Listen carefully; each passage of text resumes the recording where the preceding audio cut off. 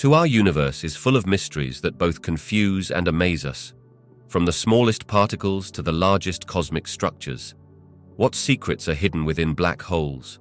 How did the very first stars light up the dark universe? Are we the only life in existence, or could there be others out there? Join us as we explore some of the most amazing space facts about the universe.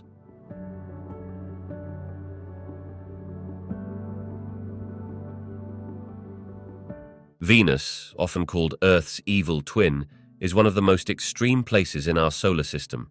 Its thick clouds are filled with deadly sulfuric acid, and its surface reaches scorching temperatures of 900 degrees Fahrenheit, hot enough to melt lead. If you were to stand on Venus, you'd feel as if you had stepped into a vision of hell itself. But surprisingly, scientists believe that billions of years ago, Venus may have looked a lot like Earth. It might have even had oceans and a climate suitable for life. So, what went wrong? Why did Venus transform from a potential paradise into a suffocating, toxic wasteland? A new space mission is determined to uncover the truth. Could Venus's fate be a warning sign for Earth's future? On November 9, 2005, a Russian Soyuz rocket was launched from Kazakhstan, carrying a small European spacecraft called Venus Express. Its mission, to travel 250 million miles and investigate why Venus evolved so differently from Earth. For centuries, Venus remained a mystery because its thick cloud cover blocked any direct view of its surface. Since Venus is closer to the Sun than Earth, early scientists assumed it would be a hot but humid planet, maybe even a lush tropical world. Some even imagined a steamy jungle beneath the clouds, teeming with exotic life. Back in the 1950s and 60s, many believed Venus's climate might resemble that of Miami, Florida, warm, wet, and thriving.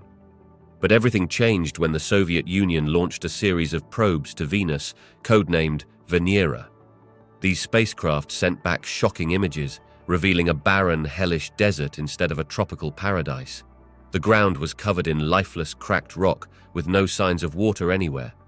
At first glance, Venus and Earth seem like twins. They're nearly the same size, made of similar materials, and were likely formed from the same cosmic cloud over 4 billion years ago, but that's where the similarities end. While Earth became a vibrant, life-filled planet, Venus turned into a suffocating inferno. A staggering 85% of Venus's surface is covered in hardened lava from long-extinct volcanoes. The air is almost entirely made of carbon dioxide, with clouds of burning sulfuric acid.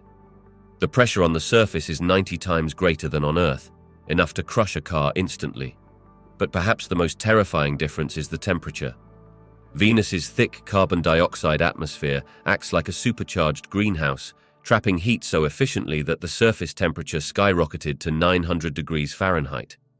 On Earth, rising carbon dioxide levels are causing gradual warming, but on Venus, the greenhouse effect went completely out of control, turning the planet into a scorching wasteland. When scientists first discovered just how hot Venus was, they were stunned. The heat is so intense that some rocks on the surface actually glow in the dark. If you somehow survived the crushing pressure and heat of Venus, you'd face another challenge: total disorientation. Venus is permanently covered in thick clouds, meaning you'd never see the sun, stars, or even shadows. It would be impossible to tell day from night. Navigating such a world would be a nightmare.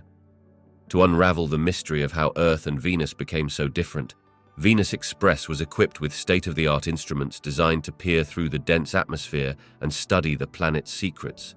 But before it could begin its mission, the spacecraft faced its biggest challenge: arriving safely. Space travel is never without risks, and getting Venus Express into orbit was no easy task. If the spacecraft approached too quickly, it would zoom past Venus and be lost in the endless void of space. Too slow, and the planet's intense gravity would pull it down, causing it to crash and burn. Scientists had only one chance to get it right. On April 11, 2006, after a 5-month journey, Venus Express reached its target. To enter orbit, it had to slow down by 3,000 miles per hour, precisely timed to avoid disaster. As it executed this critical maneuver, the spacecraft disappeared behind Venus. For agonizing minutes, scientists waited in suspense. If the mission failed, there would be no second chance. A mission that spans 4 years relies on executing a precise maneuver, one that must be done perfectly. The most crucial actions take place completely out of sight and beyond the reach of any sound from Earth. This makes it an incredibly tense moment, as communication with the spacecraft is cut off for 10 long minutes. Everyone involved is left on edge, anxiously waiting to see what will happen. At exactly 9:57 a.m., Venus Express sends a signal back to Earth. This marks the beginning of its groundbreaking orbit, starting a mission worth millions of dollars with the goal of unlocking the many mysteries of Venus. But before any discoveries can be made, the spacecraft needs to get much closer. It follows an elliptical path, flying over the planet's poles, diving down from 40,000 miles above the surface to just 155 miles above it. And then, the real work begins. The technology on board Venus Express represents a massive leap forward from the last mission to Venus, which took place in 1990. Back then, probes couldn't study the surface of Venus without landing. The ones that did make it, however briefly, were destroyed by the planet's extreme conditions, crushed by the overwhelming pressure, melted by the intense heat, and corroded by the acidic atmosphere. But this time, the team has developed a way to study the surface without ever touching down, keeping the probe safe and intact. Venus Express uses infrared light, which is invisible to the human eye, to study the planet. Unlike visible light, infrared can pass through the less dense areas of clouds, allowing the spacecraft to peer through them and observe the clearer atmosphere beneath. This technology makes it possible to see Venus like never before, offering scientists a 3D view of the planet from the surface all the way up. When you observe Venus with the naked eye, you only see the uppermost 1% of the atmosphere, where the hazy clouds form. But using infrared light, scientists can cut through these clouds and look much deeper into the atmosphere, even reaching all the way to the surface. For the first time, they have the ability to map Venus in remarkable detail, documenting how it differs from Earth. Their ultimate goal is to answer the question, why does Venus have such extreme conditions? Despite decades of exploration, Venus, our neighboring planet, continues to surprise us. Soon, the Venus Express spacecraft, orbiting the planet, would make an astonishing discovery. This spacecraft was on a mission to uncover the mystery of Venus, once thought to be a twin to Earth. However, billions of years ago, Venus followed a different path, transforming into the scorching, inhospitable world it is today. As Venus Express studied the outer edge of Venus's atmosphere, it found the first clue to this dramatic change. The spacecraft detected particles escaping into space, including helium, hydrogen, and oxygen, key ingredients for water. For years, scientists had debated whether Venus ever had water in its atmosphere. Some believed that, like Earth, Venus might have once been covered by vast oceans, possibly covering 90% of its surface. But the spacecraft's findings told a different story. The amount of water vapor found in Venus's atmosphere was minimal. If all the water vapor were to condense across the entire surface of Venus, it would form a thin layer of water barely an inch deep. This raised a critical question. If Venus once had a vast ocean, where did it go? For a long time, scientists assumed the water simply evaporated, boiling away under the heat of the sun. But as Venus Express continued its mission, scientists began to develop a new theory. They still blamed the sun, but now the cause was believed to be more complex than just evaporation. The sun, as Earth's life-giver, also sends out a relentless stream of charged particles, moving at speeds of up to 1.8 million miles per hour. This phenomenon is known as solar wind, and it can have devastating effects on planets without a protective shield. Earth is lucky to have a magnetic field that safeguards its atmosphere, created by movements in the planet's iron core as it spins. Venus, however, lacks such a magnetic field, possibly because its rotation is far too slow to generate one. On Earth, a day lasts 24 hours, but on Venus, a single day stretches over 243 Earth days. Without a magnetic field, Venus is vulnerable to the solar wind. The solar wind bombards Venus's upper atmosphere, stripping away the planet's atmosphere and its moisture. Scientists now believe that a combination of intense evaporation from Venus's heat and the solar wind gradually removed the planet's water. Because Venus is closer to the sun than Earth, it is much hotter, and its early oceans likely evaporated into the atmosphere. Any remaining water vapor was trapped in the clouds, but the relentless solar wind eventually broke it down. Ultraviolet sunlight split the water vapor into hydrogen and oxygen, and the hydrogen, being lighter, escaped into space. Over billions of years, Venus lost its oceans. The last traces of this ancient water now exist as small amounts of hydrogen and oxygen in the atmosphere. The loss of water was not the only dramatic change for Venus. As its oceans disappeared, the planet's atmosphere also transformed. Ancient volcanic eruptions released massive amounts of carbon dioxide, which began a deadly cycle, a runaway greenhouse effect that trapped heat, raising the planet's temperature to unbearable levels. This created a climate so hot that Venus became the fiery, uninhabitable planet we see today. The science behind this transformation is tied to the sun's energy. Sunlight provides the energy for weather and climate on planets. On Earth, the sunlight mostly passes through a thin atmosphere and reaches the surface, where it can be absorbed or reflected. But Venus, with an atmosphere 100 times thicker than Earth's, experiences a very different effect. Most of the sunlight is absorbed by the thick clouds and gases in the atmosphere, which heat up the planet. Only a small amount of sunlight makes it to the surface, but even that intensifies the already extreme heat, worsening the planet's scorching conditions. Here we are, standing on the surface of Venus, where the heat is intense and the ground is radiating infrared energy. But does this energy escape into space? Not really. Most of it is absorbed by the thick atmosphere, and a good portion of it bounces right back down to the surface. On Venus, this trapped infrared radiation causes both the surface and the atmosphere to heat up in a process similar to what happens on Earth. But on Venus, it's completely out of control. In fact, Venus has become the hottest planet in our solar system, even more so than Mercury, the planet closest to the Sun. Venus has become a prime example of catastrophic climate change, a scorching world in the depths of a never-ending heat wave. It's the ultimate cosmic nightmare, and it's hard to ignore that if Earth were positioned closer to the Sun, it could end up like Venus. The major difference between Earth and Venus comes down to their proximity to the Sun. They likely formed as nearly identical planets, but their environments, Venus being closer to the Sun and Earth farther away, set them on very different paths of development, leading to the stark contrast we see today. The life we have here on Earth might be a rare stroke of luck, but when we look at the long-term future, our destiny may not be so different from Venus. As the Sun continues to heat up over billions of years, Earth could slowly head toward a fate much like Venus. This is not a change we'll see in our lifetimes, but if we look at the vast timescales of the universe, Earth's future could be a bleak reflection of Venus. For years, scientists speculated that Venus might have once been a lot like Earth, but through missions like Venus Express, we've learned how it became a lifeless, barren world, and even more secrets are hidden beneath its thick clouds. To the naked eye, the clouds might seem peaceful, but when spacecraft use infrared thermal imaging, the true nature of Venus is revealed.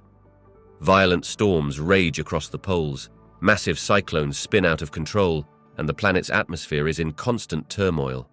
The extreme weather systems on Venus are so intense that they make the most violent storms on Earth seem like a gentle breeze. As scientists continue to explore the mysterious planet Venus, they make an astonishing discovery. While Venus rotates at a very slow pace, its atmosphere moves at a staggering speed. Venus Express, a spacecraft sent to study the planet, reveals that winds on Venus circle the entire planet in just 4 Earth days. That's an astonishing 60 times faster than the planet itself rotates. To put it into perspective, if Earth experienced the same phenomenon, winds would sweep around our planet in only 30 minutes, traveling at an incredible 50,000 miles per hour. On Earth, the solid planet takes 24 hours to complete a full rotation, while the atmosphere moves along with it at a much slower pace. But Venus is different. Its atmosphere seems to have a mind of its own, rotating much faster than the solid surface beneath it. This phenomenon is called superrotation, and it leaves scientists puzzled as to why Venus's winds move so much faster than the planet's spin. The answer to this mystery lies in Venus's thick cloud layer, which stretches up to 12 miles high. This dense layer blocks most of the sun's energy from reaching the surface. Instead, much of this solar energy is trapped in the upper clouds, about 40 miles above the surface. This trapped energy causes the clouds to move at breakneck speeds. Since Venus is closer to the Sun than Earth, its clouds absorb even more solar energy, which in turn fuels the winds, making them reach speeds of up to 200 miles per hour, far stronger than anything seen on Earth. In addition to the clouds, Venus Express was also tasked with solving a puzzle left behind by an earlier mission. This puzzle involved strange vortices observed at Venus's North Pole, similar to the hurricanes we experience on Earth. Hurricanes on Earth form when warm, moist air from the oceans rises, drawing in more energy and causing the clouds to spin. But Venus has no oceans to provide this warm air, so what could be powering its hurricanes? The answer was discovered when Venus Express ventured to the southern hemisphere of the planet. There, scientists found something truly mind-blowing, a massive hurricane-like vortex that was 1,200 miles wide and 13 miles deep, 4 times larger than the largest hurricane on Earth. And to make it even more fascinating, the vortex had not 1 but 2 rotating eyes. Scientists believe the cause of these extraordinary vortices is a combination of Venus's superfast winds and the planet's own motion. The air from Venus's equator flows towards the poles where it sinks, creating an enormous vortex that spans about 2,000 miles across. The motion of the planet itself causes this air to be deflected, which leads to the formation of these giant swirling storms. To explain this in simple terms, let's look at a rotating table. If you place a ball on a non-moving table, it will travel in a straight line. But if you're rotating with the table, the ball appears to move in a curve. This is the Coriolis effect in action, and it's the same principle that applies to a rotating planet. On Venus, the air that gets heated at the equator moves towards the poles. But because of Venus's rotation, the Coriolis effect bends the path of the air. In the southern hemisphere, this causes the air to shift to the right, while in the northern hemisphere it shifts to the left. This bending creates a spiral effect which leads to the formation of the vortex. This theory makes sense as vortices are also seen at Earth's poles, but while Earth's polar vortex is relatively stable, the double-eyed vortex on Venus is constantly shifting and changing. To fully understand what drives this chaotic vortex, scientists are trying to recreate the conditions on Venus in the lab, hoping to uncover more about the violent storms that rage across the planet. Wilson uses water to mimic Venus's atmosphere in his experiment. He achieves this by setting up a rotating tank to simulate the movement of the atmosphere. Inside, there's a thin ring that spins at a faster speed than the rest of the tank's contents. What happens next is fascinating. The flow in this area becomes unstable, shifting back and forth, much like what occurs near the edges of the polar vortex on Venus. This gives researchers a glimpse into the chaotic, unpredictable winds on the planet. When Wilson adds dye to the tank, the patterns become even more revealing. The swirling, turbulent shapes around the edges of the vortex come into clearer view, showing the true power and unpredictability of Venus's atmosphere. But chaotic winds are not the only strange weather phenomenon found on Venus. On June 9, 2006, the Venus Express spacecraft detected something truly eerie, an unusual sound that resembled a whistle, followed by a burst of low-frequency electromagnetic energy. This discovery stuns most people, but to the mission team, it's a sign of something much bigger: lightning. Professor Christopher Russell from UCLA has long suspected that Venus could have lightning. On Earth, thunderstorms are powered by water.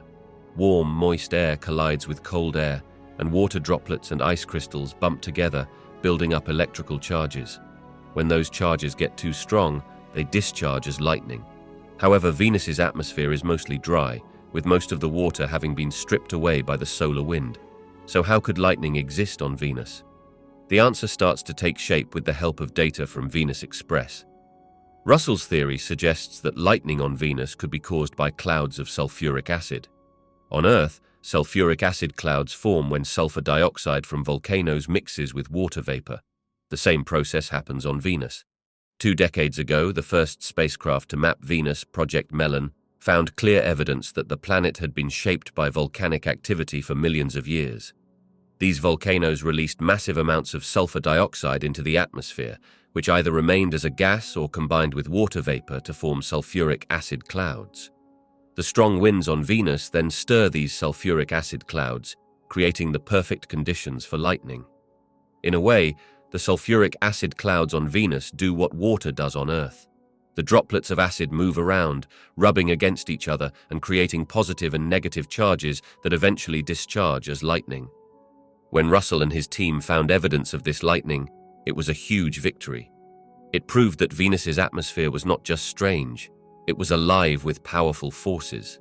But the surprises didn't stop there. Venus might not be the dead, inactive planet that scientists once thought. The discovery of fluctuating levels of sulfur in the atmosphere suggests that Venus's volcanoes are still active. This is a major breakthrough, as scientists only know of a few places in the universe where active volcanoes exist, Earth being the most famous example. The fact that Venus still has erupting volcanoes could explain the ongoing changes in its atmosphere, making it a far more dynamic and mysterious planet than we ever imagined. In 2007, the New Horizons probe made an exciting discovery. It captured footage of an eruption on Io, one of Jupiter's moons. Finding active volcanoes in the inner solar system is huge news.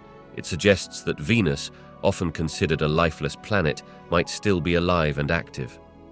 The Venus Express probe took a closer look, using infrared technology to peer through the thick clouds covering the planet's surface. Beneath the clouds, scientists discovered massive mountains, deep valleys, smooth plains, impact craters, and large, pancake-like, flat-topped features, all made of lava. In fact, 85% of Venus's surface is covered by lava. But why is there so much? This has left scientists scratching their heads. To understand Venus's lava fields, they turn to Earth, Venus's calmer twin. On Earth, the crust is made of moving tectonic plates that drift over the molten mantle beneath. Most of our volcanic activity happens where these plates meet or move apart, allowing heat from the Earth's core to escape. However, no mission has ever found evidence of plate tectonics on Venus. Its crust seems solid and unmoving. Without plate tectonics to cool the planet, scientists believe the heat from Venus's core built up until it became too much to contain. The heat eventually caused the entire planet to erupt in a massive volcanic event, covering the surface in lava and resurfacing the entire planet. To demonstrate this process, scientists created a simple experiment with pudding in a pan over a hot plate. The heat from the hot plate mimicked the internal radioactive heat from Venus. As the heat built up, the surface of the pudding began to crack, and molten lava flowed out, covering the surface, just like the lava did on Venus billions of years ago. This was the process of Venus's resurfacing, which scientists believe happened around 500 million years ago. It was a slow process, taking tens of millions of years, and involved a series of violent eruptions that released trillions of tons of sulfur dioxide and carbon dioxide, replenishing what the solar wind had stripped away. Despite all this volcanic activity, not all of Venus was resurfaced. Some of the older rocks found in the highlands are much older than the lava that covers most of the planet. These ancient rocks offer a clue to Venus's distant past. Kevin Baines, a scientist studying these rocks, discovered something fascinating. These rocks weren't formed on dry land. On Venus, most rocks are basalts formed by volcanic eruptions. However, Baines found evidence that the rocks in the highlands were created in the presence of water, possibly billions of years ago, when Venus may have had oceans. These rocks, which have risen up through the planet's geological processes, provide strong evidence that Venus once had oceans, raising the intriguing question: if life began in the oceans on Earth, could Venus have once hosted life too? The other key ingredient needed to start life is lightning. Lightning plays a crucial role in creating life on Earth, and it also happens on Venus. If Venus once had water and lightning, it might have had the right conditions for life too. Scientists have gathered a lot of evidence suggesting that Venus and Earth were once similar, almost like twins. Venus had two important ingredients for life: water and lightning. Lightning is vital because it helps form rare chemical compounds that cannot be created in any other way. For instance, when nitrogen and oxygen combine, they produce nitrogen oxides, which are essential for life and help create chemicals that are critical for life's processes in environments like Venus's. If Venus had both water and lightning, it could have been the perfect environment to kickstart evolution. It's possible that Venus once harbored life, or perhaps it still does. Clues about this possibility come from the Venus Express mission.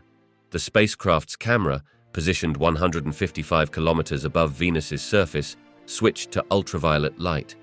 Unlike infrared, ultraviolet light has shorter wavelengths, allowing it to pass through Venus's thick cloud cover and reach the upper atmosphere. The resulting images showed strange dark patches where ultraviolet light was absorbed more than expected. This suggests that something other than sulfuric acid might be absorbing sunlight. These dark spots, known as absorption patches, have sparked scientists' interest as they absorb about half of the sunlight hitting Venus. They are in the planet's clouds, and some scientists believe they could be linked to life forms, like microbes living in the extreme conditions of sulfuric acid clouds, possibly using ultraviolet light in a unique form of photosynthesis. But what kind of life could survive such extreme conditions? Biologist Lynn Rothschild, who studies organisms in extreme environments, has found microbes called extremophiles that thrive in Earth's harshest habitats. For example, in Yellowstone National Park, which has the highest concentration of thermal springs in the world, she observed how organisms survive in conditions that are almost impossible for most life forms. This research offers a glimpse into how life might exist on Venus. What you see behind me is a place where scientists began to understand how organisms can live in highly acidic environments. Before this discovery, people thought that only mild acidic conditions like lemon juice would be too extreme for life. But these geysers, powered by volcanic activity, replicate conditions found on Venus, hot and acidic. The water here has a pH of about 3, and it's around 40 degrees Celsius, a bit warmer than a comfortable bath, but still quite hot to the touch. Inside this water, you can find pure cultures of red algae, which might look green but are actually red because of a unique pigment. These extremophiles can survive in extreme acidity, heat, and other deadly chemicals that would kill most life. One fascinating example is cyanidium, a type of algae that thrives in conditions with low pH, warmth, and photosynthesizes. These organisms can even survive in pure CO2, carbon dioxide, levels that Venus surpasses. So if life can endure in Yellowstone's harsh conditions, why couldn't life survive on Venus too? Scientists think that the surface of Venus is incredibly harsh. The temperatures there can reach an unbearable 900 degrees Fahrenheit, and the pressure is so high it could crush bones. However, things are a bit different in the clouds, just 30 miles up. The temperature in the clouds is a more tolerable 176 degrees Fahrenheit, which is closer to the conditions some microbes on Earth survive in. Could life have started in Venus's ancient oceans? As the water evaporated, it's possible that microbes went with it. These microbes might have survived in the cooler, acidic clouds of Venus, but if there's no liquid water, how could life exist? The good news is that Venus's clouds do have water vapor. On Earth, some organisms, like certain types of fungi, can even use water vapor as their source of hydration. This gives hope that life could survive in the clouds of Venus, at least in terms of having water to support it.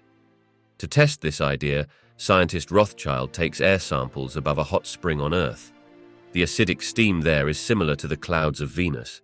As Rothschild observes the samples, she spots a little green, which is a sign of something possibly alive. This is promising, suggesting that microbes could indeed survive in hot, acidic steam, much like what's found in Venus's clouds. To go further, scientist Lynn launches various types of microbes into the atmosphere. Some of these microbes go as high as 100,000 feet, a zone where temperatures and pressure are so extreme that most life wouldn't survive. But surprisingly, many of the microbes make it. In fact, some researchers have found that certain organisms can even reproduce high up in the atmosphere. Venus's clouds are thick and long-lasting. It's possible that life could thrive in these clouds, reproducing and even spreading to other parts of the atmosphere. Though these organisms wouldn't last forever, as they would eventually fall to the surface, as long as they can reproduce in the clouds, a self-sustaining colony could exist. Research shows that life in hot, acidic clouds is not just a theory, it's possible. Microbes might live in the clouds of Venus, hidden in the dark patches that are visible from space. The Venus Express mission, which orbited the planet for over 100 weeks, found evidence that Venus might have once been more like Earth. It could have had a climate suitable for oceans, and perhaps even life. But being too close to the Sun, Venus became an inhospitable world, while Earth flourished. Still, life may persist in the clouds of Venus, waiting to be discovered. While we may not have answers just yet, future missions to Venus could one day uncover the secret. Is there life beyond Earth? floating in the clouds of Venus. Jupiter, the largest and most mysterious planet in our solar system, is a vast, swirling world of gas and storms. Jupiter, the largest and most mysterious planet in our solar system, is a vast, swirling world of gas and storms. It's so huge that it could fit over 1,300 Earths inside it, yet it lacks a solid surface. This violent planet features winds reaching speeds of 400 mph and storms so massive that one, the Great Red Spot, is large enough to swallow Earth 3 times over. Despite being made mostly of gas, Jupiter is a planet that could hold the key to understanding how planets form. And hidden beneath the icy surface of one of its moons, scientists believe they might finally discover the answer to one of the greatest mysteries of all. Is there alien life out there? Recent space missions are unlocking the secrets of this colossal world, one discovery at a time. In the past 50 years, space missions have uncovered wonders we never dreamed existed, from towering mountains on Mars to the methane lakes of Saturn. But no planet has captivated our curiosity quite like Jupiter, the king of the solar system. Most of what we know about this giant comes from the Galileo mission, which launched aboard the space shuttle Atlantis in 1989. The more Galileo discovers, the deeper our understanding grows, not just of Jupiter, but of the solar system itself. This knowledge may even reveal how our entire planetary system came to be. Jupiter is a massive ball of gas and liquid, 11 times larger than Earth, and it's constantly filled with powerful storms and lightning bolts 1,000 times stronger than the most intense storms on Earth. It even has a faint ring system that, unlike Saturn's, can't be seen with ordinary telescopes. The Great Red Spot, a colossal storm with winds reaching 250 mph, rages on, so large that it could easily engulf the Earth multiple times. Orbiting this giant are 63 moons, and Galileo focuses on 4 of the largest: Io, Europa, Ganymede, and Callisto. Each moon is a fascinating world in its own right, begging for its own exploration. Io, the closest moon to Jupiter, is a hot volcanic world where huge plumes of sulfur dioxide erupt into space. Its colorful surface, dotted with reds and yellows, earned it the nickname the Pizza Moon. Ganymede, the largest of Jupiter's moons, is a world of scars and frozen slush. But Europa, perhaps the most intriguing of all, may harbor a liquid ocean beneath its icy surface, an environment where life could potentially exist. To unravel the mysteries of Jupiter and its moons, a new generation of space missions is underway, including Juno, the Europa Clipper, and the underwater probe Endurance. These 3 missions have one shared goal: to reveal the secrets of these alien worlds once and for all. Before Galileo, space missions could only offer distant views. In the 1970s and 80s, the Pioneer and Voyager missions gave us a glimpse of Jupiter and its moons, but they left more questions than answers. How did Jupiter form? What drives its immense storms? Why are its moons so geologically active? To tackle these questions, the Galileo team faced a huge challenge. The spacecraft couldn't carry enough fuel to get to Jupiter directly. So NASA engineers devised a clever solution. Instead of heading straight to Jupiter, they would fly to Venus and then Earth, using their gravitational pull to slingshot Galileo toward its destination. This clever maneuver helped Galileo save fuel and accelerate toward Jupiter.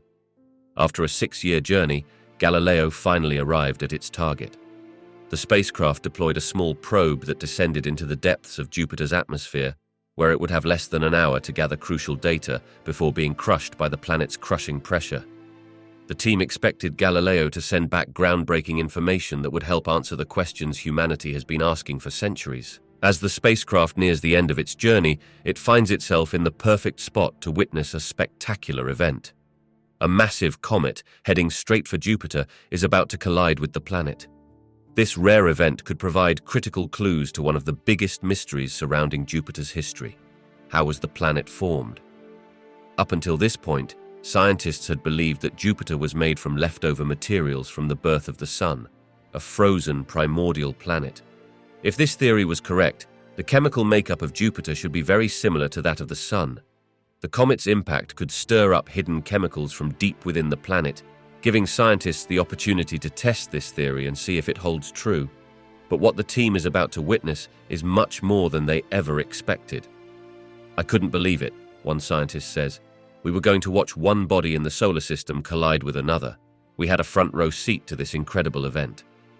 The comet, known as Shoemaker-Levy 9 or SL9, was first discovered by astronomer David Levy, and its collision with Jupiter was a first in recorded history. No one knew exactly what they would learn from this unprecedented event. The day arrives, and telescopes across the world, both on mountaintops and in space, focus on the same part of the sky. Some scientists think that Jupiter's thick atmosphere will simply absorb the comet, leaving no trace of the impact. Others hope that the collision will bring up material from deep within Jupiter, providing vital clues about its composition. Jupiter is the largest planet in the solar system, and the comet is small in comparison. Most scientists believe the collision will be a non-event. "We thought it would fizzle out," one scientist admits. "We had no idea how lucky we were." As the comet gets closer, Jupiter's immense gravity pulls it apart, breaking it into 20 separate fragments, some as large as a mile across. Astronomers around the world are about to witness something extraordinary. The fragments slam into Jupiter one by one, each explosion releasing as much energy as 300 million atomic bombs. A fireball shoots up 2,000 miles above Jupiter's clouds, and each impact creates a black cloud visible in the planet's southern hemisphere, the size of Earth itself. The first thing scientists see is a plume of gas and dust captured by the Galileo spacecraft or the Hubble Space Telescope. The next surprise is the formation of large, dark clouds covering much of Jupiter's southern hemisphere. But the real shock comes from the shock waves that the impacts send through Jupiter's upper atmosphere.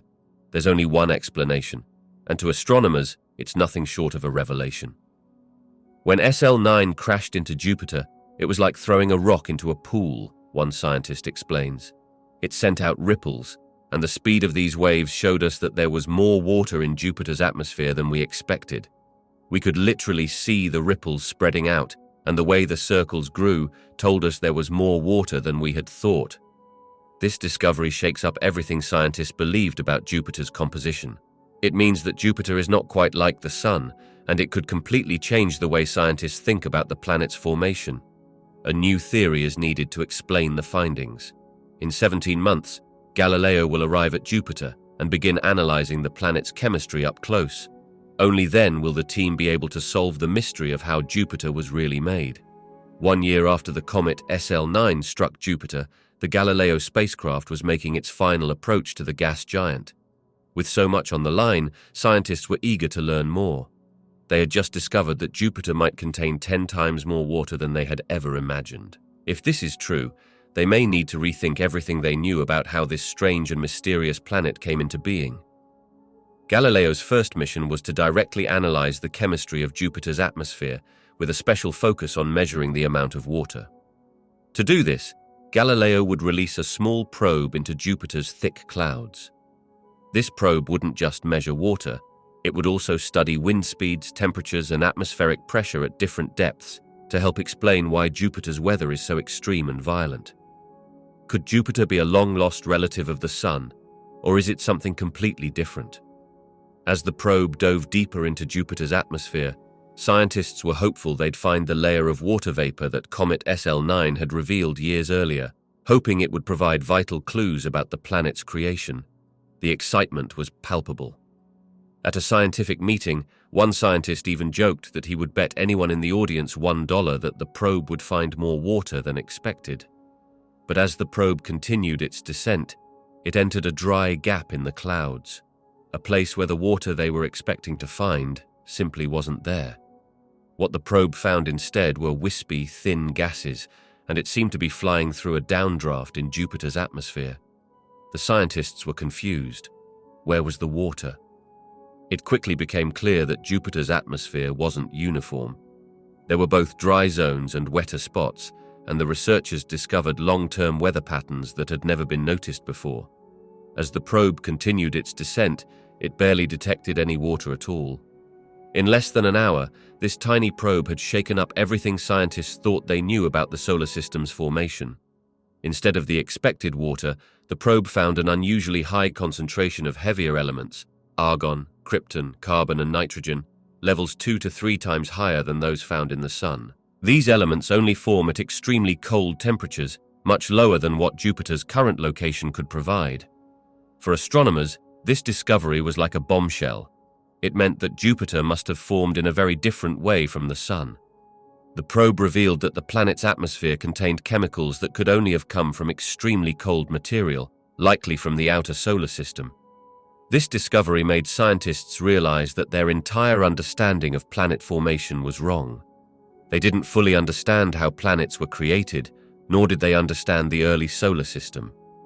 The Galileo probe's discoveries stunned the scientific community. Could Jupiter have formed much farther out in the solar system, where temperatures are colder, and then somehow moved into its current position? Or had comets or asteroids brought the heavy elements and water to it? After 58 minutes, just as the probe was about to offer answers, it was destroyed, burning up in Jupiter's inner atmosphere. While it provided some groundbreaking insights into Jupiter's composition and atmosphere, the big question remained unanswered. But in 2011, a new mission, Juno, would set out to finish the job. Juno would fly even closer to Jupiter, gathering more data than ever before. Using the latest technology, a radiometer, it would scan the planet for water, hoping to finally solve the mystery of how Jupiter was formed. What we're really aiming to understand with Jupiter is its building blocks. By studying the materials that make up Jupiter, we'll be able to figure out the recipe for planet formation. This could give us a clearer picture of how planets like ours are created. With the probe finishing its primary mission, it was time for Galileo, orbiting 130,000 miles above Jupiter, to focus on another long-standing puzzle, the planet's weather. How do storms that are 3 times the size of Earth get so enormous and continue for over 300 years? Jupiter's weather is a chaotic mix of swirling clouds, massive lightning storms, and giant hurricane-like whirlpools. For the Galileo team, this remains a perplexing mystery. On Earth, weather like this is driven by the sun's heat, but Jupiter is 500 million miles away, so there must be some other source of power driving these storms. The most famous feature of Jupiter is its Great Red Spot, a colossal storm with clouds towering 5 miles above the atmosphere, reaching deep into a chemical stew below. The reason the Great Red Spot is red is due to chemicals trapped there that have been exposed to intense ultraviolet light, which has turned them red.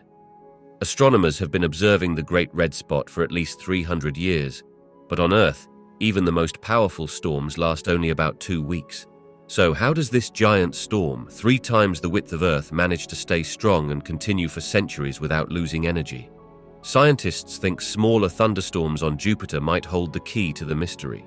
To solve this, the Galileo team planned to capture video footage of the Great Red Spot and other smaller storms. By studying how these storms form and interact, they hope to uncover where their energy comes from. But with the high-gain antenna broken, continuous video footage was no longer an option. The team had to come up with a new plan. Instead of filming non-stop, they decided to shoot in intervals, recording the Great Red Spot, waiting a few hours, and then capturing it again. This 3-step approach would give them the data they needed.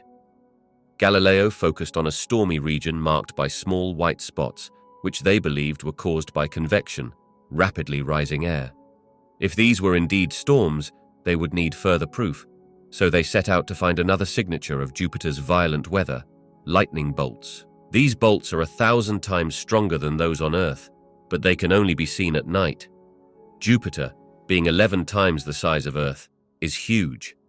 As the spacecraft circled around to the night side, they noticed that the bright white spots were the ones that had lightning, confirming that thunderstorms were happening there and nowhere else.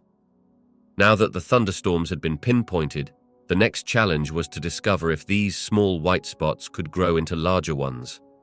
Galileo was in the right place at the right time. In the 1930s, 3 white ovals formed and had been around for over 60 years. Then, 2 of them merged into a larger, more powerful storm. 2 years later, the 3rd oval also merged, creating one giant storm belt below the Great Red Spot. Over time, this storm slowly turned red, closely resembling the Great Red Spot but not quite as big. It was named the Red Spot Junior. The observations of its formation might also hold the answer to how these massive storms gather so much energy. Jupiter's storms are incredibly aggressive. They actually consume smaller storms. This is how massive systems like the Great Red Spot come to exist. It's like a natural food chain, where bigger storms feed on smaller ones, and the smallest ones get eaten by the slightly bigger ones. The tiny thunderstorms are the main energy sources for the entire planet, providing the power behind Jupiter's wild weather. But this doesn't explain why these enormous storms last so long. On Earth, storms like tornadoes don't last long. They quickly dissipate. But on Jupiter, these swirling vortices can endure for many years. This should be impossible, given the planet's chaotic conditions where the storms should tear themselves apart. Jupiter spins incredibly fast, 22 times quicker than Earth. This might be the key to the storm's longevity.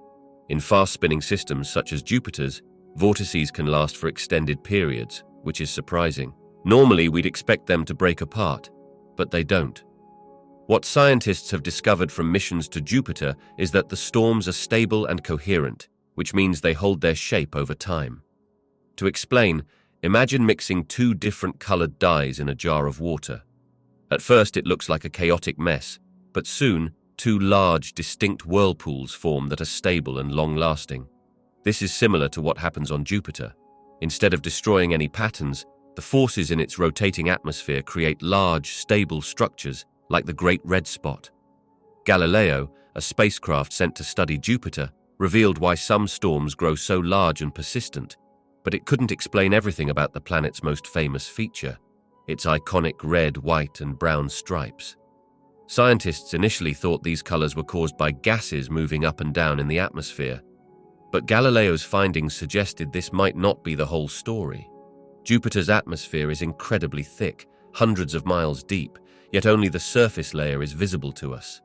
The planet's high-speed winds blow in opposite directions, creating these colorful bands as they drag clouds across the surface. These bands might represent areas of rising and sinking gases, but it's possible that the rising and sinking motions happen at different depths, not just on the surface. To truly understand what's going on beneath Jupiter's colorful exterior, scientists needed a deeper look, and that's where the Juno mission comes in. Launched in 2011, Juno's goal was to see below the surface of Jupiter's atmosphere and figure out how the planet spins. Does it rotate as one solid body like Earth, with just clouds swirling on top? Or is it more like an onion, with layers inside each spinning at different speeds and directions? Juno was set to orbit Jupiter 32 times, each orbit lasting 11 days, and would pass over the planet's north and south poles, gradually shifting its path to scan new parts of the planet. For the first time, Juno would map Jupiter's entire atmosphere to a depth of 350 miles, offering the potential to uncover the planet's deepest secrets and finally unlock the mysteries behind its incredible weather patterns. Scientists have discovered that Jupiter's rapid spinning plays a key role in maintaining its long-lasting storms. But even more importantly, this fast rotation is what powers the planet's most immense and powerful force, its magnetic field. By studying Jupiter's magnetic system, scientists can also gain valuable insights into Earth's own magnetic field. The Earth's magnetic field is generated by the swirling motion of molten iron deep beneath the surface, around the planet's core. Jupiter, on the other hand, is a gas giant, but its core is so intensely compressed that the hydrogen there behaves like liquid metal. This super high pressure causes the hydrogen to take on metallic properties, and as it moves around, it generates currents. These currents then produce Jupiter's powerful magnetic field, stretching far into space. This magnetic field, created by the churning metallic hydrogen at Jupiter's core, is incredibly strong and massive, reaching across much of the solar system, extending all the way out to Saturn and beyond. The magnetic field captures charged particles and gases, creating a force so large that it's 50 to 100 times the size of Jupiter itself. Its long tail is even stretched by the solar wind all the way back to Saturn's orbit. Jupiter's magnetic field is the largest structure in the solar system. If we could see it from Earth with the naked eye, it would appear much larger than our own moon. Not only is it enormous, but it's also powerful enough to redirect the constant sulfur emissions from Jupiter's volcanic moon, Io. These eruptions release material that gets funneled toward Jupiter's poles, creating stunning light shows, similar to Earth's northern and southern lights. Jupiter's auroras, which are dazzling displays of light, are a result of charged particles interacting with its magnetic field. For the first time, NASA's Juno mission is studying these interactions, diving beneath Jupiter's radiation belts and flying through the charged particles that create these extraordinary auroras. By analyzing the charged particles and magnetic fields responsible for these displays, the team hopes to unlock secrets that will help us understand the dynamic processes behind Earth's own magnetic field.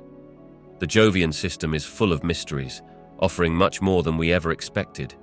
Its moons aren't cold, lifeless rocks, but are dynamic, active worlds that could hold the key to one of the biggest questions humanity has asked. Is there life beyond Earth?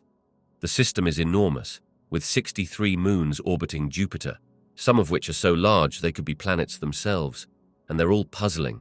Why are these moons so hot and geologically active when smaller planets and moons usually cool down quickly? The answer to this question might also lead us to another mystery, the possibility of life on other planets. Among Jupiter's many moons, 4 stand out as especially intriguing: Ganymede, Callisto, Io, and Europa. Each one is unique, with secrets of its own. These moons dance in a remarkable pattern, with Ganymede taking 1 orbit around Jupiter for every 2 orbits by Europa, and Io orbiting 4 times for each of Ganymedes. It's no coincidence. This cosmic ballet hints at a deeper connection between these moons. When Galileo first studied Jupiter's moons, astronomers thought they would find cold, dead rocks covered in ice. Instead, they discovered these moons were alive with activity, full of surprises. Their first stop was Ganymede, the largest moon in the solar system. If Ganymede orbited the Sun instead of Jupiter, it would be considered a planet. NASA's images of Ganymede reveal its impressive mountains, valleys, craters, and even frozen lava flows. But what shocked the team most was a surprising discovery. Ganymede was giving off unexpected readings on Galileo's magnetometer. The evidence suggested the moon had a magnetic field. This was groundbreaking. Ganymede is the only moon in the solar system with its own magnetic field. But there was a puzzle. This massive moon should have cooled down so much over the 4 billion years of the solar system's existence that it should be solid all the way through. So how could it have a magnetic field? The answer seemed clear. Ganymede must have a molten core. Scientists had to rethink everything they knew about its evolution. This discovery only deepened the mystery of how moons and planets form. Something must have happened in Ganymede's past, something catastrophic enough to heat it up and keep it active. Ganymede turned out to be a fascinating world with a complicated history, not just a moon, but a world in its own right. But there's more. Galileo didn't just detect a normal magnetic field, it also found a second varying field. This hinted that there could be a liquid water ocean hidden beneath Ganymede's rocky surface. The team was eager to learn more, but as Galileo's orbit took it away from the moon, they had to leave Ganymede and move on to uncover the next surprise awaiting them. The outermost of Jupiter's 4 largest moons, Callisto, holds many mysteries of its own. This icy, rocky moon has one of the oldest and most heavily cratered surfaces in our entire solar system. Its surface is marked by deep scars from ancient meteorite impacts. But what's truly baffling scientists are the craters with unusual bright rims. It looks like the dark material on the surface has slipped away, revealing the lighter material beneath. This strange process has never been seen here on Earth, and it leaves us wondering, what exactly is causing this material to slip away? What's it made of? The more we learn about Callisto, the more fascinating and perplexing it becomes. Despite the surface temperature being an icy -279 degrees Fahrenheit, data from the Galileo spacecraft suggests that, like the moon Ganymede, Callisto doesn't seem to be frozen solid. It shows signs of a weak magnetic field, which hints at the possibility of an ocean beneath its surface. But things get confusing. Other instruments suggest that Callisto's interior, 125 miles beneath the surface, is a mix of rock, metal, and ice all the way to its core. This adds another layer of mystery. According to the standard theory about how moons and planets form, they should heat up when their materials first come together. This heat should cause the rock and ice to separate, but strangely, Callisto hasn't experienced that process. It hasn't heated up enough, and no one understands how such a large moon could form without this heating. The questions pile up, and Callisto, much like many of Jupiter's moons, raises more questions than it answers. Next in line is Io, another of Jupiter's moons, which brings its own bizarre mysteries. Slightly smaller than Earth's moon, Io is the closest of Jupiter's 4 largest moons, and it holds the title of the most volcanically active body in the entire solar system. With over 400 volcanoes, some stretching up to 124 miles across, it's a world that's constantly changing. If you could see it from above, you'd witness towering plumes of gas reaching hundreds of miles into the sky, massive lava flows, and lakes of boiling lava, all in vibrant pepperoni pizza-like colors. Io's surface is constantly reshaped by volcanic activity, and it looks completely different in pictures taken by Galileo compared to the ones sent back by Voyager 2 decades earlier. How can a landscape change so dramatically in such a short time? Huge craters seem to appear and disappear, and the cause of their vanishing is believed to be massive sulfur gas plumes shooting nearly 200 miles above the surface. These plumes deposit fine material that gradually erases the craters over long periods. However, there's another mystery with Io. This much volcanic activity requires an immense amount of heat, but Io is 500 million miles away from the Sun, where it should be far too cold for such intense volcanic processes. So where is all this heat coming from? The answer may lie in gravity. Jupiter's immense gravitational field keeps Io in orbit, but as Io travels around Jupiter, it also passes close to the orbits of Jupiter's other moons. The gravity of these moons pulls and tugs at Io, distorting its shape. This constant stretching and squeezing generate friction and heat, melting Io's rock and powering its volcanoes. It's a bit like how the moon causes tides on Earth, except on Io, the entire surface rises and falls by more than 300 feet. This discovery shows just how violently this moon is shaped by forces that stretch and twist it, almost like taffy. But as strange as Io is, it might not be the most bizarre of Jupiter's moons. Next up is Europa, whose surface is covered in odd geological features and parallel cracks in the ice. Europa is a world of ice, and beneath its frozen exterior may lie a hidden secret. It could contain the essential ingredients for life. What's beneath Europa's icy surface? The images of Europa, one of Jupiter's moons from previous missions, showed a pale, pinkish-white world. But when Galileo, a spacecraft, passed by Europa, it noticed fewer impact craters than expected. This hinted that something was erasing the craters after they had formed. Scientists believe that the surface of Europa, made of ice, could be hiding a vast amount of water beneath it. This discovery made Europa even more fascinating, prompting the research team to extend their mission, allowing for more flybys of the moon than originally planned.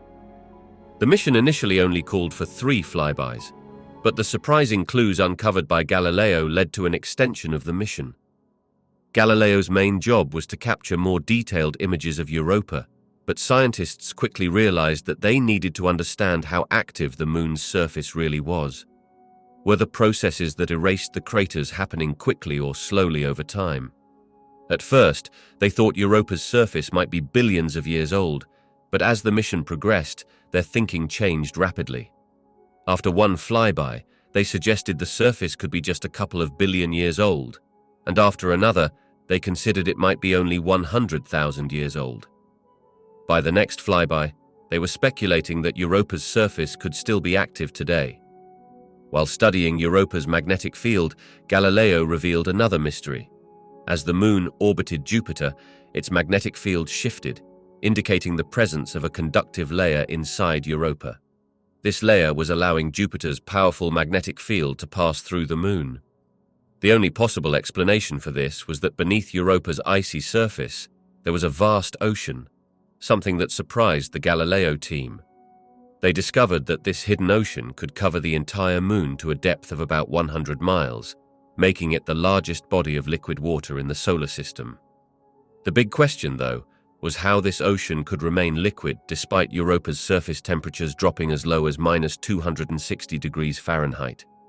Scientists believe that the heat generated by Jupiter's gravity plays a key role. As Jupiter's strong gravitational pull stretches and compresses Europa, it generates internal heat, which may be enough to prevent the ocean from freezing. This heat could also explain the moon's constantly shifting surface. Images from Galileo showed strange ridges across Europa's surface, which seemed to stretch for thousands of kilometers. These ridges are unusual and don't resemble anything we see on Earth. At first, scientists were puzzled by these features, but eventually they came up with a solution. Planetary scientist Bob Pappalardo recreated the effect in a lab using ice blocks. As Europa is flexed by Jupiter's gravity, its icy surface bends and cracks. The ice slides along these fractures, generating heat that causes warm ice to rise, forming the peculiar ridges observed by Galileo. This suggests that Europa's surface is constantly moving, and heat from below is playing a significant role in shaping it. Galileo's data also showed signs of heat and movement beneath the ice, which could point to ice volcanoes or geysers. There were even brown and red stains stretching across the surface, possibly caused by salty materials from the ocean below rising up through cracks in the ice. Some of these features, like pits and domes, seemed to be caused by blobs of warm ice moving up from beneath the surface, resembling the movement of a lava lamp. The search for life on Europa is also gaining attention. If the Moon's ocean is as vast and warm as scientists believe, it could potentially harbor hydrothermal vents, which on Earth are known to be hotspots for life. Galileo's data even suggested that carbon dioxide, a vital ingredient for life, could be seeping out from the ocean beneath the icy surface. This discovery raised the question, could there be life on Europa? Many scientists believe that wherever there's water, there's a strong chance for life. If life is found in Europa's ocean, it would be a huge breakthrough in understanding whether life exists elsewhere in the universe. Driven by this search, scientists are eager to return to Europa. In the next decade, a mission called the Europa Explorer is set to launch. This groundbreaking mission will study Europa's icy surface, its internal structure, and search for potential ways to access the ocean below. The team plans to measure the Moon's gravity in detail, conduct radar studies, analyze the surface composition, and understand the geology of this intriguing world. They will also study the tidal forces that flex Europa's icy shell, generating the heat necessary to sustain the possible ocean beneath. This mission will be the first step in answering one of the most profound questions humanity has ever asked. Is there life on other worlds? The main tool for the Explorer is radar, which will provide scientists with a 3D map of Europa's outer crust. This will allow them to determine crucial details, such as the thickness of the ice shell, the depth of the ocean beneath the surface, and whether this ocean stretches across the entire Moon. Scientists will also be able to understand how deep and thick the ocean is, questions that are vital to exploring this mysterious world.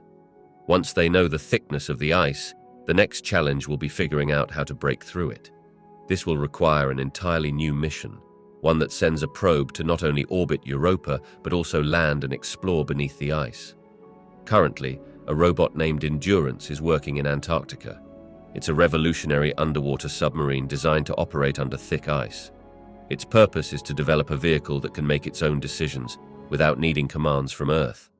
Unlike all other space vehicles that rely on Earth-based instructions, Endurance must navigate and solve problems entirely on its own, making it a huge leap forward in space exploration.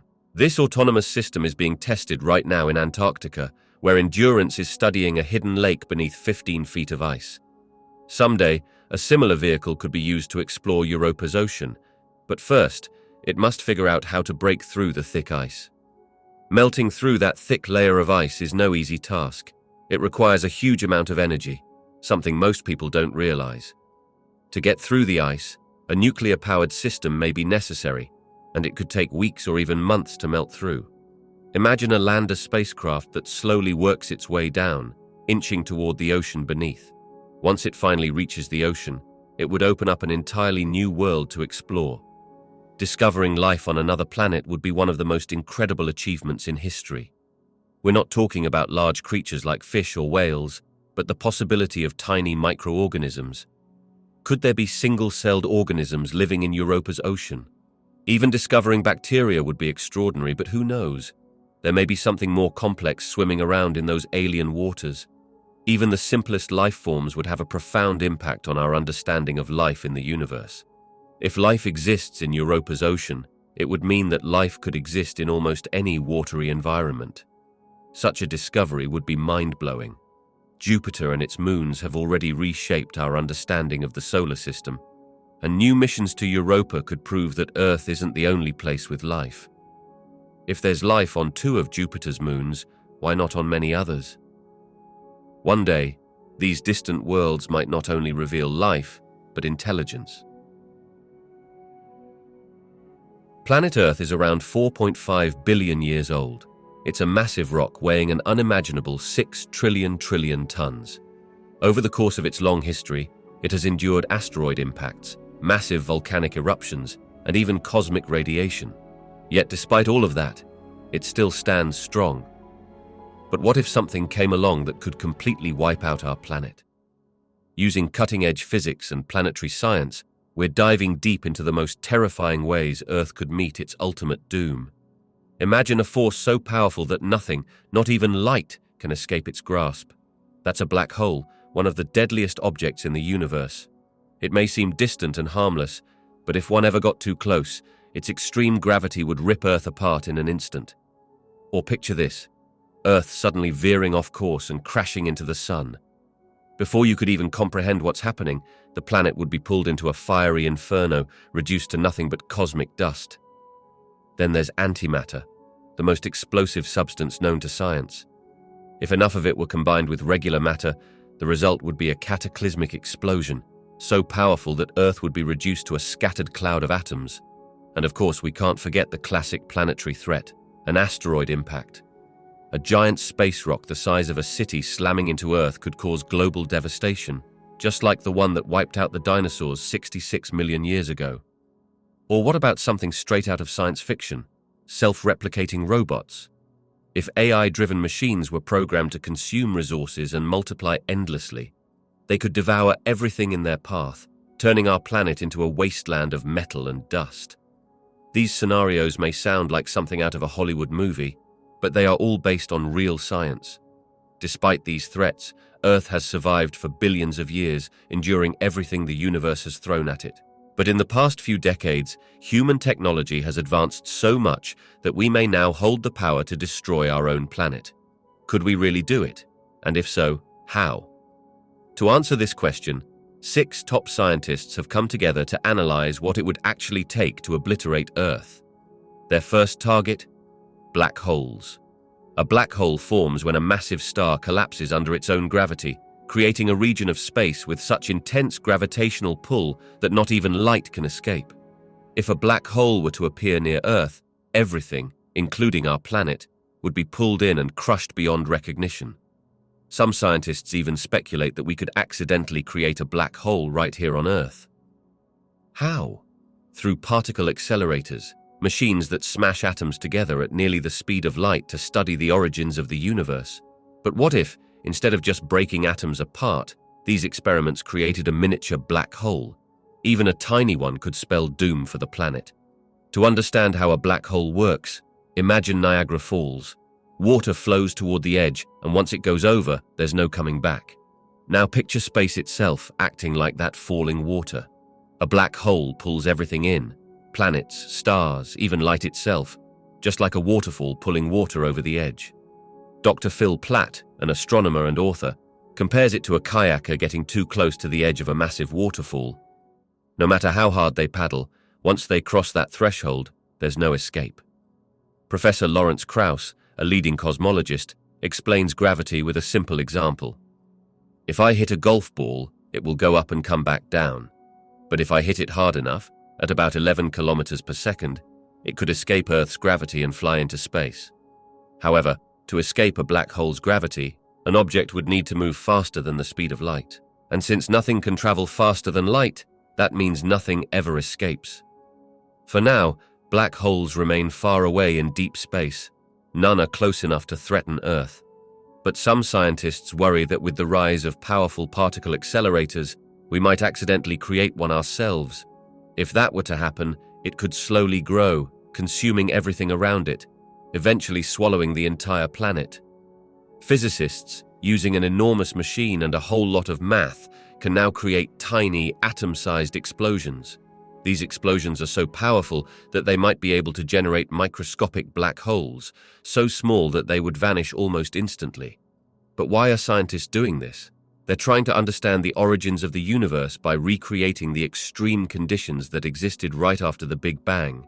When tiny particles collide at nearly the speed of light, they mimic the early moments of our cosmos. And in rare cases, they might briefly form these minuscule black holes. Now, before you start worrying about black holes swallowing the Earth, let's put things into perspective. A black hole that tiny would evaporate almost immediately, much like a soap bubble popping in the air. In fact, black holes come in many different sizes.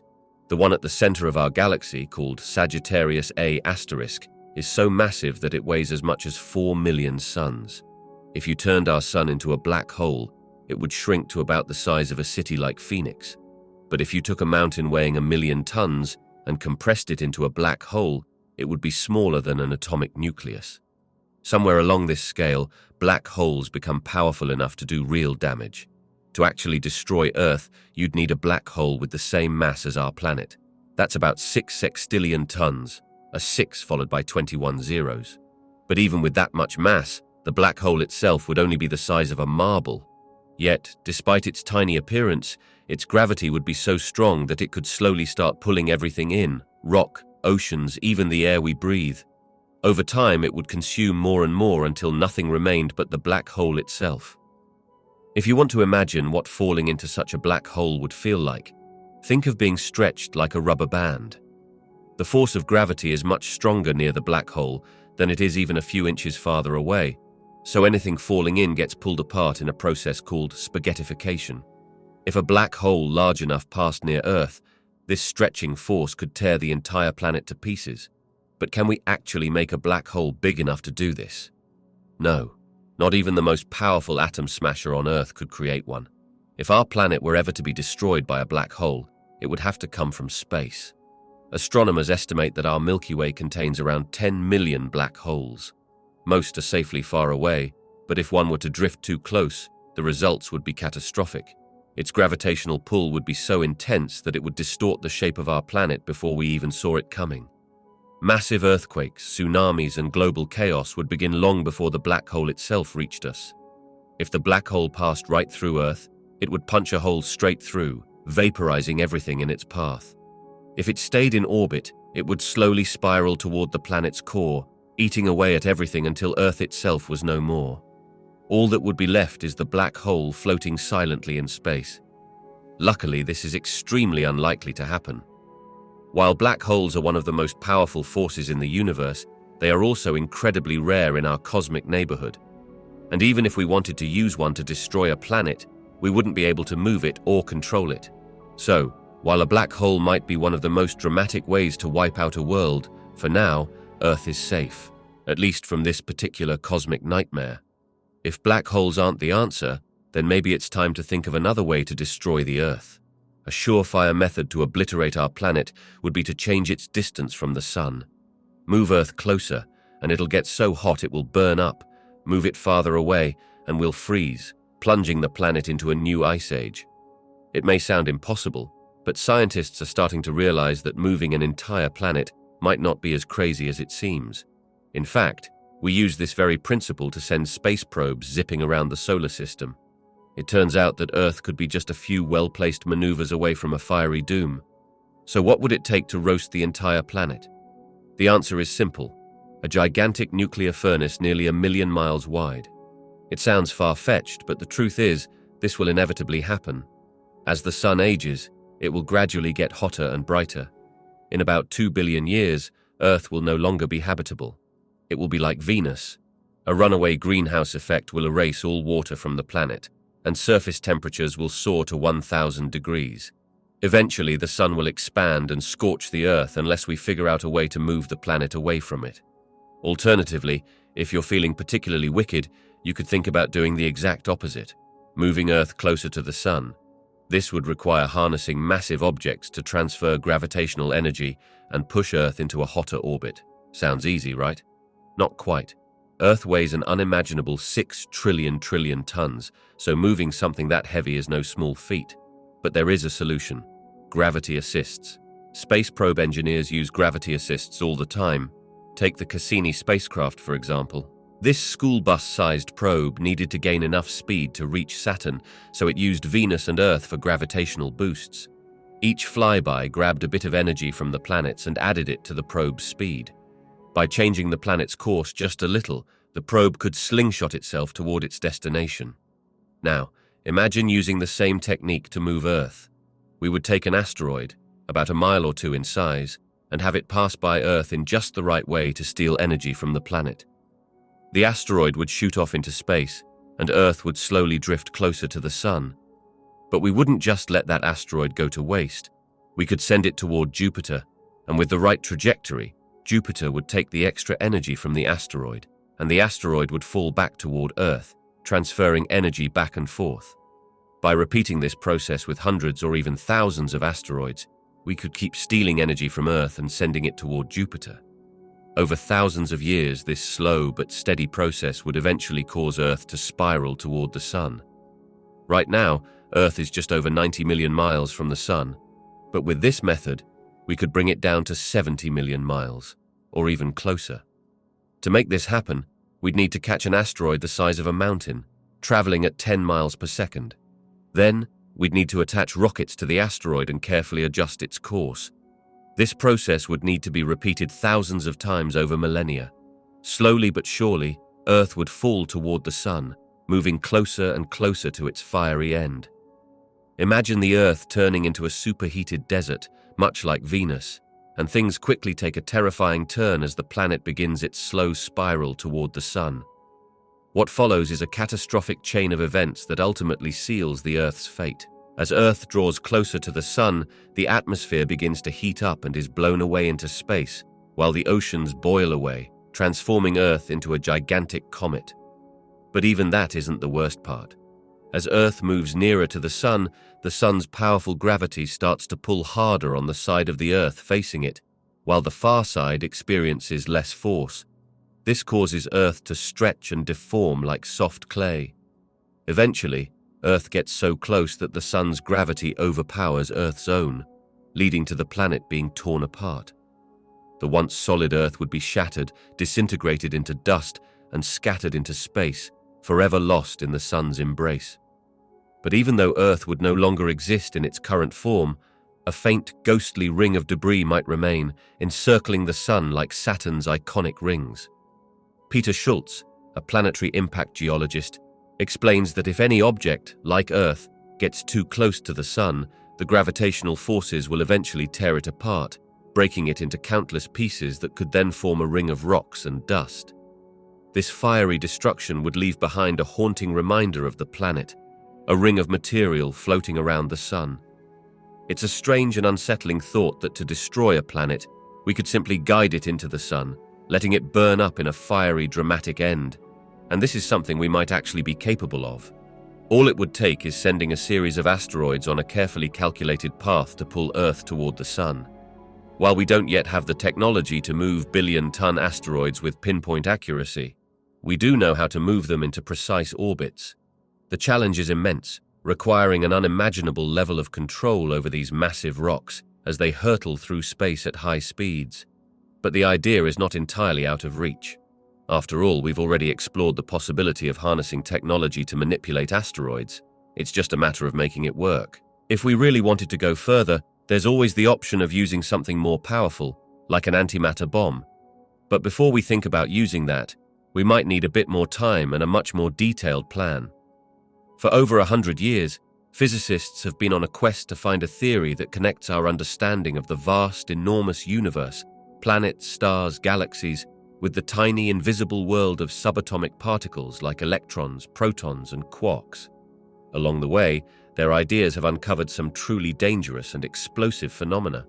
One of these is antimatter, which could potentially cause a global disaster. First theorized in the 1920s and detected in the 1930s, antimatter can now be created in modern particle colliders. It's the ingredient needed for the most powerful explosion imaginable. When compared to regular matter, antimatter is the most volatile substance known. Just a single pound of antimatter could unleash an explosion far more devastating than even a hydrogen bomb. But here's the catch. Antimatter is incredibly difficult to find. Everything we see in the universe, from the stars to the most distant galaxies, is made of matter that was created about 13 billion years ago during the Big Bang. That explosion also produced antimatter, but it didn't stick around. The two, matter and antimatter, are like perfect opposites. If they come into contact, they cancel each other out in a massive burst of energy. Renowned cosmologist Lawrence Krauss explains this by demonstrating how matter and antimatter annihilate each other. Here, I have a proton, and over there, an antiproton. When we bring them together, they'll create an enormous explosion. This is essentially what happened to the antimatter created during the Big Bang. It vanished in a similar way. If we want to harness antimatter for something like a bomb, we have to create it ourselves, and that's no easy task. Making antimatter is a complex process, much like shooting at a target. Imagine firing a gun at a target. The paper that flies away is like the matter, and the hole it leaves behind is the antimatter. It takes a lot of energy to create a pair of particles, one matter, one antimatter. In this analogy, the bullet is the energy needed to make the particles, and the target is like a particle accelerator. In reality, particle accelerators like the one at CERN in Switzerland are the guns. Inside these machines, protons are fired through a huge tube and guided by powerful magnets, speeding up to nearly the speed of light. Then, they crash into a metal block, creating antimatter. For every million protons that hit, only one antiproton is made. It's as if you were firing a handgun and only getting a hole in the target once out of every million shots. This is why antimatter is so rare and hard to find. It's like standing at Niagara Falls, trying to grab just one tiny droplet out of all the mist. So, creating antimatter on a large scale is extremely challenging. But let's say we somehow managed to collect enough antimatter, we would still face the next big hurdle, turning it into a bomb. The problem with antimatter bombs is that they are extremely unstable. We would need to figure out a way to contain the antimatter without letting it touch any regular matter. If it does, it will explode, instantly. Creating an antimatter bomb is a challenging task that requires incredibly advanced technology. The reason for this is that antimatter must be stored in a container that is under an extremely high vacuum. Even the tiniest bit of air in the container would cause an explosion. This makes the process of generating the intense magnetic fields required to contain the antimatter very energy intensive. In fact, the machinery needed to maintain such high vacuum levels would be enormous, making the device far too big to be small or portable. But here's the surprising part. Despite all the difficulties, antimatter bombs aren't just a concept or a theory. Scientists have already figured out how to create antimatter, capture it, and even store it. The real challenge, though, is finding the best place to use it if we want to cause maximum destruction. To destroy the entire planet, the bomb would need to detonate near the Earth's core, around 4,000 miles underground, deeper than the distance between London and Washington, D.C. This presents a huge problem because no human-made drill has ever reached that deep. The deepest hole ever drilled is only about 7.5 miles deep, far from enough to reach the core. So far, mankind has produced a mere 20 nanograms of antimatter, which is a tiny fraction of the weight of a dime. This amount of antimatter would be so small that it would be almost invisible, even from 200 feet away. To put things into perspective, 20 nanograms of antimatter would create a powerful explosion, but it would be nowhere near enough to destroy the planet.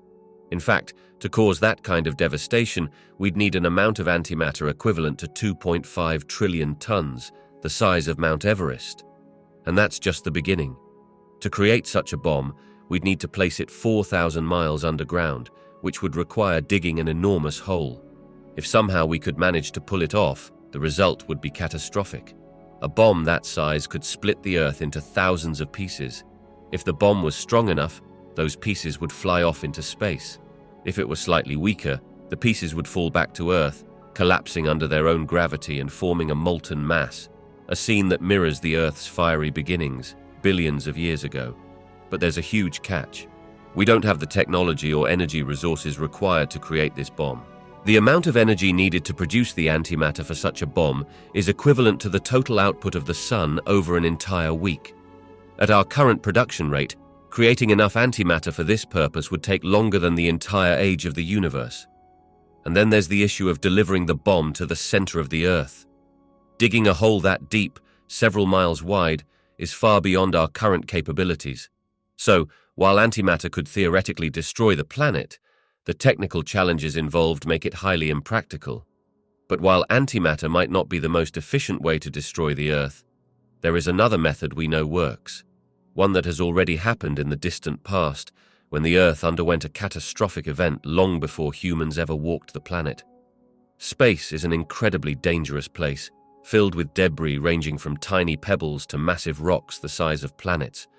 These asteroids and meteorites can collide with one another, leaving behind impact craters scattered across the universe, including on our very own moon. Some of these asteroids could even strike Earth.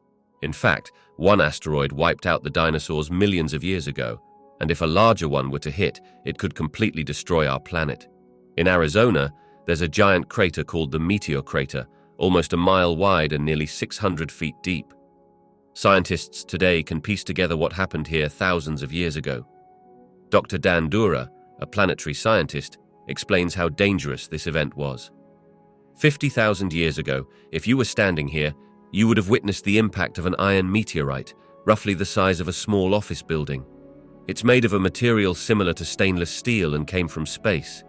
When it strikes, the energy released is equivalent to between 1 and 10 megatons of TNT, he says.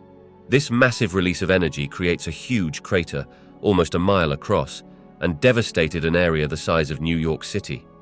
The force of the impact was 600 times greater than the Hiroshima bomb, and that event was considered small. 65 million years ago, a much larger asteroid struck Earth. This massive rock, 6 miles wide, would have towered over Mount Everest by about half a mile. The resulting crater was over 100 miles wide, and the impact destroyed almost all life on Earth, including the dinosaurs. But what if something even bigger comes our way? A space rock large enough to destroy the entire planet is possible. Thankfully, scientists are already working on technologies to protect us from future impacts. Ironically, these same technologies could be used to make an asteroid hit Earth if they fall into the wrong hands. One of these protective techniques involves sending a space probe to hover near an asteroid. The probe's mass generates a tiny gravitational pull, which slowly changes the asteroid's path enough to avoid Earth. However, this method could also be used to steer an asteroid directly toward our planet if we wanted to, which makes the technology quite dangerous. Another approach is called solar sublimation, which uses sunlight to alter an asteroid's course. To demonstrate how it works, Dr. Dura builds a homemade comet using soil, dry ice, water, chocolate, and organic material to mimic the composition of a real comet. In the outermost parts of our solar system, comets are made up of substances like ammonia, and that's what we're simulating here, he explains. The setup includes a magnifying lens to focus sunlight onto the comet. This causes the ice on the surface to vaporize, and the jets of gas that shoot out from it work like little rocket engines, slowly pushing the comet off course. It's fascinating to think that the power of sunlight alone could change an asteroid's trajectory enough to keep it from hitting Earth. But this method has its limits. Solar sublimation might not be powerful enough to divert an asteroid large enough to cause global devastation. For that, we would need something bigger, something the size of Mars. And this has happened before. About 4.5 billion years ago, a rock the size of Mars struck Earth in a glancing blow. The debris from this collision eventually formed the Moon. If that asteroid had hit head-on, though, none of us would be here today. We've come to NASA's vertical gun range in California to witness something extraordinary. This gun, a 12-ton behemoth, fires beads at a speed of up to 4,000 meters per second, which is 6 times faster than a bullet from a rifle. Professor Peter Schultz, a planetary impact expert, uses this powerful device to simulate a Mars-sized object, represented by a tiny projectile, colliding head-on with Earth. As the Space Environment Chamber gets ready, Schultz fine-tunes the setup. But the big question remains, will our scaled-down Earth model shatter completely? The moment of impact arrives, and the force is undeniable. The destruction is total. It's like something straight out of a science fiction movie. The Earth model is obliterated, leaving nothing behind. The sheer devastation confirms one thing: a direct hit from a massive object would guarantee Earth's destruction. But what does it take to truly destroy our planet? It's a combination of 3 key factors: the size of the object, its speed, and the angle of impact. The lower the angle, the less likely the object will completely pulverize Earth. To ensure total destruction, you would need an object as massive as a planet, traveling at incredible speeds, hitting Earth head-on. Now, we know that asteroids and comets, though they can cause damage, are simply too small to wipe out our world. Moving something as large as a planet to collide with Earth is a feat beyond our current capabilities. For comparison, Mars, which is about 1/3 the size of Earth, wouldn't be enough to destroy us if it struck. We'd need something almost as big as Earth itself, something like Venus. But even with that, we still lack the technology to move such a massive object with the precision required to aim it at Earth. So, the idea of a catastrophic space collision seems unlikely for now. However, the true threat might not come from space at all. It could come from right here on Earth. Researchers are exploring the realms of genetics, robotics, and nanotechnology, where machines might play a role in both improving and possibly destroying the world. Already, robots are learning, building other robots, and cooperating with one another, ushering in what could be a new era. But this age of innovation could also lead to unforeseen dangers. Right now, humans control robots, but scientists are working on machines that can think for themselves and even reproduce without human intervention. Robots capable of self-replication could eventually lead to them dominating the world. Professor Hod Lipson, a leading expert in robotics, is pioneering research into robot replication. Imagine a robot building an identical copy of itself. These two robots could then create 4 and so on, rapidly multiplying. This process could quickly fill an entire space, and once it starts, there's no stopping it. Lipson and his team at Cornell's robotics lab are already developing robots that can learn and even build other robots, including those that can build themselves.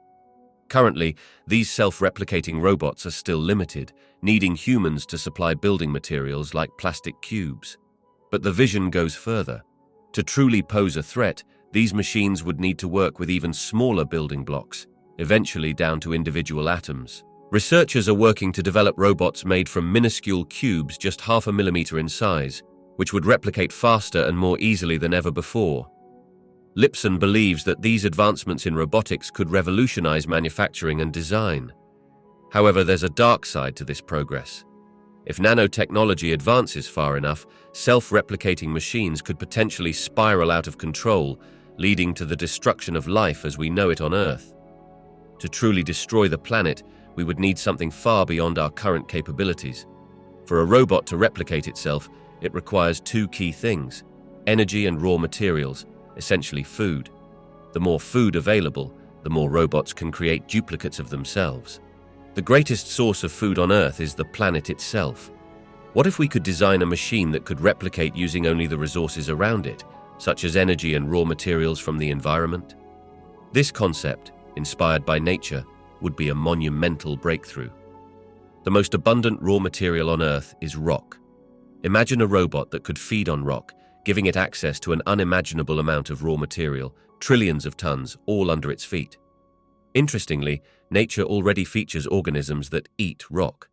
Some bacteria, living miles deep in the Earth's crust, consume minerals in rocks to survive. These rock-eating creatures contribute to the planet in a positive way. They help create soil and support the cycle of life, using rocks as a source of energy and raw materials to build biological molecules. Now, picture robots that could do the same thing. These robots would need to be smart, capable of working together as a swarm, just like insects. Professor Alan Winfield, a roboticist leading the Simon project, is working on this idea. The project aims to design robots that can self-assemble, potentially forming a collective group of 30 to 40 robots that work together as if they were one organism. The biggest challenge is getting them to cooperate, deciding who takes on different roles, like being a footbot, a sensor bot, or even the brain bot, so that they can function as a unified whole. We already have the technology to create robots that can reproduce and cooperate. Combine those abilities, and we might be on the path to developing something that could change everything. Self-replicating robots with the power to consume the planet. Let's consider math. If each robot takes just 1 day to replicate, by the end of a month, there would be over 1 billion robots. After a year, the number could reach trillions. Earth would become entirely covered with machines that do nothing but consume rock. Eventually, there would be no more rock, only a vast mass of self-replicating robots. These robots would need specific materials to build themselves, like iron, magnesium, aluminum, and silicon, the same elements that make up the Earth. So if we unleash a single self-replicating robot into the wild, it could make countless copies of itself, devouring everything in its path.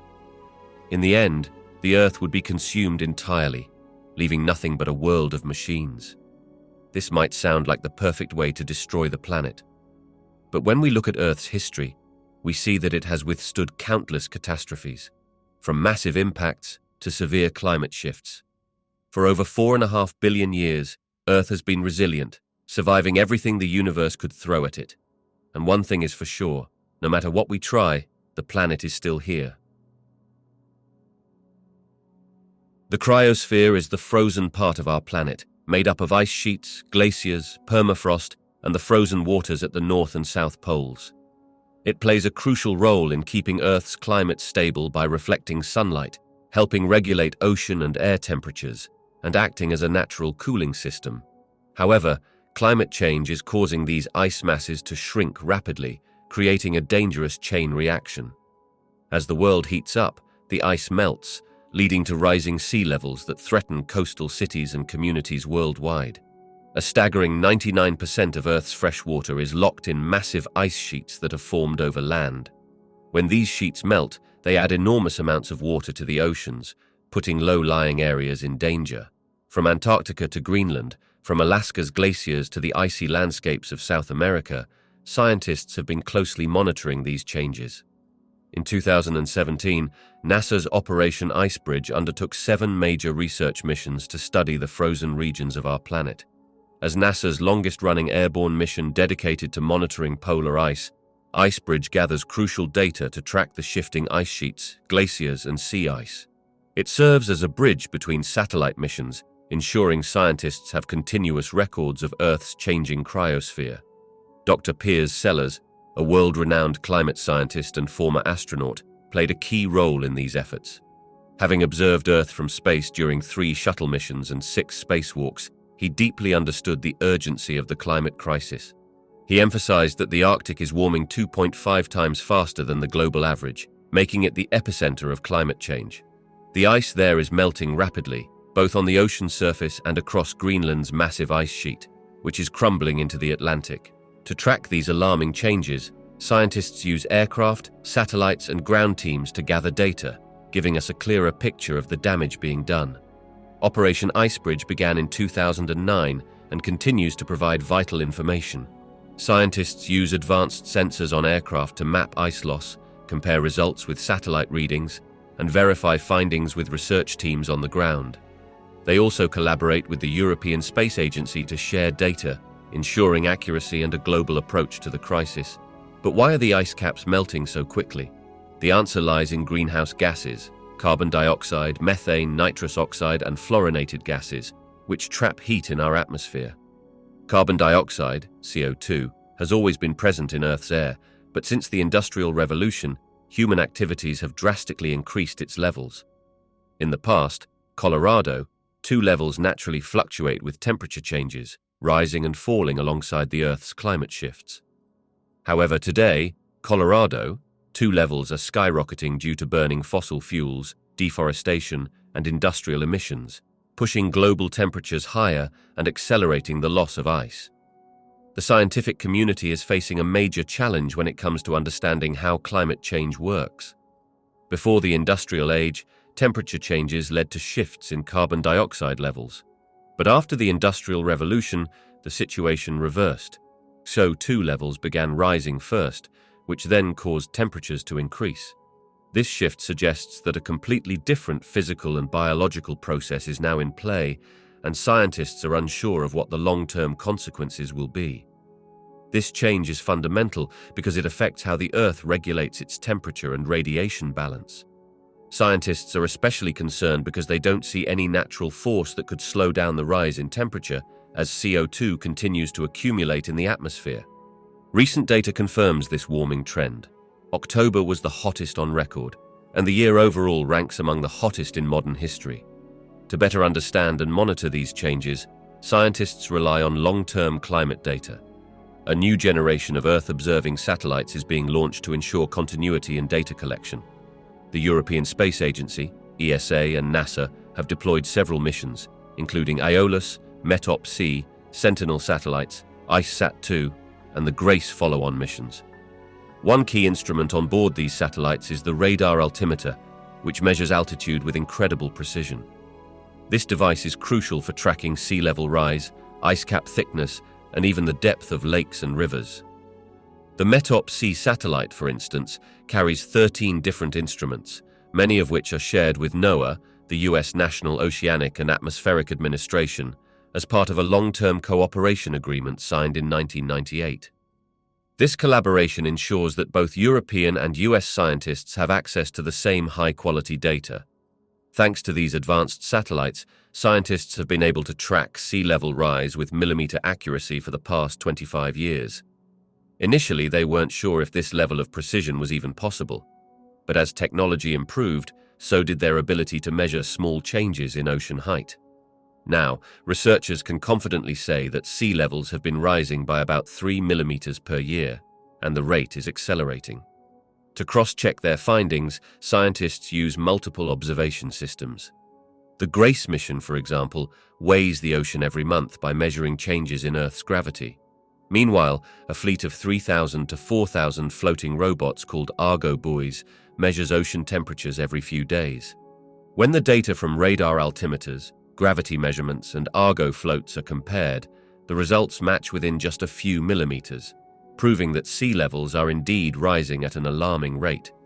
Although 3 millimeters per year might not sound like much, the long-term impact could be devastating for coastal communities around the world. As sea levels continue to rise, the risk of flooding, land loss, and extreme weather events will only increase.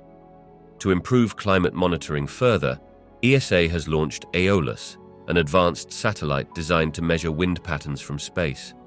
This data will help scientists refine their climate models and better predict future changes. With all these efforts combined, researchers hope to gain a clearer picture of how our planet is evolving and what must be done to protect it. Right now, we don't have a very clear picture of how winds move across the entire planet. This lack of knowledge makes it harder to predict the weather accurately. To forecast the future, we first need a detailed understanding of current weather conditions. That's where advanced laser technology comes in. The Aeolus, AIS mission, was designed as a short-term experiment to test the Doppler wind LiDAR system in space. If the results prove that it significantly improves numerical weather predictions, then scientists hope to launch a full-scale operational mission. Instead of relying on just one satellite, future missions may deploy multiple satellites working together to provide continuous and more accurate wind data. However, wind speed and direction aren't the only crucial factors in weather forecasting. Other important measurements include temperature, air pressure, and humidity, but wind patterns remain a key part of understanding how weather develops over time. Meanwhile, the Sentinel-3 satellites launched in 2016, Sentinel-3A, and 2018, Sentinel-3B, focus on studying Earth's oceans. These satellites measure sea surface temperature, color, and height, as well as sea ice thickness. This data is essential for tracking rising sea levels, monitoring marine pollution, and understanding biological activity in the ocean. Sentinel-3A has already delivered valuable insights, proving that this mission plays a crucial role in climate research. What makes the Sentinel-3 mission truly special is its versatility. It doesn't just serve marine research, it also contributes to studies of land, atmosphere, and climate. One of its key contributions is analyzing ocean color data, which helps scientists monitor marine ecosystems and detect harmful algal blooms that can threaten sea life. It also tracks snow cover, providing data on how melting snow affects flood risks and water supply. This information is vital for hydrology, climate science, and even weather forecasting. The Sentinel mission is planned to continue until at least 2040. New satellite models, Sentinel-3C and Sentinel-3D, are already in production and expected to launch between 2023 and 2024, ensuring uninterrupted data collection until at least 2030. Additionally, the JASON-CS mission, also known as Sentinel-6, is planned to extend global sea level measurements for another decade.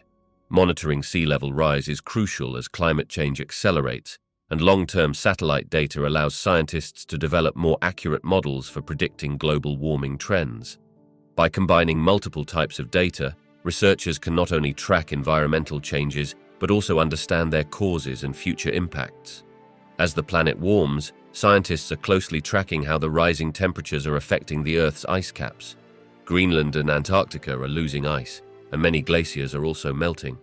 This melting contributes to rising sea levels. Additionally, as the Earth's temperature increases, the water in the oceans is expanding, adding even more volume to the sea. On the ground, scientists are continuously working to improve how we collect data from satellites to get a clearer understanding of these changes. One of the more creative approaches comes from Dr. Bob Bruin of the Plymouth Marine Laboratory. His idea might sound unusual, but it's proving to be highly effective. He's using a surfboard to collect data. By attaching a special device called a smart fin to his surfboard, Dr. Bruin can measure the temperature of the sea surface and track the movement of coastal waters. All he needs is his smartphone to gather this vital data. Once Dr. Bruin has collected the data, he uses it to better analyze information from the Sentinel-3 satellites. These satellites are part of the European Copernicus program, which gathers detailed data about our oceans. Equipped with 3 advanced instruments, the Sentinels monitor a range of factors, including ocean color, water quality, sea levels, and crucially, sea surface temperature, something that is central to Dr. Bruin's research. Dr. Bruin has over 40 years of experience in thermal radiometry, which is the study of temperature in the ocean. Thanks to advances in satellite technology, scientists can now gain a much clearer picture of how the temperature is changing, especially in coastal areas. Understanding temperature is vital because it affects so many aspects of the ocean's environment. It influences marine life by impacting growth rates and reproduction. It affects the physical properties of water, such as its density, which in turn influences currents, and it plays a key role in marine chemistry. Many chemical reactions in the ocean are temperature dependent, and the transfer of gases between the atmosphere and the sea is also influenced by the water's temperature. By studying these changes, scientists can gain a deeper understanding of how our oceans are evolving. The information collected by scientists, such as Bob, plays a crucial role because it supports and helps confirm the data received from satellites like the Sentinel. For example, measuring the temperature of coastal waters from space is a challenging task, even though these waters are home to incredibly diverse marine life. To tackle this, scientists come up with creative and clever ways to increase the number of direct, on-the-ground measurements in these waters. One exciting solution is the smart fin. This innovative device allows surfers and other water sports lovers to gather valuable data while they're simply enjoying their favorite activities. NASA has launched 2 new satellite missions to focus on the most rapidly changing regions of the Earth, particularly the poles. In collaboration with the German Research Center for Geosciences, GFZ, NASA has introduced the GRACE-FO mission to continue the groundbreaking work of its predecessor, GRACE. Additionally, ISAT-2, with its advanced laser altimeter system, is taking over the tasks previously carried out by earlier satellites. This cutting-edge technology will not only help in studying ice sheets, but also sea ice, glaciers, permafrost, and snow cover, collectively known as the cryosphere. These frozen areas play a crucial role in maintaining stable conditions for life on Earth. ISAT-2, NASA's latest innovation, is designed to measure the height of ice sheets with remarkable accuracy. By repeating these measurements over time, scientists can track how ice sheets are changing. The satellite also measures the height of sea ice, which provides valuable information about its thickness. This is a major leap forward in the precision of elevation change measurements and the extent of the areas covered. The data gathered from the 6 beams on ISAT-2 will give scientists far more detailed information than ever before. Built and designed at NASA's Goddard Space Flight Center, ISAT-2 takes advantage of the most advanced technologies available.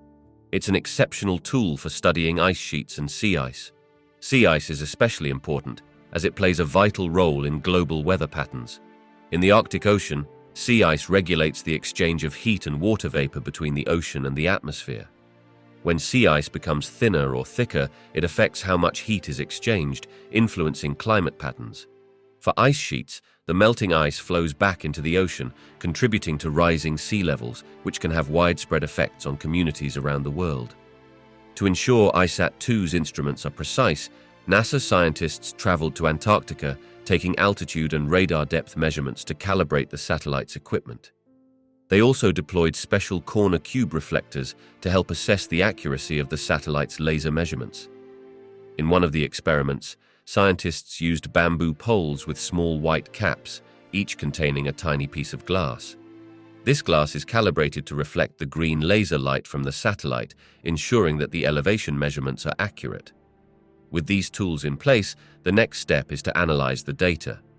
Ice sheets are dynamic and constantly shifting, flowing under their own weight from the center outward to the edges of the continent, especially in extremely cold regions. At the higher altitudes of ice sheets, large amounts of snow accumulate over time. If it stays cold enough, the snow builds up year after year, with each layer compacting the layers beneath it. This process, known as firn densification, contributes to the overall structure of the ice sheet. When we talk about the health of ice sheets, we refer to their mass balance, which essentially means the amount of ice coming in compared to the amount being lost. The health of ice sheets relies on a delicate balance of the factors that affect their growth and melting.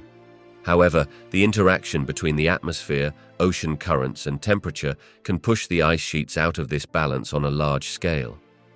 In Antarctica, winds generally move in a big clockwise pattern around the continent, but since there's little to stop the winds, like trees or mountains, they can build up speed very quickly. These strong winds, which are driven by gravity, rush down the continent without any obstacles to slow them down. We call these winds katabatic winds, and they play a huge role in shaping what happens around the edge of the continent.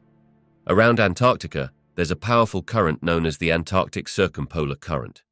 This current moves in a clockwise direction close to the continent, while another current, called the Antarctic Coastal Current, flows counterclockwise along the coastline. Alongside these large currents, there are smaller regional currents, like gyres. These gyres form in areas of the ocean that are isolated due to the shape of the ocean floor. These currents play an important part in sea ice formation and also influence the currents beneath the ice shelves. At the edge of the continent, near the ice shelves, warm ocean water can slip into cavities beneath the ice, leading to melting at the base of the ice shelves. This process, called basal melting, is influenced by various factors, including those powerful katabatic winds pushing on the ice shelf and causing large icebergs to break off. Scientists measure changes in the height of the ice sheet's surface to track how much ice is melting. By calculating these changes, they can determine how much ice is turning into water and contributing to rising sea levels. In Greenland, the ice sheet is thinning, particularly along the coastlines, more than we had expected. This thinning is happening upstream of where the ice is anchored to the ground, meaning the melted ice is directly entering the ocean and causing sea levels to rise. Since the launch of ERS-1 satellite in 1992, scientists have been using radar measurements to track the ice's changes. Over the past 25 years, they've gathered data on sea level rise, which is a key indicator of climate change since it reflects the melting of both Greenland and Antarctica's ice sheets. From this data, scientists have concluded that the global sea level has risen by about 8 centimeters on average. However, there are regional differences. In the tropics, for example, sea levels have risen 3 times faster. Recently, data from the past 5 years shows that sea level rise has accelerated. Instead of rising at a rate of 3 millimeters per year, it's now closer to 5 millimeters per year. This data has been shared with climate scientists to help them make projections, and their models suggest that by 2100, sea levels could be 2 meters higher than they are today. For years, we've watched astronauts and cosmonauts go through intense training and study, preparing to live and work aboard the International Space Station, ISS. We've seen them in action, on live broadcasts, in interviews, and through media coverage. But after spending months floating above Earth, what goes through their minds when they return home? Surprisingly, almost all of them share the same thought. They can't wait to go back. Astronaut Paolo Nespoli, now on his 3rd space mission, describes the transformation that happens in space. It's like becoming an extraterrestrial, he says. You stop thinking like an earthling. Gravity, up, down, those things don't matter anymore. Your mind adapts to a new way of living, where your movements, your tasks, and even your sense of direction are completely different. Life in space isn't just about floating effortlessly, it takes serious adjustment. You have to get comfortable in your new environment, Nespoli explains. You have to learn how to move smoothly without crashing into things, how to carry equipment properly, how to work efficiently, and even how to sleep without gravity pulling you down. It takes about a month or so to fully adapt. After that, you're completely at home in space. A typical space mission lasts about 6 months. That's because after spending weeks adapting, astronauts can finally operate at 100% efficiency. But by the end of those 6 months, many astronauts start craving the simple pleasures of Earth again: real food, fresh air, and of course, seeing their loved ones. For Nespoli, space was more than just a job, it was an exhilarating adventure. It felt like being a kid again, he recalls. You get this urge to experiment, to push boundaries. Sometimes you think, that idea won't work. But then you try it, and suddenly you've opened up a whole new way of thinking. That feeling of discovery is incredible. Aboard the ISS, astronauts are a valuable resource. The mission control centers, Houston, Moscow, and others, want to maximize their productivity. That means a packed schedule. From 7:30 a.m. to 8:30 p.m., astronauts work non-stop. About half of that time is spent maintaining the station, fixing equipment, moving cargo, preparing for spacewalks. The rest is dedicated to scientific research. Even though Nespoli is an aerospace engineer, his tasks in space covered a wide range of fields: genetics, medicine, metallurgy, and life sciences. It feels a bit like being back in school, he says. There's that rush of adrenaline like taking an exam. You want to prove what you know, but at the same time you have to be cautious. One mistake and things can go wrong fast. There are currently 16 active astronauts in the European Space Agency, ESA, and among them is Paolo, one of the oldest at 60 years old. This marks his third journey into space, and he couldn't be more excited. I feel truly honored to have the chance to go to space again, he says. It's an incredible experience, and I'm eager to put all the training and resources, both from ESA and my own personal dedication, into action. It's been years of preparation to stay qualified, and now I get to use it once more. Age doesn't matter up there. At 60, I'm expected to perform just like everyone else. I'm ready to take on my responsibilities and, if possible, even go beyond expectations. Meanwhile, astronauts who have already completed their first missions are preparing for their next adventure. Alexander G, for instance, has spent an impressive 165 days in orbit, including 6 hours of spacewalk experience. Even though he knows the challenges that lie ahead, he is eager to return. It's an amazing feeling to be back in training, he shares enthusiastically. Just look at the facilities behind me. This is a full-scale replica of the space station. It's the closest thing on Earth to being in space, and I've definitely missed it. My last mission ended in 2024, so after 3 years, it's great to be back in this mindset. This time, Alexander will not only be conducting research he began back in 2014, but also stepping into a new and crucial role: ISS Commander. It's a responsibility that requires strong leadership, ensuring the safety and efficiency of the station and its crew. A major part of my new training is preparing for my role as the commander of the ISS, he explains. It's a huge honor, and I feel deeply humbled by the trust placed in me to lead this incredible space station. But with that honor comes significant responsibility. In my previous missions, I only had to focus on my own training, making sure I was fully prepared for the mission. Now, I have an entire crew to support and guide. One of the most important roles that astronauts who have returned from space play is passing on their vast knowledge and experience to the next generation of space explorers. These seasoned astronauts have lived and worked in the most extreme environment imaginable, and their insights are invaluable for training new recruits. Take, for example, Matthias Maurer, the European Space Agency's newest astronaut. He has been training with veterans like Tim Peake and Luca Parmitano, both of whom have extensive experience performing extravehicular activities, EVAs, or spacewalks. Training alongside these experienced astronauts is not only a privilege for Matthias, but also an exciting and eye-opening experience for his mentors. Tim Peake describes the process as incredibly rewarding. It's actually a lot of fun because I can connect what I'm doing on the ground to what I did while in orbit. It gives me a better understanding of how everything fits together. Plus, the instructors are always eager to hear our feedback. which allows us to refine and improve the training for future astronauts. For Tim, being back in Houston for training is a nostalgic and thrilling experience.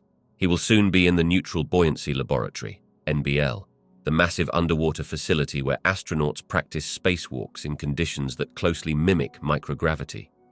There, he will be working with Matthias, his German colleague, sharing knowledge and hands-on techniques to help prepare him for the challenges of working outside the International Space Station. Reflecting on his own time in space, Tim fondly recalls the many unforgettable moments from his 6-month mission. "If I had to pick just one highlight, it would definitely be my spacewalk. Stepping outside the station, looking down at Earth and seeing the vastness of space, it was an entirely different level of awe. Floating in my spacesuit, gazing back at the station from the outside, gave me a whole new perspective on just how incredible this experience really is." Training for a spacewalk on Earth is vastly different from the real thing. At the NBL, astronauts are submerged in water to simulate the weightlessness of space, and while it's the best training method available, it still doesn't fully replicate the unique challenges of microgravity. On Earth, when you set your toolbox down, it stays put because of gravity. In space, you place your toolbox somewhere, turn around for just a second, and suddenly, it's drifting away, along with all your tools inside. Keeping track of everything in microgravity requires constant awareness and skill. Watching new astronauts suit up and descend into the giant training pool reminds Tim of the immense effort and precision required for a real spacewalk. It really puts things into perspective. The NBL is an incredible facility and the best place on Earth to prepare for working outside the space station. But no matter how much we train, nothing can truly compare to the real experience of stepping out into the vastness of space. Training to become an astronaut in Europe is a challenging and detailed process, especially when it comes to learning how to operate in space. Since European astronauts work with American-built spacesuits, they must undergo extensive training to understand how these suits function. It's not just about wearing the suit, it's about knowing how to move in it, how to work efficiently despite its limitations, and how to handle the physical strain it puts on the body. Moving around in a spacesuit is far from easy. Tasks that take just a few minutes on Earth can take half an hour in space because the suit is bulky and restrictive. Simple movements become exhausting, and by the time an astronaut finishes their work outside the space station, their entire body aches. The suit, while designed to protect, also limits natural movement, especially in the arms, making even the most routine tasks incredibly difficult. Despite these challenges, spacewalks are considered the most incredible part of space travel. Astronauts who have experienced them say that stepping outside the station and looking down at Earth without the barrier of a window is life-changing. Instead of seeing the planet through a pane of glass, they see it with their own eyes, with only the thin visor of their helmet between them and the vastness of space. The view is breathtaking, an uninterrupted panoramic image of the blue and white sphere below. Training for these spacewalks involves working in simulated environments, including underwater exercises that mimic the weightlessness of space. While these simulations help prepare astronauts for the real experience, they still don't fully replicate the sensation of moving in a zero-gravity environment. The suits used in training can feel restrictive, and once astronauts are finally free from them, they appreciate the simple ability to move their arms naturally again. Inside the space station, things are equally challenging. With multiple spacecraft arriving and departing, the station is constantly busy. Coordination with Russian colleagues is crucial, especially when transporting cargo through different sections of the station. If astronauts from different teams are working at the same time, it requires careful planning to avoid disruptions. Even the layout of the station changes over time. Modules may be in different positions, new scientific experiments are constantly being conducted, and emergency procedures evolve. This means that even astronauts who have been to space before must retrain from scratch to stay up to date with new protocols. Seasoned astronauts still feel the thrill of looking ahead, especially when it comes to new technologies and spacecraft, like the exciting Orion capsule. The Orion capsule represents the next big step in space exploration, and astronauts are eager to be part of it.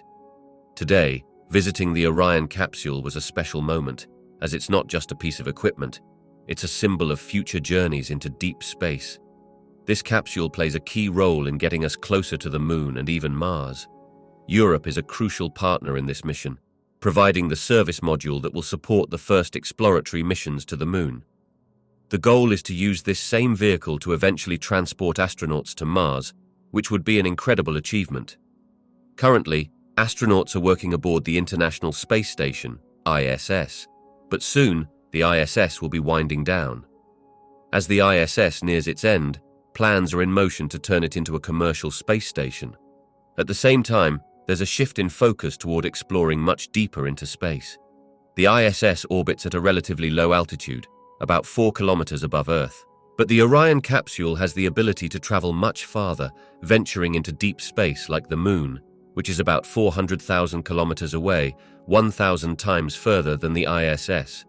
This opens up new horizons for space exploration, allowing humans to explore places we've never been before. After the Moon, Mars will be the next frontier, with countless scientific discoveries waiting to be made. The astronauts' experience in space is invaluable, not only for the missions they complete, but also for the scientific knowledge they bring back. One of the most interesting aspects is how biological samples collected during space missions contribute to advancing scientific fields like space medicine and nutrition. For example, samples of urine collected during a 10-day mission aboard the ISS help scientists learn more about the effects of space travel on the human body. This research is essential for planning future long-duration space missions, as understanding energy use and nutritional needs is crucial for astronaut survival. Astronauts don't just bring back samples, they also bring lessons about space food, which is more important than many people realize. While food might seem like a small concern down on Earth, astronauts know that choosing the right food for a mission is essential for their physical and mental well-being. In space, it's not as simple as ordering a pizza. The food has to be carefully planned, taking into account how it will be stored, prepared, and consumed in microgravity. One astronaut shared that at first, the idea of food in space didn't seem like a big deal. But after spending a month in space, it became clear how much it matters. If the wrong choices are made, it could make the rest of the mission much harder. Eating in space presents unique challenges. For example, astronauts' taste buds may not function the same way they do on Earth, which could make certain foods taste different. Some astronauts believe that their cravings change in space, even if the actual taste isn't altered. For instance, one astronaut explained that he didn't care for broccoli and cauliflower before the mission, but in space, he found himself really enjoying them. This is likely because these vegetables are rich in protein, which is important for astronauts. They also make sure to include other nutritious foods, even though some things, like space-grown beans, don't look quite like their Earth counterparts. They still taste surprisingly good. When it comes to the food astronauts eat, there's also the matter of variety. During missions, astronauts often enjoy a mix of American, European, and Russian food. Russian space food is known for being particularly flavorful, with more spices, salt, and fat, which can be a bit too rich for the bones. The American and European meals tend to be healthier, but sometimes astronauts crave the rich, savory flavors of the Russian meals, and they indulge. It's a reminder that even in space, comfort food plays an important role in keeping spirits high. Beyond the science and the food, space missions are also about camaraderie. One astronaut shared that during their last mission, the crews from different countries, Americans, Europeans, and Russians, would gather for meals together whenever possible. These shared meals helped build a sense of community and gave astronauts a chance to relax and bond. They'd eat together, listen to music, and share stories about their week. These moments of connection were essential for maintaining morale during long missions, providing a sense of normalcy and a break from the intense work of space exploration. In space exploration, experience is key to cooperation. ESA, a European space agency, is now leading astronaut training activities in China, a significant step in fostering international collaboration in space. Samantha Cristoforetti and Ruki Mati, both seasoned astronauts, have been teamed up with 2 Chinese astronauts, or taikonauts, who bring a wealth of experience in space missions. Together, they are learning to handle various emergency scenarios, particularly focusing on what to do if their spacecraft were to land not on solid ground, but in the water. Astronauts would need to survive independently for a period, using rescue boats and equipment, all while exiting the re-entry capsule autonomously. This type of training is crucial in preparing astronauts for unpredictable situations that could arise during space missions. During this training, the astronauts wear special suits for insulation and buoyancy, and they practice rescue procedures with the help of a ship and a helicopter from a mock-up of the Shenzhou capsule, China's version of the spacecraft. The goal is to be prepared for any situation, whether it's a water landing, a rescue by sea or air, or the use of safety equipment. These exercises ensure that astronauts can work together to overcome challenges they might face while in space. So far, the experience has been exceptional.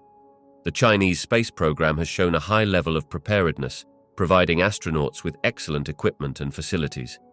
The training includes helicopter airlifting and the use of a large sea survival rescue ship, which is typically deployed in open seas for emergency rescues. These resources contribute to a training environment that is both realistic and effective. A key part of this training is not just the technical aspects, but also the opportunity to work across cultures. Samantha and Ruki are accompanied by an ESA flight surgeon and a training specialist who have been working closely with their Chinese counterparts. They've been impressed by how China's space program blends traditional Chinese medicine, which has a long history, with modern medical practices.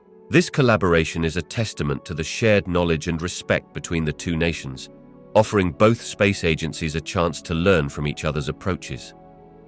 The training exercises in China are part of a broader, long-term cooperation between the European Space Agency, ESA, and China's space agency.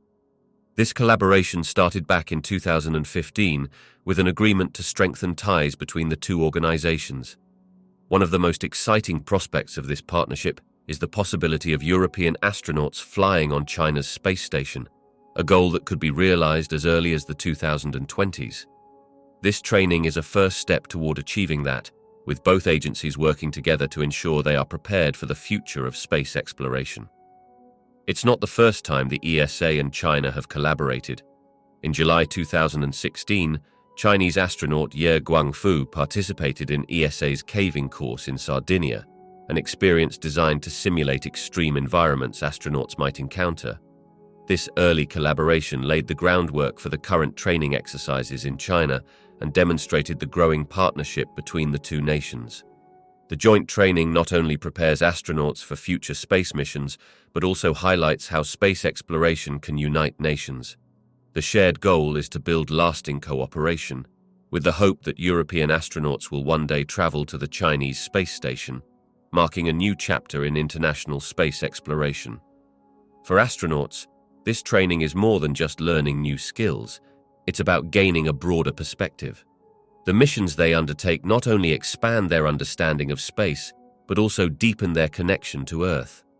As Samantha Cristoforetti reflects on her past mission, called the Blue Dot, she emphasizes how space travel provides a unique perspective of our planet as it floats through the vastness of the universe. In her new mission, she hopes to take that perspective even further, understanding that Earth is just one small part of a much larger universe. The mission, aptly named Horizons, symbolizes the spirit of exploration and the ongoing quest to go beyond the horizon, just like the early explorers who set sail into the unknown.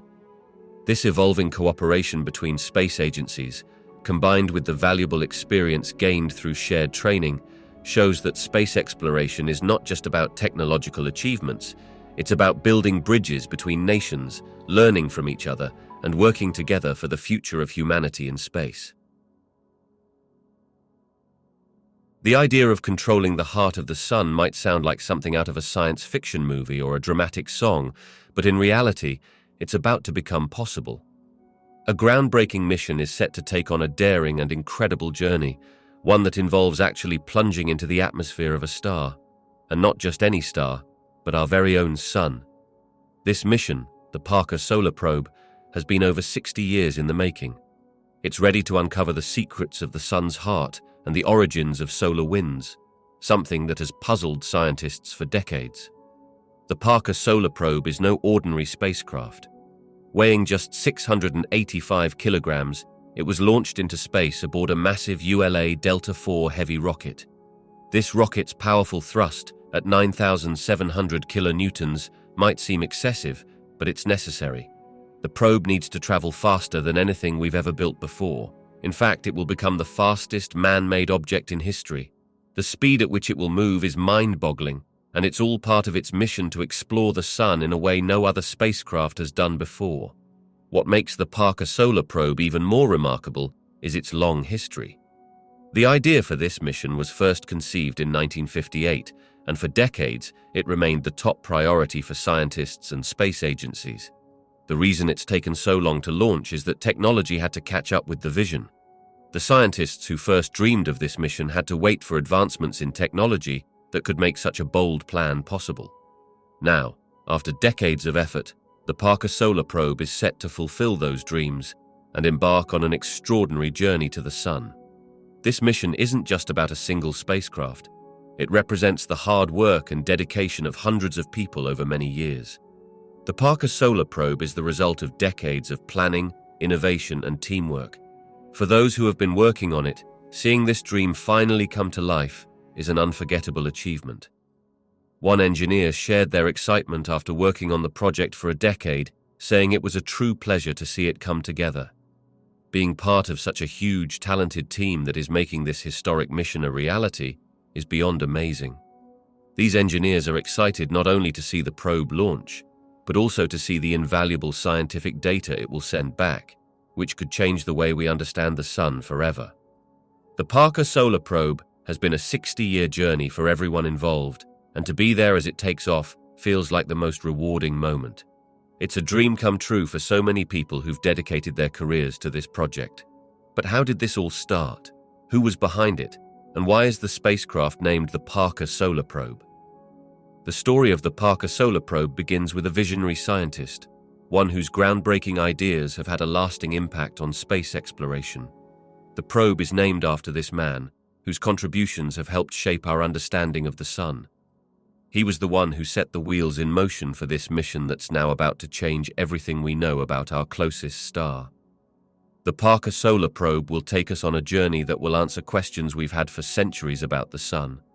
With its high speed, cutting-edge technology, and incredible mission, it's poised to rewrite everything we know about the solar system's central star. The knowledge gathered by this probe will not only deepen our understanding of the sun, but also change the way we think about space and science for generations to come. This is a mission that has been years in the making, and now it's finally here, ready to take us closer to the sun than ever before. The Parker Solar Probe holds a unique place in history as the first space mission ever named after a living person. That person is none other than Eugene Parker, a brilliant astrophysicist from the University of Chicago. Born in 1927 in Houghton, Michigan, Parker's journey to becoming a celebrated figure in space science was anything but easy. He faced many struggles early on, but his groundbreaking ideas about the sun and its winds changed the way we understand our solar system. Parker earned his PhD in physics from Caltech in 1951, but it wasn't until 1958, when he was just starting his career, that he developed his famous theory on the sun's solar wind. This idea, which described a continuous stream of charged particles rushing out from the sun, was a revolutionary thought at the time. These particles, known as plasma, create what we now call the solar wind. Parker also predicted that the sun's magnetic field extends out into the solar system, forming a spiral shape, which we now call the Parker spiral. This theory was not just imaginative, it was right. Despite the brilliance of his ideas, Parker faced many challenges in gaining acceptance in the scientific community. After completing his studies, he found it difficult to secure a steady job. He spent some time doing research at the University of Utah before being invited to join the University of Chicago. During these years, Parker struggled to get recognition. His groundbreaking paper on solar winds was initially met with skepticism, and many reviewers criticized his work. Some even suggested he had made a mistake. But Parker didn't give up. Instead of feeling defeated, he stood by his research and was determined to prove them wrong. He once humorously recalled how frustrated people were by his ideas, especially when they couldn't find any errors in his math, even after he walked them through the equations. What really proved Parker right, however, wasn't just his stubbornness, it was science itself. Over time, measurements taken by spacecraft, including the Voyager probes, confirmed that Parker's theories were correct. The solar wind was real, and it extended far beyond the planets in our solar system, all the way to its edge. This discovery has been validated by instruments aboard missions like the Parker Solar Probe, which was launched in 2018 to study the Sun closer than any spacecraft before. Parker's career is a testament to perseverance. Despite the early rejection of his theories, his name is now synonymous with some of the most important discoveries in astrophysics. He has received numerous honors, including the prestigious National Medal of Science in Physical Sciences and the title of S. Chandrasekhar, Distinguished Service Professor Emeritus at the University of Chicago. These accolades are a fitting recognition of his contributions to science. In 1958, when Parker first proposed the idea of the solar wind, it was a theory far ahead of its time. The solar wind, which is a stream of charged particles emitted by the Sun, travels through the entire solar system, affecting everything from the planets to distant space probes. It's an invisible force that connects the entire solar system. Over time, spacecraft like the Voyager probes have traveled farther than any human-made machine before them, crossing into space beyond the solar system, further confirming Parker's predictions. Looking back, Parker often laughs about the doubts people had about his work. He remembers a time when people were so adamant he had made a mistake that they demanded explanations. With quiet confidence, he would show them the math, proving them wrong. His persistence and confidence in his ideas ultimately changed the field of solar physics. When the Parker Solar Probe mission was being developed, the team decided to name it in his honor. Parker, always humble, was deeply flattered by the gesture. He never imagined that his name would be carried into space on a mission that would explore the very thing he had studied for decades. Though the full significance of the mission may not be fully realized for many years, Parker is confident that the effort will be worthwhile. The Parker Solar Probe mission continues to be a crucial step in humanity's understanding of the Sun and the solar wind. As it travels closer to the Sun than any spacecraft before, it will provide answers to questions that have puzzled scientists for generations. And at the heart of this mission is Eugene Parker, a man whose ideas once seemed impossible but are now shaping the future of space exploration. The Parker Solar Probe mission is a groundbreaking achievement in space exploration, with advances in engineering that have pushed the boundaries of what we thought was possible. The task of sending a spacecraft close to the Sun at incredible speeds required some of the most sophisticated and creative solutions in modern technology. Reaching the Sun is not just a matter of getting close, it's about surviving the extreme conditions, moving faster than any spacecraft before, and protecting sensitive equipment from the Sun's intense heat. To understand how incredible the speeds are, imagine traveling from Chicago to Beijing in less than a minute. That's the kind of velocity the Parker Solar Probe is reaching. This spacecraft will be flying closer to the Sun than any human-made object ever has, and it will be moving faster than any spacecraft in history. The science behind this mission is nothing short of mind-boggling. It's not just the speed that's important. It's also about surviving the scorching temperatures of the Sun's outermost layer, the corona. One of the most important pieces of technology developed for this mission is the heat shield. The spacecraft needs protection from temperatures that can soar to 2,500 degrees Fahrenheit at the front-facing side, while the rest of the spacecraft must remain cool, with temperatures as low as 85 degrees Fahrenheit, similar to a warm day in Florida. To make this possible, engineers developed a heat shield made from materials that were not even available just a few decades ago. In the past, materials like carbon were used in military applications to create strong and lightweight structures. Today, this same carbon technology has been adapted for spacecraft, offering both strength and heat resistance that make it possible to get closer to the Sun than ever before. The heat shield itself is made of carbon-carbon composite material, similar to the graphite found in tennis rackets or golf clubs, superheated to withstand intense conditions. It has a core made of carbon foam, which helps keep the heat from reaching the spacecraft's instruments. The outer layers are coated with a special white material that was specifically designed for this mission. The concept behind this is simple.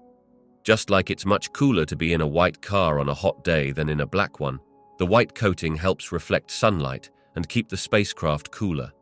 This is a crucial feature, as the spacecraft would otherwise be exposed to unbearable heat. Along with the heat shield, other technologies were developed to ensure the spacecraft's success. For example, the titanium truss used in the Parker Solar Probe is a lightweight welded structure that only weighs about 50 pounds but stands 4 feet tall. This design helps minimize heat conduction between the heat shield and the rest of the spacecraft. The goal is to keep as much of the spacecraft as cool as possible while the probe is in the sun's intense heat.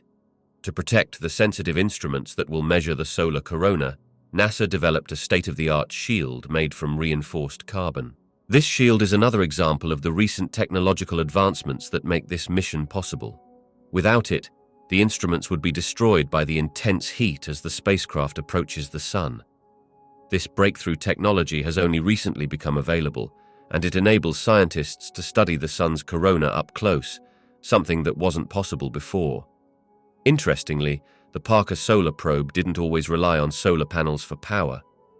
Early versions of the spacecraft design considered using a nuclear power source, but this idea was abandoned in favor of solar panels. Although this decision brought its own set of challenges, such as designing panels that could survive extreme temperatures, it ultimately allowed the mission to move forward. Solar panels are much more efficient and practical for this kind of long-term space exploration. The Parker Solar Probe, a spacecraft on a daring journey to the sun, needs electrical energy to function, just like most satellites. But here's where it gets really tricky. It's operating extremely close to the sun, much closer than any other spacecraft before it. Most satellites rely on solar panels to generate electricity, which works well in space where there's plenty of sunlight. However, the Parker Solar Probe has a much harder challenge. It has to generate electrical energy, but for every single watt it produces, it has to get rid of 13 watts of thermal heat energy.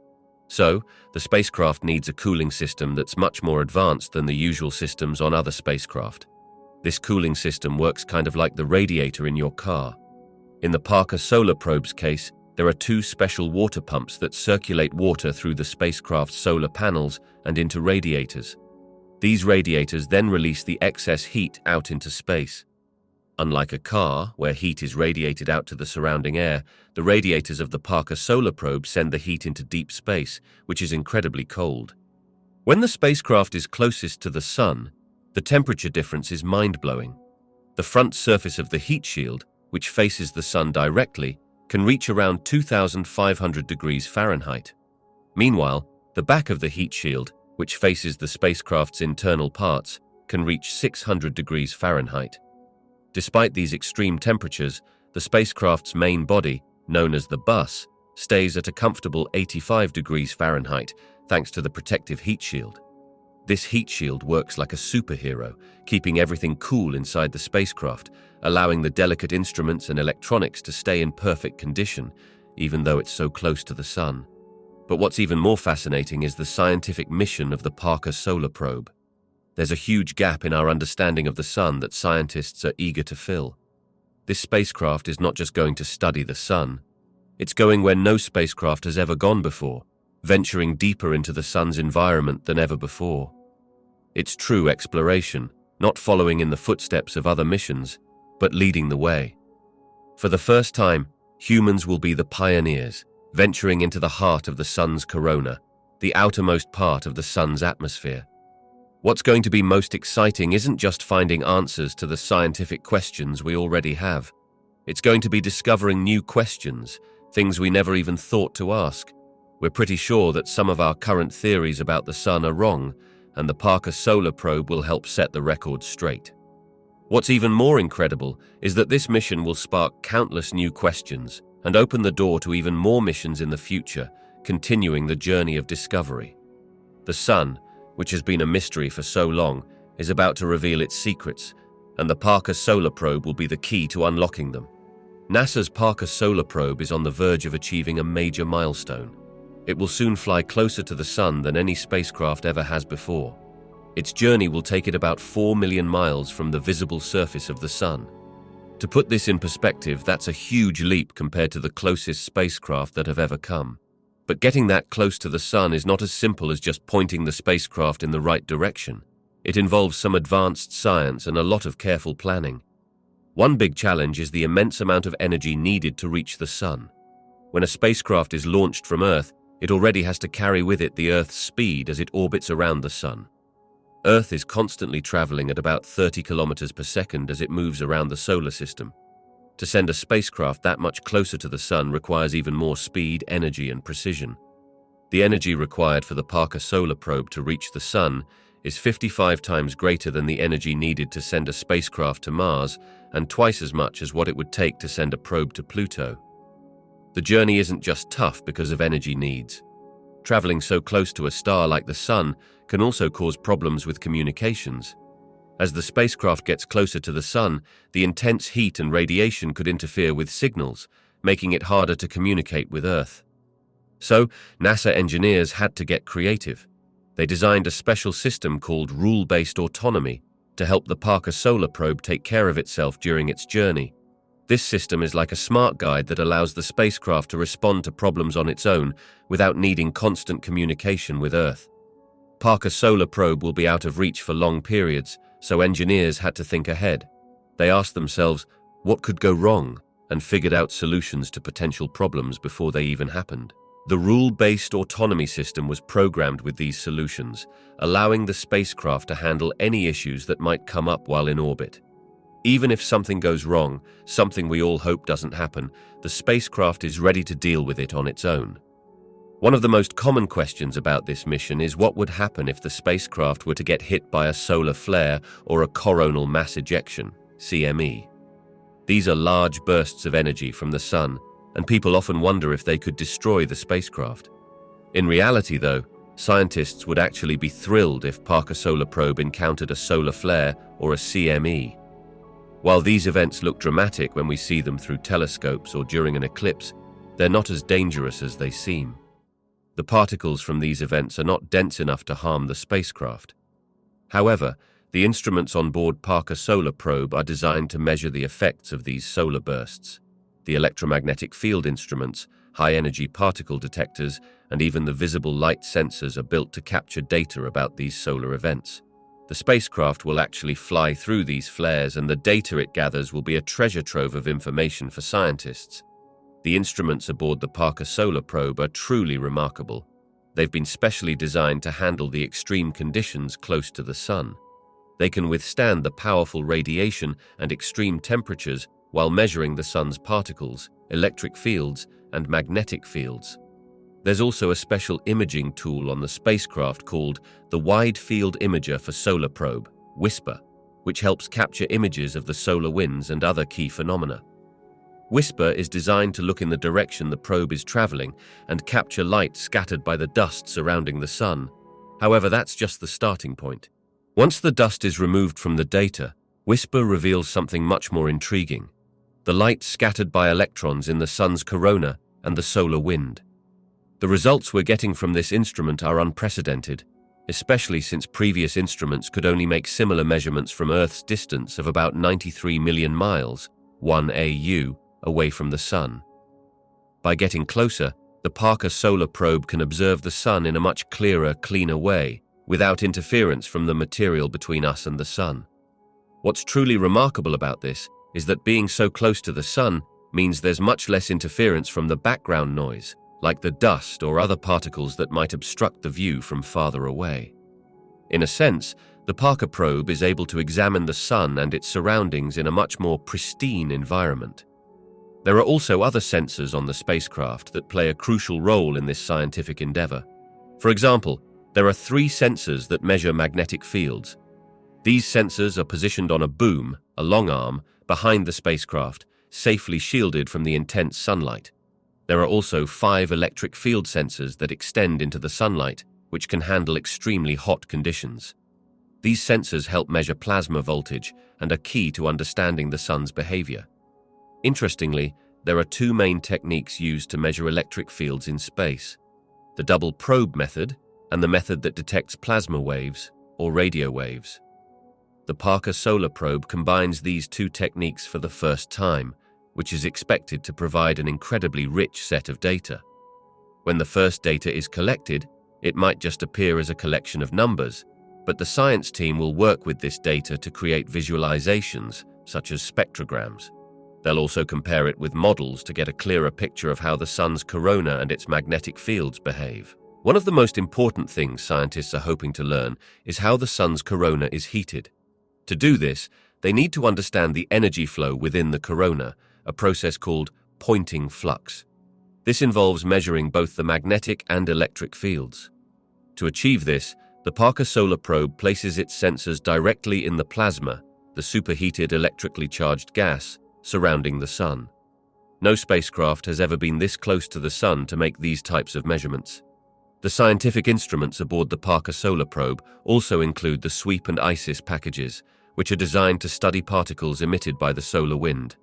The ISIS instrument, for instance, measures energetic particles across a wide range of energies, from the relatively mild solar wind particles to the much more energetic ones released during solar flares. By analyzing these particles, scientists hope to learn more about the conditions and events that affect the sun and its environment.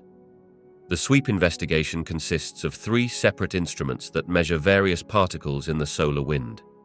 These instruments will provide important data on the solar wind and the solar atmosphere, helping us understand how the solar wind is heated and how energy is transferred within the sun's atmosphere. They measure particles like electrons, hydrogen, and helium ions, as well as other minor ions. By looking at how these particles move, scientists can learn a lot about the temperature, density, and pressure of the solar wind. All of these measurements together will help us unlock the sun's mysteries, shedding light on things like solar flares, coronal mass ejections, and the overall nature of the solar wind. The Parker Solar Probe is not the only mission working to unlock these secrets. The European Space Agency, in collaboration with NASA, is also preparing the Solar Orbiter, which is set to launch soon. The Solar Orbiter will work alongside the Parker Solar Probe to gather more data, but it will orbit the Sun in a very different way. Unlike the Parker Solar Probe, which flies close to the Sun, the Solar Orbiter will have a much higher inclination and will be able to study the Sun's poles, offering a unique perspective that Parker can't reach.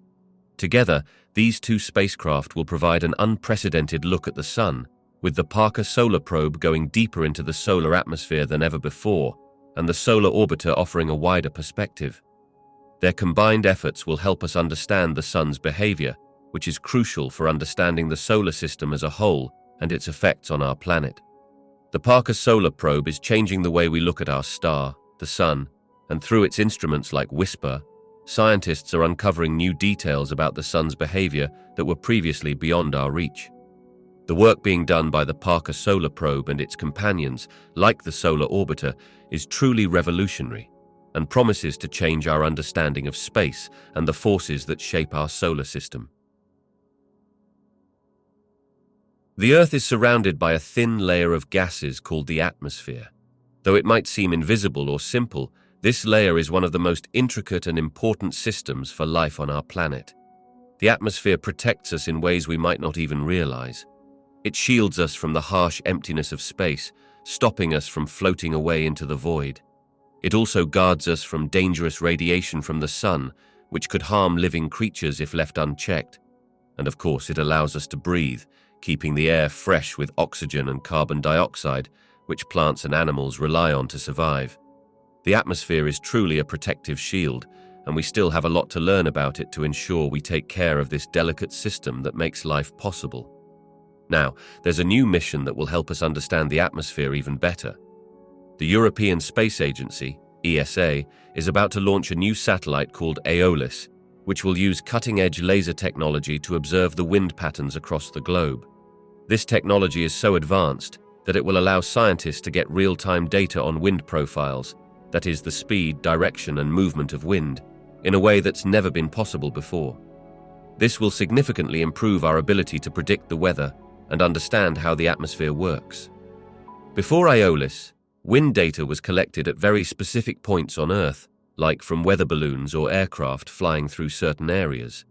But this only gave us a small snapshot of the atmosphere at particular locations. The gaps between these measurements meant that we were missing a full understanding of wind patterns on a global scale. That's where Aeolus comes in.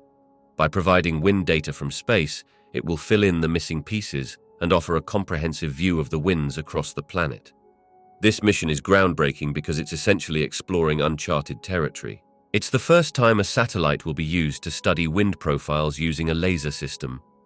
Wind is constantly moving at different altitudes, and understanding how it moves is crucial for predicting weather patterns, including storms, temperature changes, and rainfall. With this satellite, scientists can measure the wind at different heights, from the ground all the way to the upper atmosphere, providing a detailed picture of what's happening above us. Aeolus will be in a special orbit 320 kilometers above the Earth, in a sun-synchronous path, meaning it will always fly over the same part of the planet at the same local time every day. This allows it to collect consistent data across different seasons. Every 90 minutes, it will send its data to a ground station in a remote location between Norway and the North Pole. The information will be passed on to meteorological institutes across Europe, improving weather forecasts around the world. This means that when you watch the weather on television, you'll be getting predictions based on more precise and up-to-date information. The heart of this mission is the Aeolus instrument, known as Aladdin. This tool works by sending an ultraviolet laser beam down into the atmosphere. As the light passes through the air, it interacts with tiny particles of moisture in the atmosphere. Because these particles move due to the wind, the way the light reflects back to the satellite can tell scientists how fast the wind is blowing at different heights. This method uses something called the Doppler effect, which measures how the wavelength of the light changes as it bounces off the moving particles. The development of the Atmospheric and Airborne Sensing (AAS) program has been an incredibly challenging and lengthy process. It's taken many years of hard work, creativity, and testing to make this technology a reality. This program is not something that was created overnight. It has been in the making for over 16 years, involving a constant series of breakthroughs and setbacks. One of the most important parts of the program involves advanced technologies that were designed, developed, and rigorously tested on the ground. In fact, the early stages were especially difficult. When the team first got their instrument, they switched it on, and to their delight, it worked perfectly. But then came the next step. They placed it in a vacuum, and suddenly, it stopped working. The team had not realized that in order to keep the laser active inside the satellite, oxygen was necessary. This surprising discovery led to even more work, as they had to rethink their approach and develop new techniques to solve this issue. The process wasn't easy, but it was a major learning experience. Despite these challenges, the team didn't give up. Instead, they worked on creating an entirely new set of technologies to make everything work as needed. While the technical details might be too complex to dive into here, it's important to know that a lot of cutting-edge technology was incorporated into the final design of this little satellite.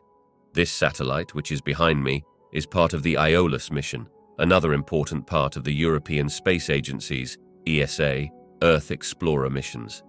Aeolus is about pioneering new technologies and gathering valuable data about our planet's ecosystem.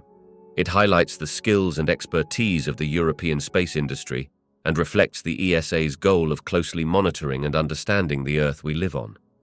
One of the key challenges in this project has been the development of the Aladdin instrument, which features a high-powered ultraviolet laser system. This laser plays a critical role in the instrument's ability to gather and focus data. Ensuring that this laser works in a stable way has been a big focus during the development process. The laser's stability is vital, and the optic system that helps focus and direct the beam is equally important. Developing a powerful and stable laser beam that can work in space is no easy task, and it's been a core focus throughout the program. It took many years of research and development to overcome the problems associated with this laser system. There were also advancements in coating technology that helped protect the optical surfaces and ensure the laser system could withstand the harsh conditions of space. After much hard work and collaboration across the European space industry, the system is now stable, fully tested, and ready for launch. Tracking air pollution is another significant part of the European Union's Earth observation program, Copernicus. The mission aims to provide scientists with the necessary tools to monitor pollution in our atmosphere. One of the most important satellites in this effort was Envisat, which helped gather huge amounts of data about atmospheric pollution. This satellite used several spectrometers to detect gases like ozone and other trace elements in the air. Now, the latest satellite in this series, called the Sentinel-5 Precursor, has been launched and is building on the success of Envisat. The Sentinel-5 precursor mission was initiated because scientists wanted to ensure the continuity of data collection. Currently, there is only one spacecraft called OMI, which is responsible for monitoring air pollution. However, OMI is nearing the end of its operational life. Therefore, the Sentinel-5 precursor is stepping in to ensure that data collection continues smoothly until new satellites can take over. The next set of satellites, known as METOP second-generation satellites, will be launched in the early 2020s and will continue the important work of tracking atmospheric pollution. To ensure continuous monitoring of Earth's atmosphere, a critical mission is set to begin with the Sentinel-5 precursor. This mission is vital because it is the only one of its kind that can track atmospheric conditions until the launch of the Sentinel-5 mission around 2021. The Sentinel-5P serves not only as a precursor, but also as a gap filler. It takes on the crucial task of filling in the observational gaps left by previous missions like GOME-2, OMI, and MOMENT. These earlier missions provided important atmospheric data, and the Sentinel-5P continues this work by contributing towards the future Sentinel-4 and Sentinel-5 missions. The Sentinel-5P is the first mission focused on atmospheric chemistry under the Copernicus program, and it carries a sophisticated piece of equipment called the Tropomi spectrometer. This instrument is a state-of-the-art tool designed to detect trace gases in the atmosphere, including pollutants that can harm the environment and human health. The Sentinel-5P satellite is a timely replacement for earlier satellites like ERS and Envisat, which stopped functioning. These earlier satellites were responsible for monitoring air quality, and once they stopped working, there was an urgent need to continue tracking pollutants in the atmosphere. Air pollution is a global problem, and according to the World Health Organization, WHO, it causes over 3.7 million premature deaths every year. But the problem doesn't end there. The health costs associated with polluted air are even greater, as many people develop serious health conditions caused or worsened by breathing in polluted air. One of the most concerning issues tracked by Sentinel-5P is the depletion of ozone in the atmosphere. Ozone plays a crucial role in protecting us from harmful ultraviolet UV radiation from the sun. Without this protective layer, exposure to UV light increases, which can lead to serious health problems like skin cancer, weakened immune systems, and other illnesses. The Tropomi data from the satellite will be used operationally, meaning it will be actively used to improve air quality forecasts. These forecasts are especially important for people who are vulnerable to pollution, such as those with respiratory issues, but they also serve the general public during events like large wildfires or smog outbreaks. The ability to track changes in pollutant emissions over time using data from the Tropomi spectrometer is incredibly valuable. By analyzing these emissions, scientists can assess the impact of environmental policies. For example, if pollutant levels decrease after new laws are enacted, it suggests the policies are working. On the other hand, if emissions remain high, it signals that more needs to be done to reduce pollution. Smog, which is one of the main results of air pollution, poses significant risks to people's health, and it is also a key contributor to climate change. Greenhouse gases like carbon dioxide, CO2, and methane are among the primary culprits in global warming, which is why it's essential to track pollution levels not only locally, but globally. To better understand pollution, researchers use both global and local measurement stations. For instance, a mobile air measurement station at the University of Bremen is used to detect local smog and industrial emissions. These local stations help to verify and complement the satellite data, giving scientists a clearer picture of the air quality in different parts of the world. Together, satellite observations and on-the-ground measurements are vital for understanding both the atmosphere and the planet itself. Satellites play a key role in collecting essential data for studying atmospheric physics, chemistry, and meteorology. By monitoring what's happening in the atmosphere, satellites provide scientists with critical information. This data helps us not only understand the emissions of pollutants at specific locations, but also how those pollutants are transported across the planet, where they end up, and how they interact with other parts of the atmosphere. For example, pollutants can be carried by winds to other regions, or even to different countries. They can also be absorbed by clouds and later fall to the earth as rain. This complex system of movement and transformation is something scientists must understand in order to make accurate predictions and create effective policies. However, there's an added challenge in distinguishing human-made, anthropogenic impacts from natural occurrences in the atmosphere. Understanding this distinction is crucial because human activities have significantly altered the Earth's systems, which can make it difficult to separate natural from man-made changes. Accurately identifying these differences is a fundamental step toward crafting effective environmental policies that promote sustainability. The Sentinel-5P mission is an exciting leap forward in satellite technology and environmental monitoring. Compared to earlier space missions, it brings significant improvements, particularly in how we can track and understand air quality and pollution on Earth. One of the most impressive advancements is in the resolution of the satellite's data. For the first time, we'll be able to observe entire cities in fine detail, with a pixel size of just 3.5 kilometers by 7 kilometers. This level of precision will allow scientists to examine even the smallest environmental changes in urban areas, offering a detailed view of how pollution moves and affects different places. The mission will use a specialized instrument called the tropomi spectrometer to study the atmosphere. This tool is capable of detecting trace gases like nitrogen dioxide, sulfur dioxide, and other pollutants that play a crucial role in our health and the planet's overall well-being. By monitoring these gases in real time, Sentinel-5P helps fill in the gaps left by previous satellite missions like Envisat and provides a clearer picture of air pollution patterns. The real strength of the Sentinel-5P lies in its ability to combine satellite data with ground-based measurements. This combination enables scientists to get a much more accurate understanding of air quality and its impact on human health. Air pollution, as we know, is a serious issue.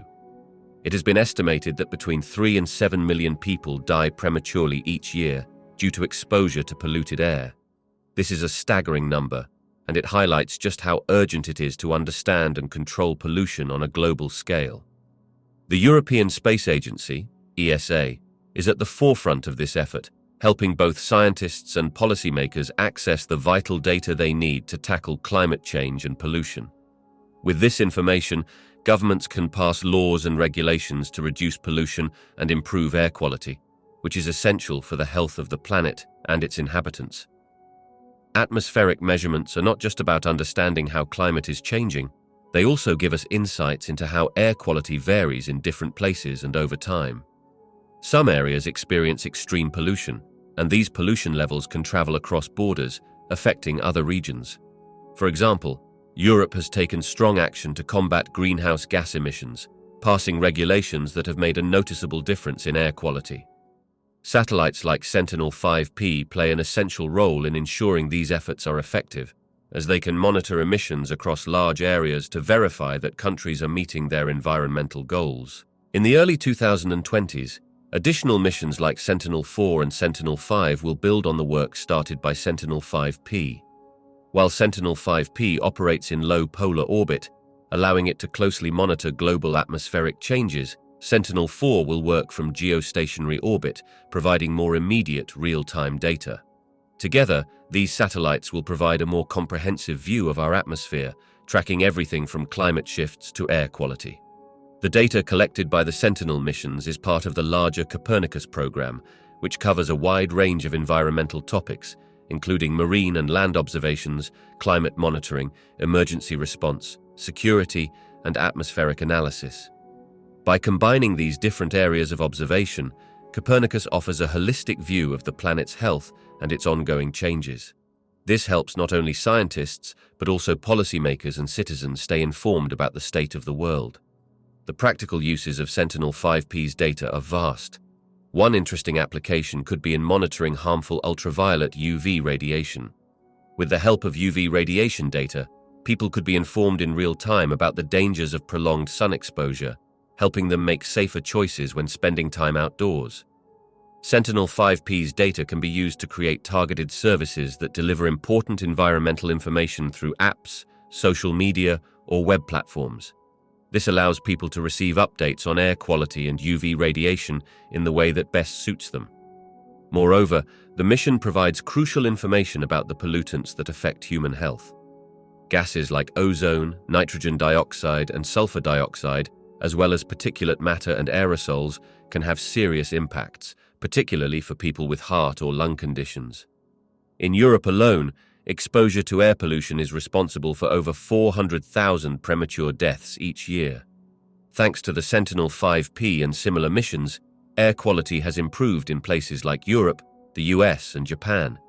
However, in many developing countries, especially in Asia, air quality is worsening due to increased energy consumption and higher numbers of vehicles. This is a complex challenge, as improvements in some regions are counterbalanced by worsening conditions in others. That said, in recent years, China has made significant strides in improving air quality. The country has introduced strict regulations and is working hard to implement better technologies to reduce pollution. China's efforts mirror the progress made in Europe and the United States, showing that with the right policies and technology, air quality can be improved, even in heavily industrialized nations. Observing the Earth from space is a powerful tool for measuring the pollution in our atmosphere, but it's only one part of the puzzle. Satellites collect a vast amount of data, but to make that data useful, it must be compared with information collected directly from the ground. This combination of satellite data and ground-based measurements allows scientists to get a clearer, more accurate picture of what's really happening in our atmosphere. When scientists combine different types of data, they are able to create a comprehensive analysis of pollution, taking into account both global trends and more localized details. Satellites are especially good at showing a broad global view of pollution patterns. For instance, they can track how pollution moves across the planet and where it's coming from. This gives us a great overview, helping us to see bigger trends over time. However, satellites alone don't have the detail needed to understand the specific processes happening at any one location. That's where ground-based measurements come in. These measurements can focus on a specific point and provide much more detailed data, helping to fill in the gaps left by satellites. Satellite images can be incredibly beautiful and provide useful maps, but they're not perfect on their own. In order to use the data effectively, it needs to be verified by accurate ground measurements. These validation measurements are crucial because once a satellite is launched, it's beyond our control.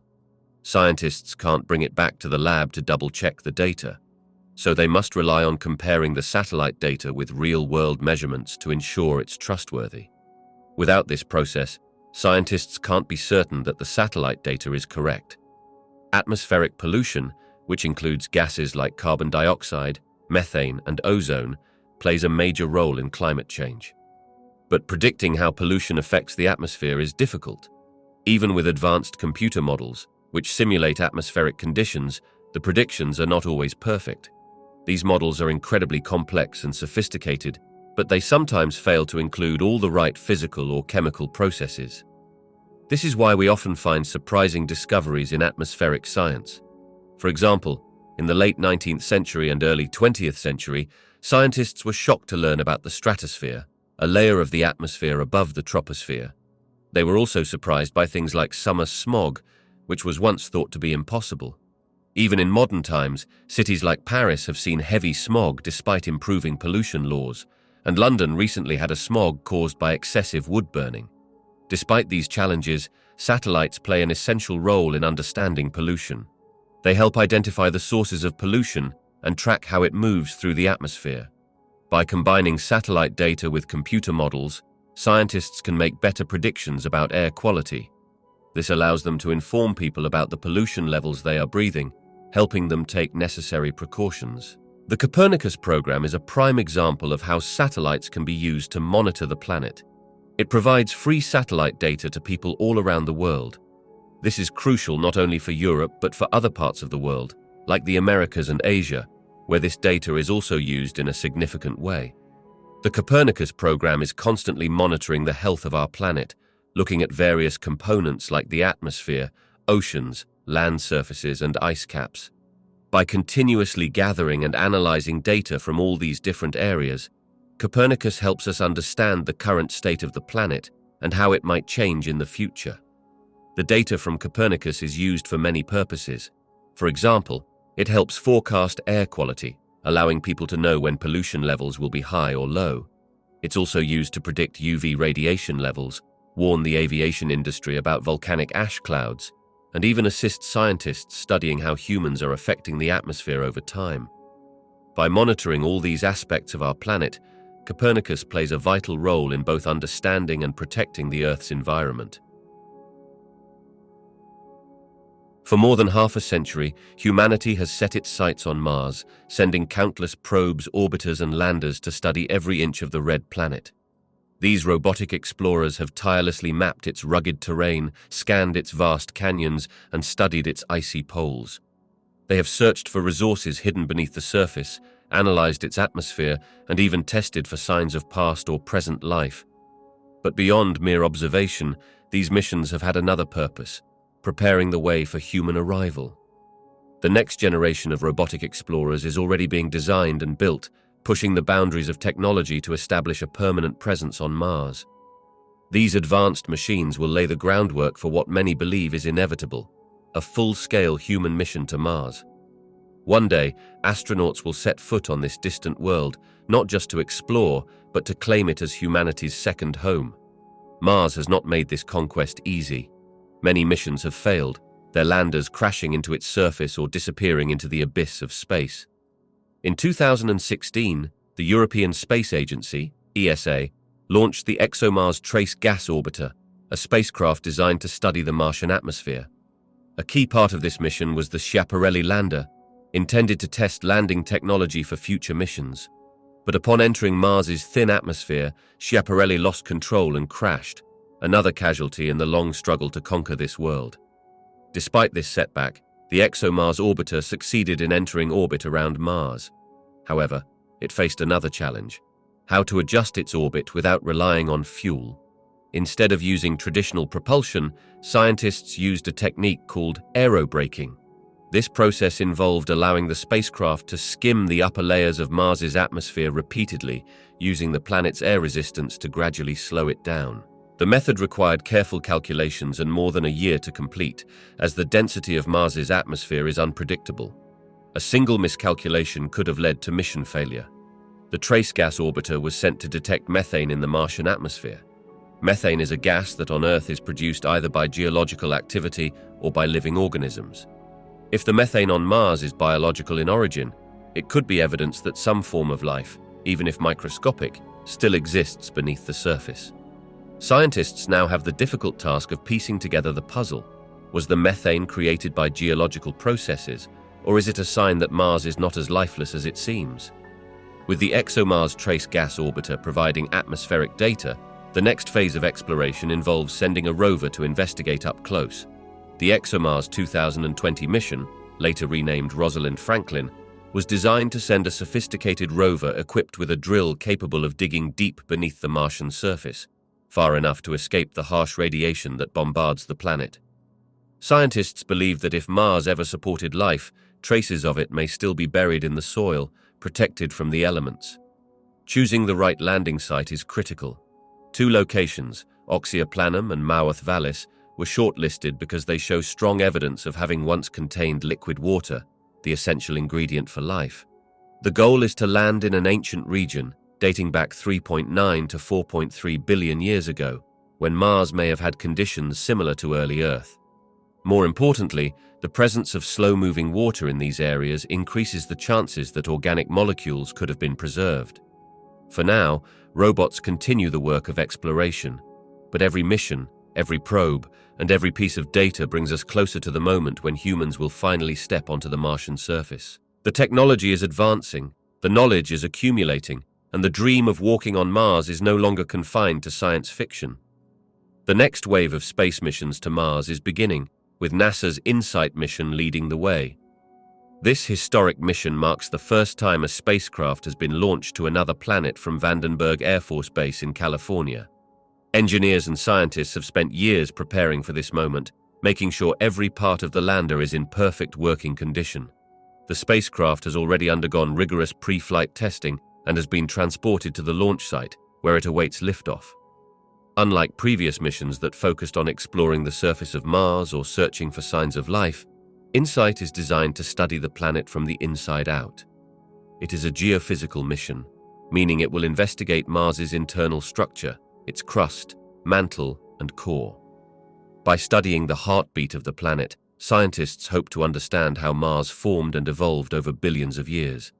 To accomplish this, InSight is equipped with several advanced scientific instruments.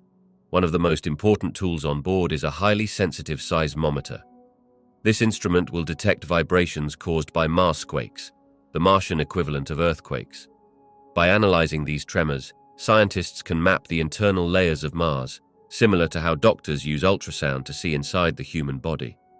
On Earth, seismology has been used to understand our planet's core and mantle, and now these techniques will be applied to Mars for the first time.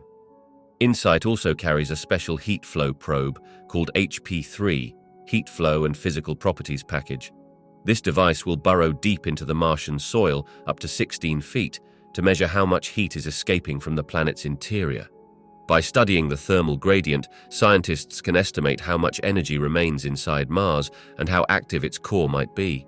This will provide critical clues about whether the planet was once geologically active like Earth and whether it still has molten material beneath its surface.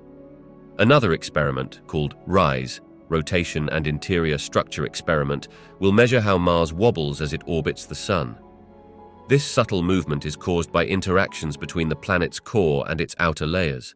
By tracking these tiny shifts, scientists will be able to estimate the size, composition, and density of Mars' core, information that has remained a mystery until now. Mars is considered a Goldilocks planet, not too big, not too small, but just right for studying planetary formation. If it were much larger, geological activity over the past billions of years would have erased important evidence about its early history.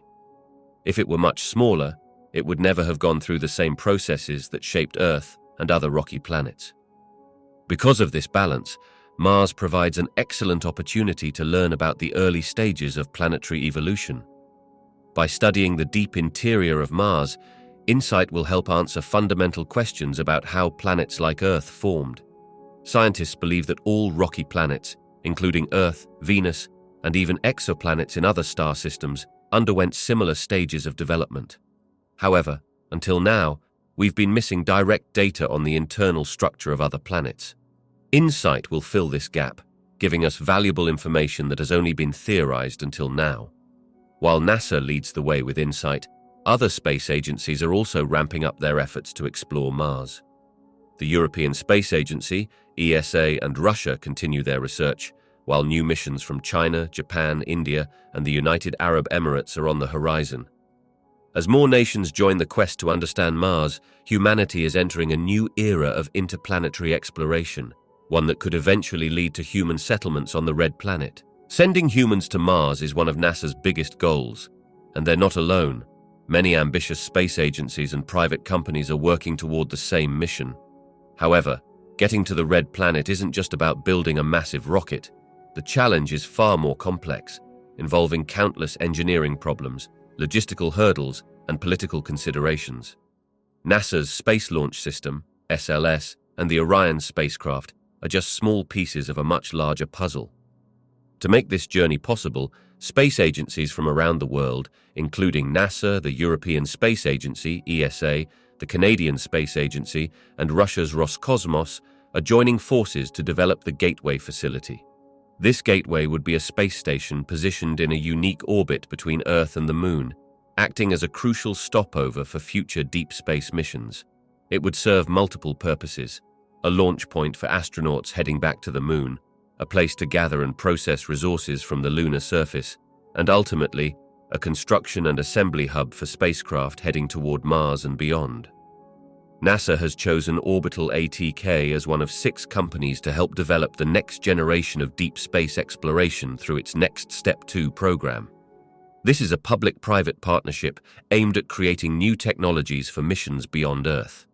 Orbital ATK has proposed a plan to establish a space station in orbit around the Moon, called a staging post, where astronauts and spacecraft can stop before traveling further into space. Their plan builds on the success of their Cygnus cargo spacecraft. The first step involves launching a habitat module into space using NASA's powerful Space Launch System, SLS rocket. Along with the module, an Orion crew capsule will be placed in lunar orbit, creating a base for scientific experiments and future missions.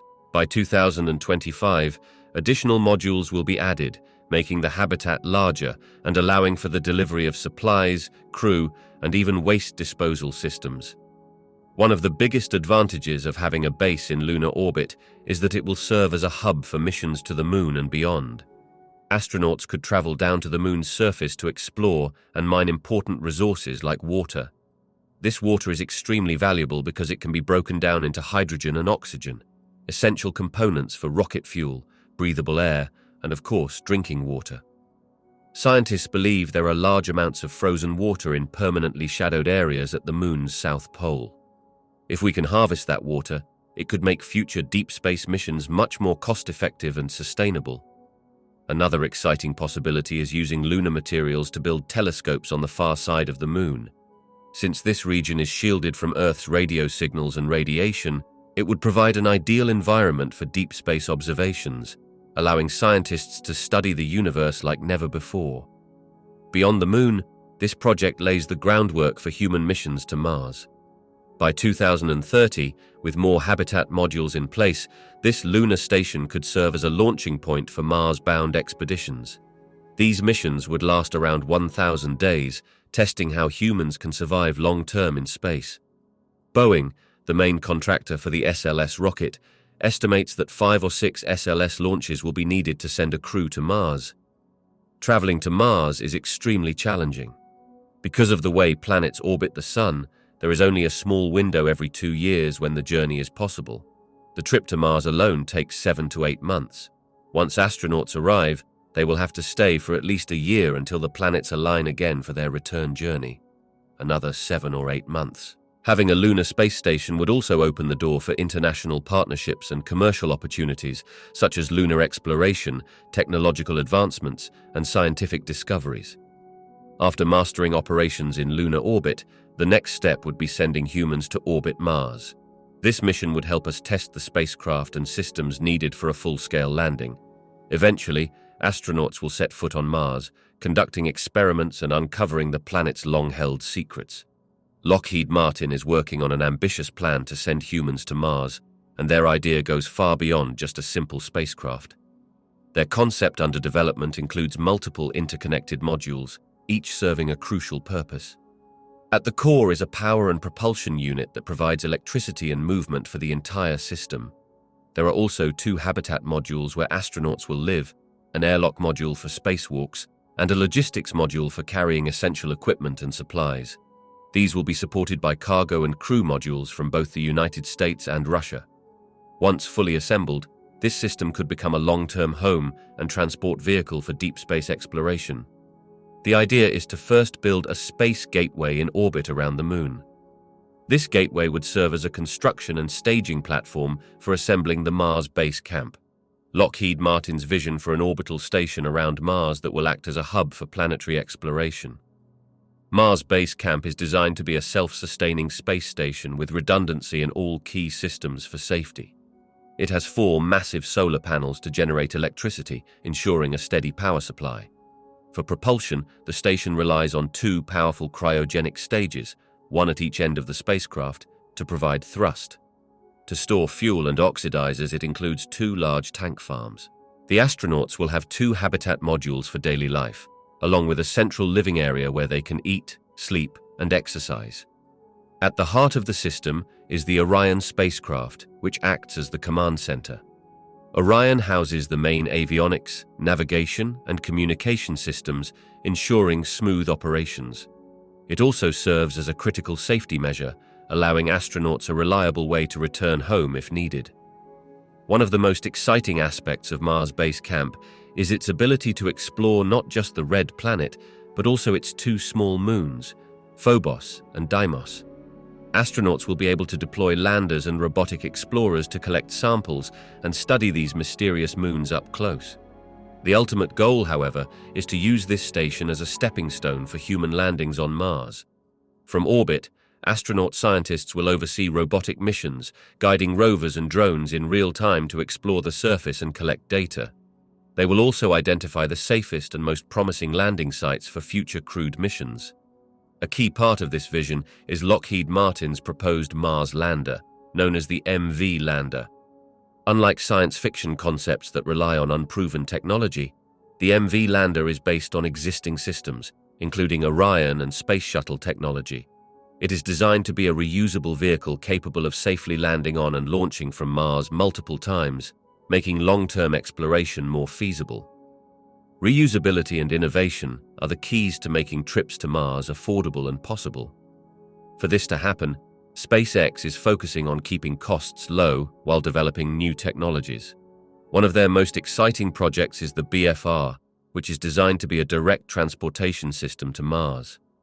The journey begins with the launch of a reusable booster, followed by a brief stop in low Earth orbit to top up on fuel. From there, the spacecraft heads straight to Mars, taking about 3 months to reach the red planet. Once it arrives, the spacecraft lands on the Martian surface and prepares to refuel using resources found locally. After this, it can make the return journey to Earth, landing safely once again using the same reusable technology. In the meantime, SpaceX is testing its Falcon Heavy rocket, which is set to make its first flight soon. One major challenge of traveling to Mars is the long cruise time.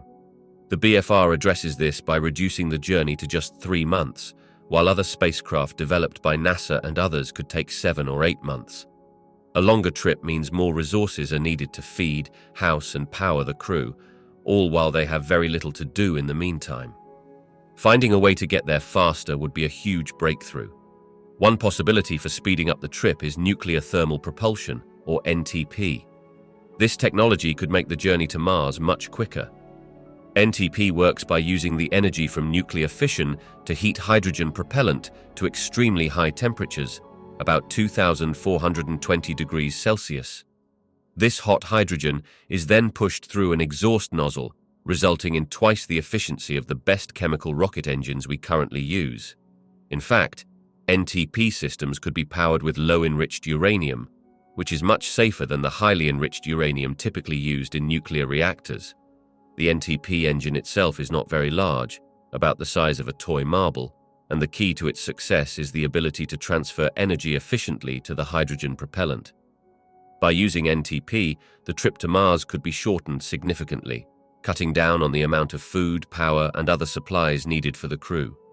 This would also reduce the risks associated with long-term space travel, such as exposure to harmful cosmic radiation and the effects of microgravity. Additionally, NTP technology would be crucial in developing power systems for future missions to the Moon, Mars, and beyond. These systems would be used to support life, communications, and even industrial applications on these far-off destinations. In the long term, developing nuclear thermal propulsion is just the first step toward creating advanced propulsion systems that could take us anywhere in the solar system. The success of NTP technology could pave the way for more efficient space travel, opening up the possibility of exploring even farther into the cosmos. Hayabusa 2 is a Japanese space mission led by JAXA, Japan Aerospace Exploration Agency, that aims to collect samples from an asteroid. It's a follow-up to the original Hayabusa mission, which made history by bringing back asteroid samples in June 2010. Hayabusa 2 was launched on December 3, 2014, and after traveling through space, it reached the asteroid Ryugu on June 27, 2018. For over a year, the spacecraft studied Ryugu, gathering important samples from its surface. It left the asteroid in November 2019, and by December 5, 2020, Hayabusa 2 successfully returned to Earth with the asteroid material. The mission doesn't end there. Hayabusa 2's journey has been extended, and it will continue exploring space until at least 2031. In the future, it will visit another asteroid, 1998 KY26, a small, fast-spinning body in space. Equipped with advanced tools, Hayabusa 2 carried various scientific instruments designed to study and collect asteroid samples. It also had 4 small rovers, which were deployed to explore Ryugu's surface and gather more information about the asteroid's environment and geology. These samples and findings could help scientists learn more about the solar system's formation and the origins of water and organic compounds on Earth, which are key to understanding the beginnings of life itself. Asteroid Ryugu, which was previously called 1993 JU3, is a carbon-rich asteroid. These types of asteroids are especially important for research because they are believed to contain some of the oldest and most untouched materials in the solar system, such as minerals, ice, and organic compounds, offering a snapshot of the early conditions that led to the formation of planets and life. Although the mission's launch was originally set for November 30th, 2014, it was delayed by a few days, and Hayabusa 2 finally took off on December 3rd. It was launched alongside another space probe called Procyon, but unfortunately, Procyon's mission failed. Despite this, Hayabusa 2 successfully reached Ryugu and began its mission to analyze the asteroid and collect samples. Hayabusa 2's spacecraft design was an upgrade from the previous Hayabusa mission, featuring enhanced ion engines, better navigation systems, improved antennas, and more precise attitude controls. One of its key innovations was the use of a kinetic penetrator.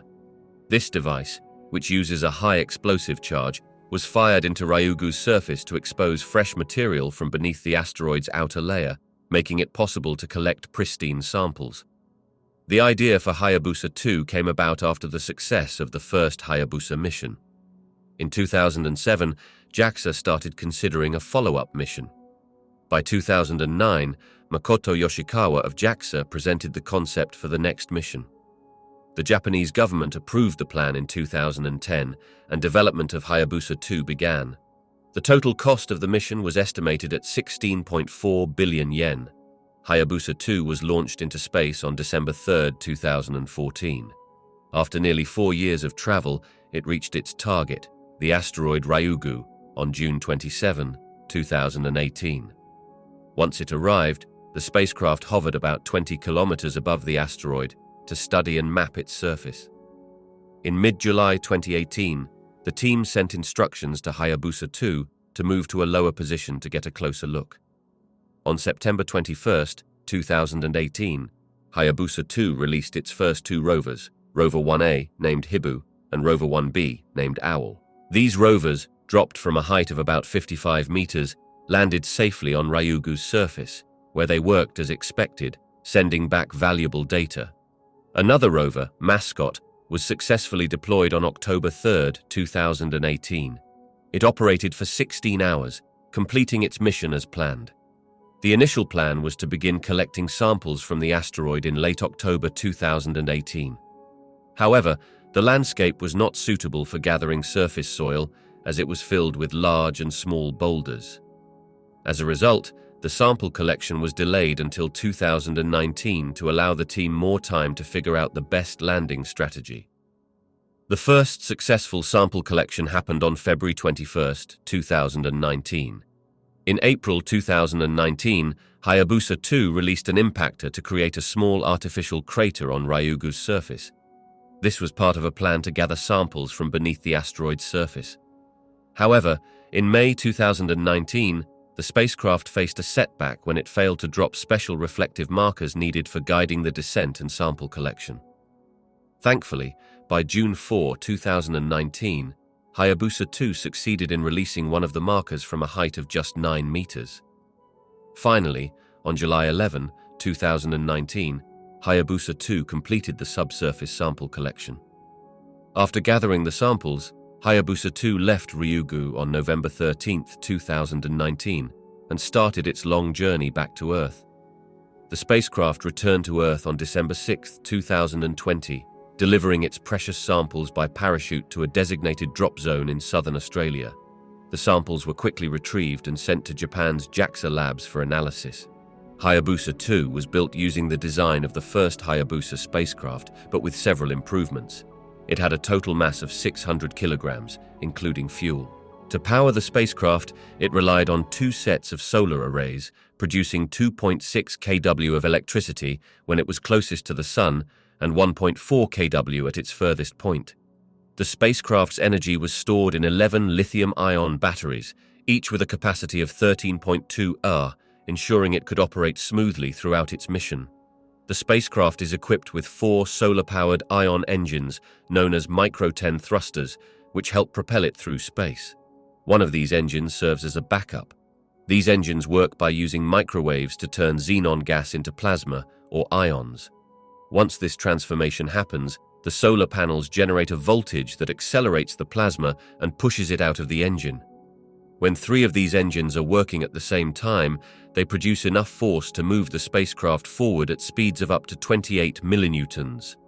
Though this force is small, the engines are incredibly efficient, and the spacecraft can travel up to 2 kilometers per second using only 66 kilograms of xenon fuel. To stay on course, the spacecraft has 4 backup reaction wheels and a set of 12 chemical thrusters, which help control its orientation and position while orbiting the asteroid. These thrusters use hydrazine and Mon-3 as fuel, weighing 43 kilograms in total. NEC, the primary contractor, built the spacecraft, which weighs 590 kilograms. It also created the spacecraft's communication system, including its K-band equipment and a mid-infrared camera. The spacecraft has 2 high-gain antennas for communication, one for X-band and one for K-band. It can transmit data at speeds ranging from 8 bits per second to 32 kilobits per second. The spacecraft communicates with several ground stations, including Yasuda Deep Space Center, Yukonura Space Center, NASA Deep Space Network, and Malag Station. For navigation and asteroid observation, the spacecraft uses a specialized optical camera system. The main camera, called ONE-CT, is a telescopic camera that can take images in 7 different colors to help guide the spacecraft. It works together with the wide-field camera ONCE-W2 and 2 star trackers, which provide precise position data. To land on the asteroid and collect samples, the spacecraft deployed 5 target markers on the surface, which acted as guide points. These markers were highly reflective and could be detected by a strobe light on the spacecraft. The spacecraft also used a laser altimeter, known as LiDAR, and ground control point navigation, GCP nav sensors to assist in sampling. The Hayabusa 2 spacecraft was the first to successfully deploy working rovers on an asteroid. The spacecraft used its optical cameras, ONCs, for navigation and to capture detailed images of the asteroid's surface. These cameras also helped detect any dust floating around the asteroid. The ONCT camera has a narrow 6.35 degrees by 6.35 degrees field of view, while the ONCW1 and ONCW2 cameras have a wider 65.24 degrees by 65.24 degrees field of view and are capable of capturing both direct, nadir, and angled views. To study the surface of the asteroid, the spacecraft used the Near-Infrared Spectrometer, NIRS-3, which analyzes the composition of minerals on the asteroid's surface by examining light in the 1.8 to 3.2 micron range. For thermal imaging, the spacecraft carried a Thermal Infrared Imager, TIR, which detects heat in the 8 to 12 micron range. This camera can determine the surface temperature of the asteroid, with a range from -40 degrees Celsius to 150 degrees Celsius. At a distance of 20 kilometers, it can distinguish temperature variations of 20 meters, and at a much closer distance of 50 meters, it can measure with incredible detail, as fine as 5 centimeters. The spacecraft also used LiDAR to measure the distance between itself and the asteroid surface by bouncing laser beams off the surface and analyzing the reflected light. This instrument worked at altitudes ranging from 30 meters to 25 kilometers. As the spacecraft got closer to the asteroid, especially within 30 meters, it relied on laser rangefinders, LRFS-1, LRFS-3, to measure the distance and its orientation relative to the terrain. LRFS-2 was used to monitor the sampling horn and trigger the sampling process. Data from the LiDAR and optical cameras are being combined to create detailed maps of the asteroid's surface, showing its shape and dimensions. Additionally, by tracking the radio signals from Earth, the spacecraft is able to measure the asteroid's gravitational field, providing even more valuable information about this distant rock. Hayabusa 2 carried 4 small rovers to explore the surface of the asteroid Ryugu and gather important information about the asteroid for the samples it would return to Earth. Since the asteroid has very weak gravity, the rovers couldn't drive around like regular vehicles. Instead, they were designed to hop from one spot to another. The rovers were launched from an altitude of about 60 meters above the asteroid and dropped onto its surface, falling freely due to the asteroid's minimal gravity. The first 2 rovers, named Hibu, formerly Rover 1A, and Owl, formerly Rover 1B, landed on Ryugu on September 21, 2018. The third rover, Mascot, was sent to the surface on October 3, 2018, and its mission was a success. However, the fourth rover, called Rover 2 or Minerva 2-2, faced technical issues before it could be released from the spacecraft. It was sent into orbit around Ryugu on October 2, 2019 to measure the asteroid's gravity, but it later crashed onto the surface a few days later, on October 8, 2019. Minerva 2 was a follow-up mission to the earlier Minerva lander, which was also part of the Hayabusa mission. The Minerva 2 system had two main containers, each carrying rovers.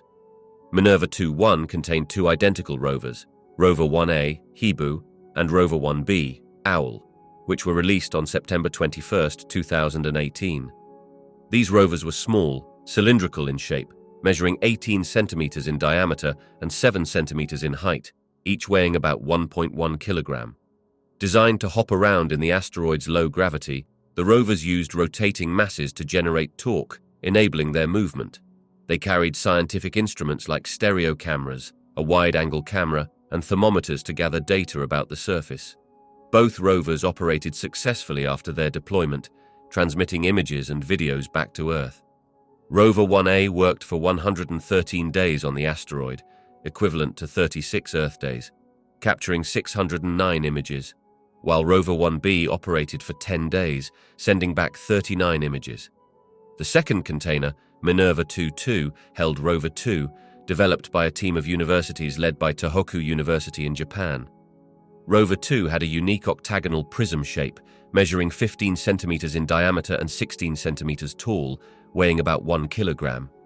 This rover was equipped with cameras, a thermometer, and an accelerometer, as well as optical and ultraviolet LEDs to help detect and illuminate floating dust particles. Rover 2 was designed to hop across the surface using 4 small mechanisms. Unfortunately, it faced difficulties before being deployed, but after being released into orbit, it carried out gravity measurements before ultimately crashing into the asteroid on October 8, 2019. The Mobile Asteroid Surface Scout, Mascot, was created by the German Aerospace Center, DLR, in partnership with the French space agency CNS. It is a small, compact rover measuring just 29.5 centimeters long, 27.5 centimeters wide, and 19.5 centimeters high, with a weight of 9.6 kilograms. Mascot is equipped with 4 advanced instruments: an infrared spectrometer, micromega, a magnetometer, MassMag, a radiometer, MARA, and a camera, MASCAM. These tools allowed it to study the asteroid's surface, including its small-scale structure, the way materials are distributed, and the texture of the regolith, the loose surface material. The rover could tumble once to reposition itself, enabling it to take more measurements. Mascot gathered valuable data on the surface structure, mineral composition, thermal behavior, and magnetic properties of the asteroid. Its power came from a non-rechargeable battery, which lasted for about 16 hours. Interestingly, the radiometer on Mascot inspired the design of the infrared radiometer used on NASA's InSight lander on Mars, which launched in 2018. On October 3, 2018, Mascot successfully landed on the asteroid, kicking off its mission. It made groundbreaking discoveries, which were published in the prestigious scientific journals Nature Astronomy and Science. One major finding was that C-type asteroids, like the one Mascot was studying, are much more porous than scientists had previously believed. This explained why meteorites from these asteroids are rarely found on Earth, because their porous structure makes them too fragile to survive the harsh journey through our atmosphere. Another discovery revealed that Ryugu, the asteroid Mascot was studying, is made of 2 types of nearly black rocks that lack internal strength, but surprisingly, no dust was detected. A third paper, published in the Journal of Geophysical Research, showed that Ryugu does not have a magnetic field at the scale of the boulders on its surface. Originally, Mascot was supposed to collect 3 types of samples: surface materials showing evidence of hydrous, water-related minerals, surface materials with little or no signs of aqueous changes, and material from below the surface. However, the plan faced delays. In late October 2018, the rover found large and small boulders covering the surface, leaving little exposed ground for sampling.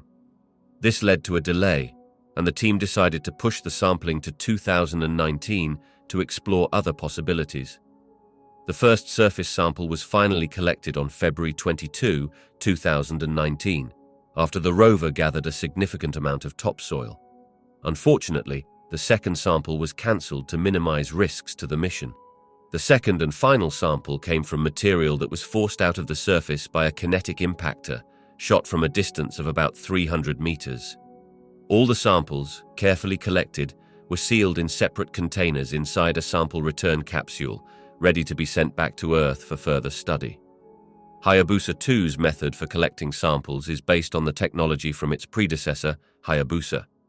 The first attempt to collect a surface sample happened on February 21, 2019, when the spacecraft began its descent toward the asteroid's surface. As it approached, the sampler horn on the underside of Hayabusa 2 made contact with the asteroid. At that moment, a small 5-gram tantalum projectile, shaped like a bullet, was fired at high speed, around 300 meters per second, into the asteroid's surface. The impact caused debris to shoot up, and the spacecraft's catcher, located at the top of the sampler horn, collected the ejected material. The materials were collected using the momentum of the debris itself in the weak gravity conditions of space. To gather material from below the surface, an even more powerful method was needed. The goal was to obtain material that had not been exposed to the harsh conditions of space, such as radiation and micrometeorite impacts. This required creating a small crater to reach fresh, untouched material. To do this, Hayabusa 2 released a device known as the Small Carry-On Impactor, SCI, on April 5, 2019. This device was essentially a flying gun, and it carried a 2.5 kilogram copper projectile. The projectile was shot at the asteroid using a small explosive charge, traveling at a high speed to impact the surface. Hayabusa 2 also deployed a camera called DCAM-3 to monitor and map the exact location where the impact occurred, while the spacecraft moved to a safer position on the other side of the asteroid to avoid any potential debris from the explosion. Scientists had expected the impact to shake the asteroid, which would have been important for understanding how small celestial bodies are resurfaced. However, when the spacecraft took post-impact images, it became clear that there had been very little shaking. This suggested that the asteroid's surface was much weaker and less solid than scientists had anticipated. About 40 minutes after releasing the impactor, when Hayabusa 2 had moved to a safe distance, the device was activated by detonating a 4.5 kilogram explosive charge to launch the copper projectile at the surface from a height of roughly 500 meters.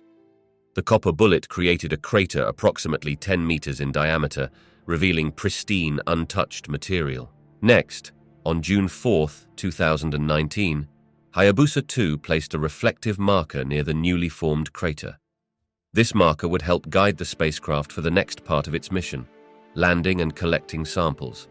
Finally, on July 11, 2019, the spacecraft performed the touchdown and sampling operation. The samples were carefully collected and sealed inside special containers to keep them safe. These containers were placed inside a return capsule designed to protect the samples from the extreme conditions of space. The capsule itself measured about 40 centimeters in diameter, 20 centimeters tall, and weighed around 16 kilograms, with special thermal insulation to maintain the right temperature for the samples inside. In November 2019, after completing the science phase of its mission, Hayabusa 2 used its ion engines to adjust its orbit and begin its journey back to Earth.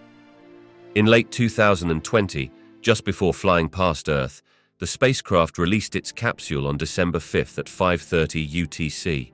The capsule, spinning once every 3 seconds, re-entered the Earth's atmosphere at a speed of 12 kilometers per second. It deployed a radar-reflective parachute when it was about 10 kilometers above the ground and ejected its heat shield while sending out a signal to help track its position. The capsule successfully landed in the Woomera test range in Australia. Over the course of its journey, the spacecraft traveled a staggering 5.24 billion kilometers. Before the sealed containers inside the capsule are opened, any volatile substances will be carefully collected. The samples will then be analyzed at JAXA's Extraterrestrial Sample Curation Center.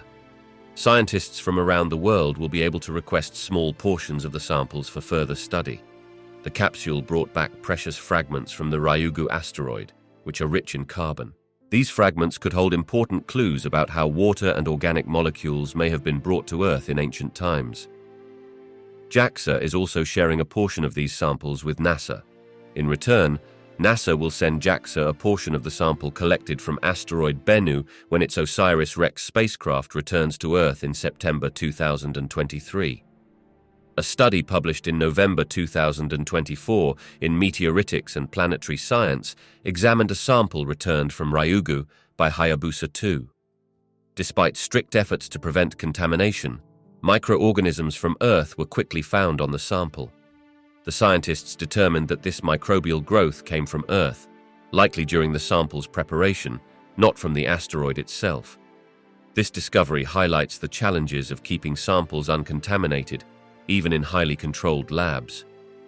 After the successful return of the sample capsule on December 6, 2020, Hayabusa 2 still has 30 kilograms of xenon propellant left, which will allow the spacecraft to continue its mission. In the coming years, Hayabusa 2 is set to fly by asteroid 98943 Taurifune in July 2026 and rendezvous with asteroid 1999 KY26 in 2031. The Taurifune flyby will be a high-speed pass of an S-type asteroid, and the mission's camera was not designed for such a fast encounter. The 1998 KY26 rendezvous will be a groundbreaking event, as it will be the first close encounter with a fast-rotating microasteroid that spins about once every 10 minutes. Additionally, the spacecraft will observe exoplanets between 2021 and 2026. There is also an option for a flyby of Venus to set up an encounter with an asteroid 2001 AV43. The extended mission has been nicknamed Hayabusa 2 Sharp, with a symbol. The symbol is a musical note that raises a pitch by a half step, symbolizing the higher stakes and difficulty of this mission. It also stands for Small Hazardous Asteroid Reconnaissance Probe, highlighting the mission's goal of investigating small asteroids that could potentially collide with Earth in the future. The word sharp emphasizes the tough challenges ahead for the mission, suggesting it will be a more ambitious and complex undertaking than before. New projects are progressing slowly, with hardware moving into the testing phase. New designs and capabilities are being developed, and in years to come, we can expect a significant increase in flight tests, demonstrations, launches, and priority flights. Some of these are on schedule, while others are experiencing delays. In the early hours of the day at Armstrong Flight Research Center in Edwards, California, the Sierra Nevada Corporation's Dream Chaser is on the runway, engineless, waiting for a helicopter to lift it.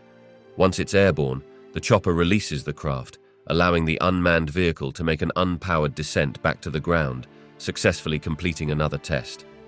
The Dream Chaser is part of a 10-year project that has faced many challenges, but it's now closer than ever to launching in 2020, aiming to deliver cargo to the International Space Station.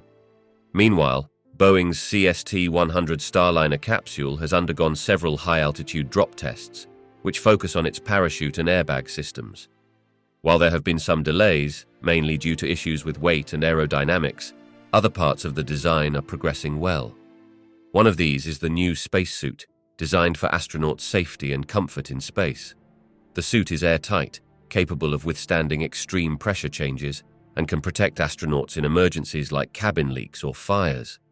A special material under the shoulder covers allows astronauts to move freely, even in the vacuum of space, without feeling too hot.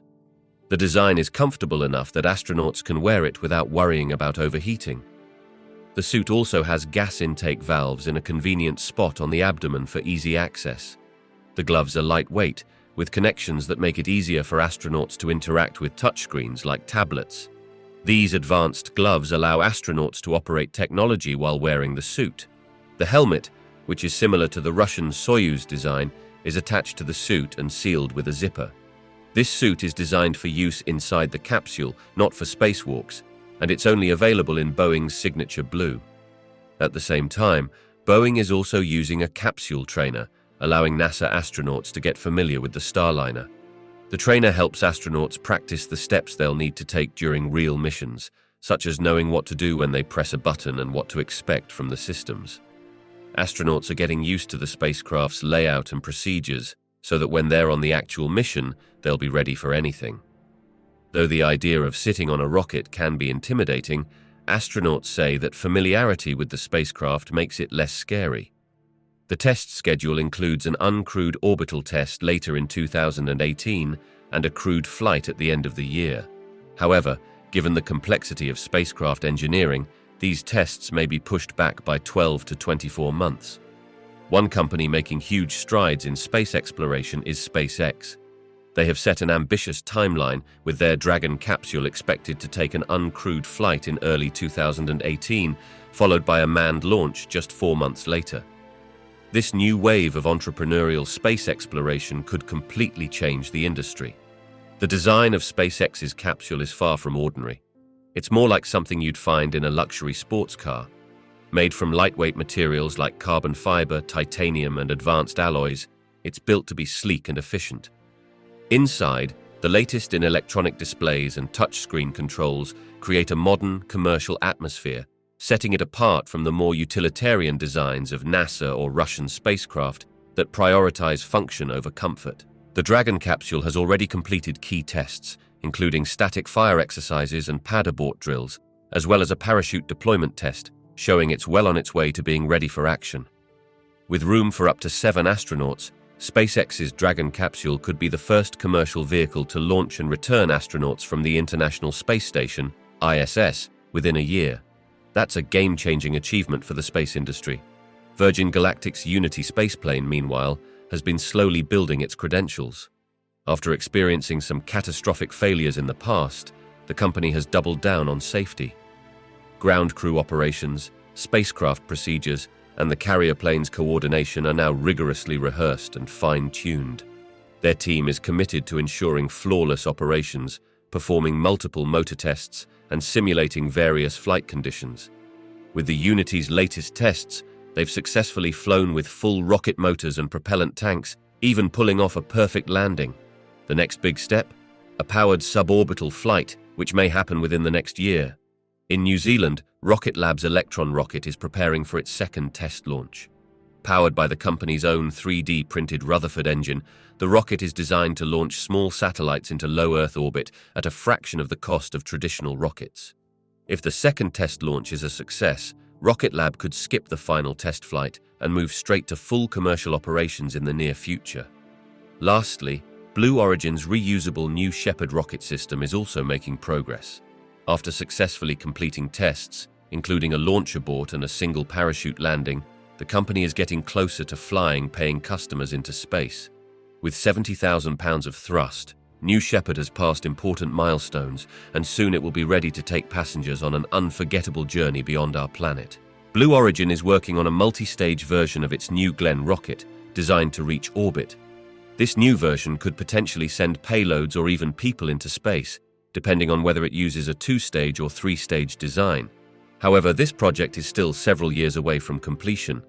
The rocket has faced several delays due to overly ambitious launch plans, but it is progressing steadily. Meanwhile, the Falcon Heavy, another powerful rocket, is about to undergo a critical test. In the coming weeks, engineers will perform a static fire test, which involves firing all 27 of its engines to ensure they work as intended. After that, the first test flight is expected to happen within the first 2 or 3 months of the new year, marking a significant step toward its first operational mission. NASA's Space Launch System, SLS, which is designed for deep space missions, has faced more setbacks. Issues with the fuel tank welds have slowed progress, which wasn't entirely unexpected, given the complexity of the new technologies being used. Additionally, there have been delays in the delivery of the Orion spacecraft's propulsion system, further pushing back the timeline. It now seems that 2020 is the earliest we might see an actual flight of the SLS. The James Webb Space Telescope, a major astronomical project, has also faced delays, with its launch now pushed back by a year. The planned Ariane 5 rocket launch, which will carry the telescope, is hoped to take place around mid-2019. In the meantime, the European Space Agency is making significant upgrades to its launch facilities in Kourou, French Guiana, where rockets like Ariane 5, Soyuz, and Vega are launched. These upgrades are part of preparations for the upcoming Ariane 6 rocket.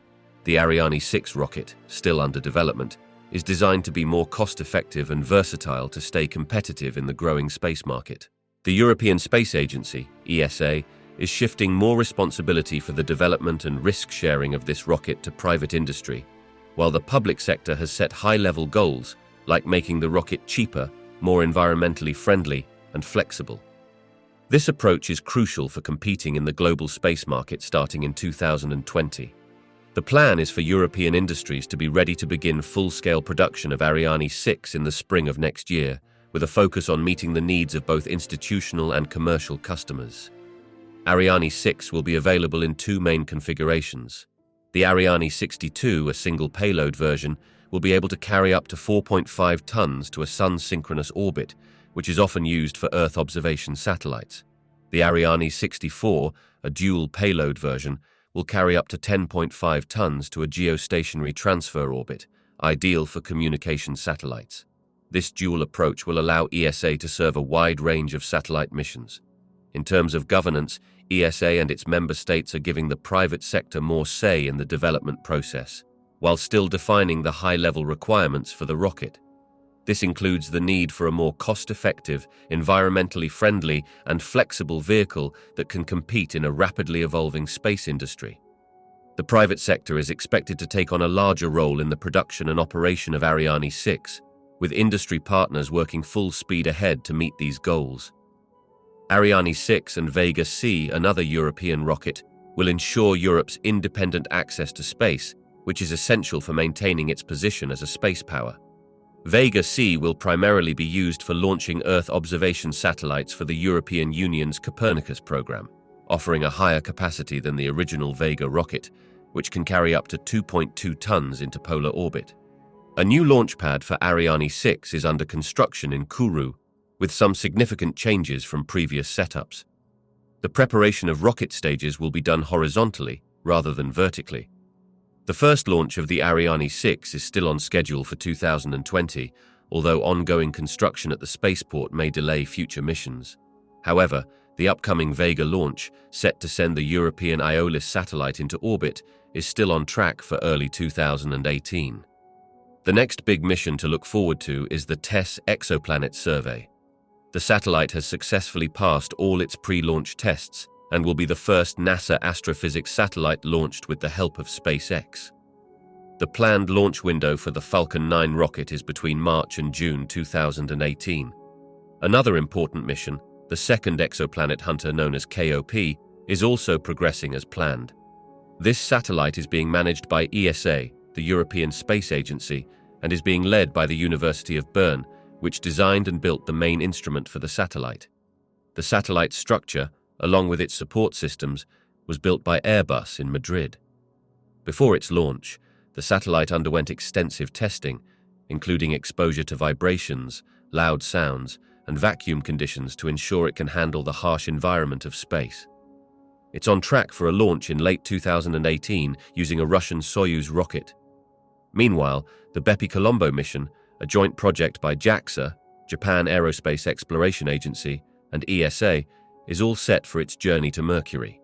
This mission includes several components: a Mercury transfer module, a sun shield to protect the spacecraft from the sun's intense heat, and two scientific orbiters, one from ESA to study Mercury itself, and another from JAXA to study the planet's magnetic field. The spacecraft was carefully assembled in a clean room at the European Space Research and Technology Centre, ESTEC, in Noordwijk, Netherlands, and has now been sent to the launch site in Kourou, French Guiana. The launch is scheduled for mid-2018, and the spacecraft will begin its 7-year journey to Mercury. The mission to explore Mercury, the closest planet to the Sun, has officially begun with the launch of the Bepi-Colombo spacecraft from the European spaceport in French Guiana. This mission, a collaborative effort between the European Space Agency, ESA, and Japan's space agency, JAXA, marks a significant milestone in space exploration. It's one of the most intricate and ambitious space missions ever planned, aiming to unlock the many mysteries of Mercury, a planet that has puzzled scientists for years. The spacecraft, Bepi-Colombo, consists of two main orbiters and a transfer module. These orbiters are designed to study Mercury in unprecedented detail. The mission is not only about getting closer to the planet, but also about understanding its unique features, such as its unusual magnetic field, mysterious surface structures known as hollows, and even ancient ice hidden deep within the planet's polar craters. One of the orbiters, provided by ESA, is called the Mercury Planetary Orbiter, MPO. Its primary focus is to study the surface and interior of Mercury. This orbiter is equipped with instruments to perform remote sensing, aiming to observe and map the planet's surface in great detail. Scientists want to understand the planet's composition, the materials that make up its surface, and even the planet's interior structure. By examining Mercury's craters, they hope to learn more about its geological history. The second orbiter, the Mercury Magnetospheric Orbiter, MMO, is provided by JAXA and will focus more on Mercury's space environment. It will study the planet's magnetic field and how it interacts with the solar wind, a stream of charged particles coming from the Sun. This orbiter is also designed to explore how Mercury's magnetosphere behaves and affects the planet. One of the biggest challenges of this mission is dealing with Mercury's extreme environment. The planet is incredibly hot, being just 3 times closer to the Sun than Earth. As a result, the spacecraft must be specially designed to survive in this harsh, high-temperature setting. The heat and radiation from the Sun are 10 times stronger than what we experience on Earth. To withstand this, the spacecraft was built with advanced materials, special insulation, and protective coverings for its solar panels and antennas. The development of the spacecraft was a lengthy and difficult process, requiring years of testing and fine-tuning. Engineers had to design components that could survive both the extreme heat and the intense radiation levels. Every part of the spacecraft had to be carefully checked for its ability to handle these conditions. Mechanical checks, electrical tests, and propulsion system assessments were conducted to ensure the spacecraft was ready for the mission. The Bepi-Colombo team also underwent extensive training to prepare for this mission. In fact, the preparation process included simulating the flight conditions the spacecraft would face in space. Experts from around the world worked together to test the spacecraft, refine flight procedures, and simulate real-life scenarios. This was essential for the team to understand how to work together and respond to any issues that might arise during the mission. The flight itself is no easy feat. Reaching Mercury is a huge challenge, not just because of the heat, but also because of the powerful gravitational pull of the Sun. As the spacecraft gets closer to the Sun, it needs to slow down in order to be captured by Mercury's weak gravity.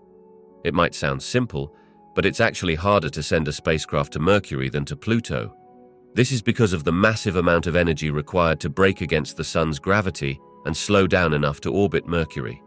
The spacecraft will have to perform multiple planetary flybys, passing Earth twice, Venus once, and Mercury itself 6 times, before it finally reaches its target in 2025. This slow journey is part of the reason why the mission takes 7.5 years to complete. The spacecraft will use gravity assists from these flybys to gradually reduce its speed and change its trajectory. This intricate series of maneuvers is necessary to allow the spacecraft to settle into an orbit around Mercury. For those working on the mission, it's been a long road. The project has been in development for over a decade. For many of the engineers, scientists, and technicians, this mission feels like a lifelong dream coming to fruition. The spacecraft's final assembly and testing were done at Kourou, the European spaceport, and it took an enormous amount of effort to transport all the components. In fact, it took 4 cargo planes and 70 shipping containers just to safely deliver the spacecraft to the launch site. Spacecraft have already made 2 close encounters with Mercury in the past, thanks to NASA's Mariner 10 probe, which was the first to visit the planet in the 1970s.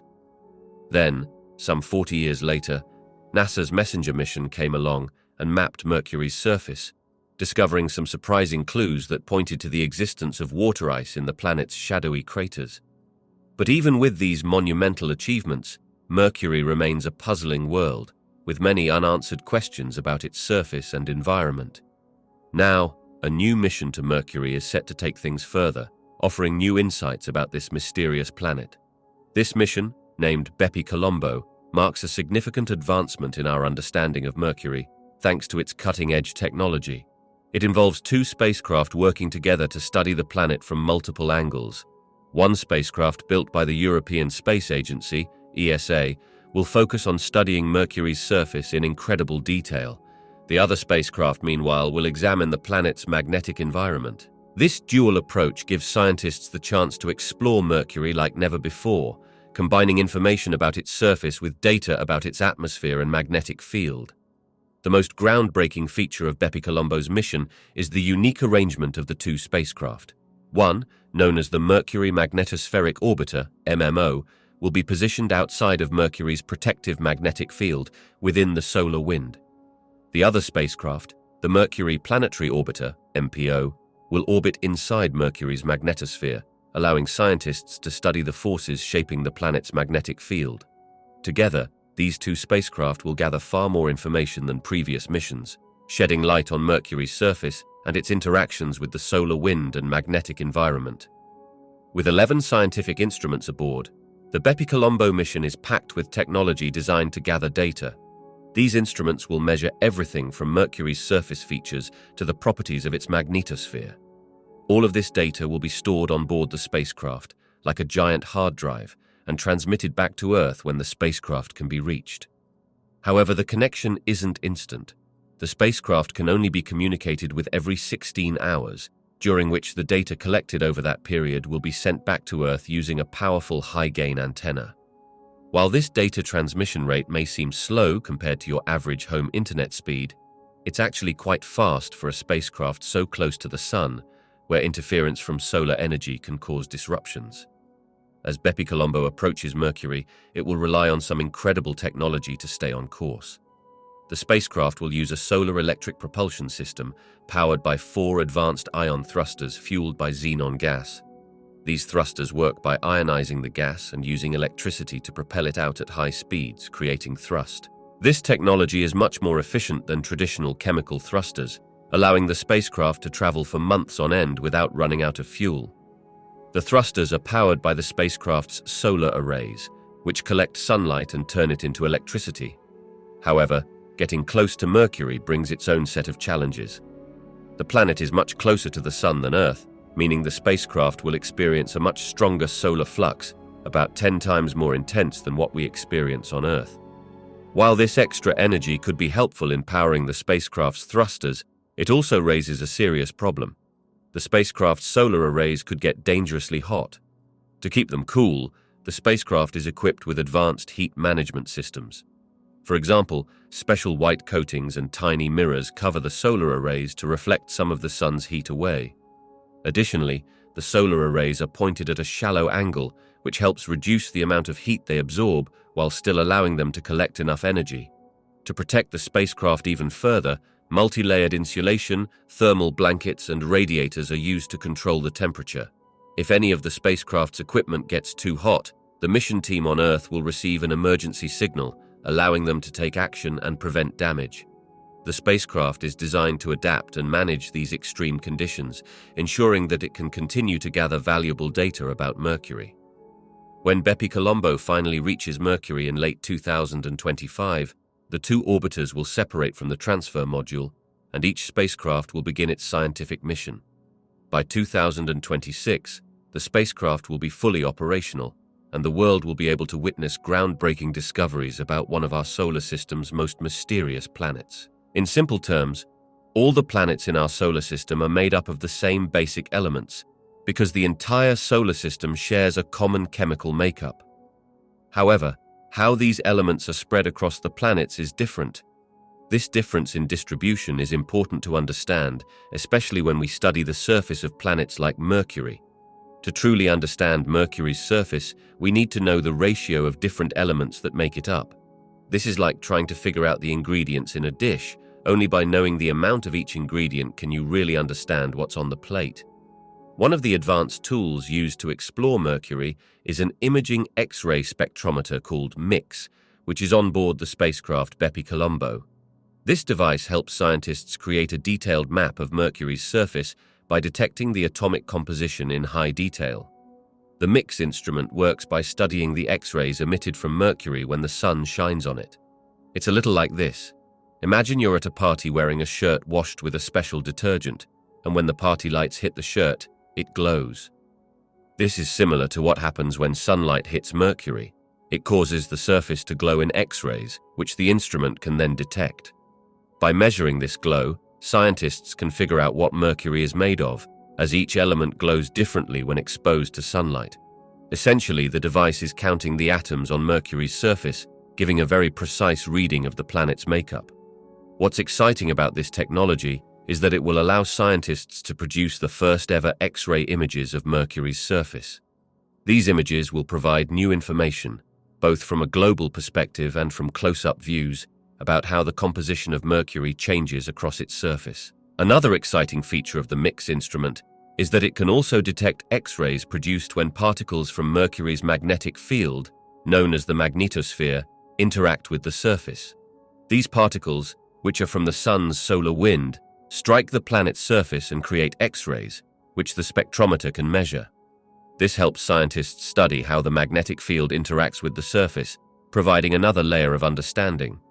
Mercury's surface also holds several mysteries, such as unusual depressions called hollows. These features are scattered across Mercury and have bright interiors with fresh-looking edges, which suggests they are very young, geologically speaking. They are believed to be linked to volatile elements such as sulfur and sodium that escape into the atmosphere after impacts of volcanic activities. However, scientists need more detailed observations from Bepi Colombo to fully understand how these hollows formed and what they really mean. Moreover, some areas of Mercury's surface appear to have been altered by a process where volatile substances like sulfur, chlorine, and potassium were removed as vapors. Messenger, the previous mission to Mercury, provided some clues about this but didn't have the high-resolution data needed to make final conclusions. With Bepi Colombo's advanced instruments, scientists will be able to create clearer 3D models and high-resolution images to study these changes more closely.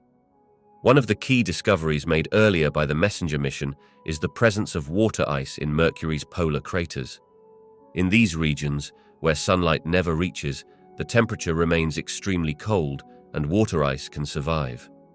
If confirmed by Bepi Colombo's instruments, this discovery could tell us more about how water and organic materials were spread across the inner solar system. This ties into the theory that water and organic compounds, essential for life, were delivered to the inner planets by comets from the outer reaches of the solar system. Understanding how these elements came to Earth can help explain how life might have started here. Mercury, despite being close to the Sun, is a crucial piece of the puzzle when it comes to understanding the formation of the entire solar system.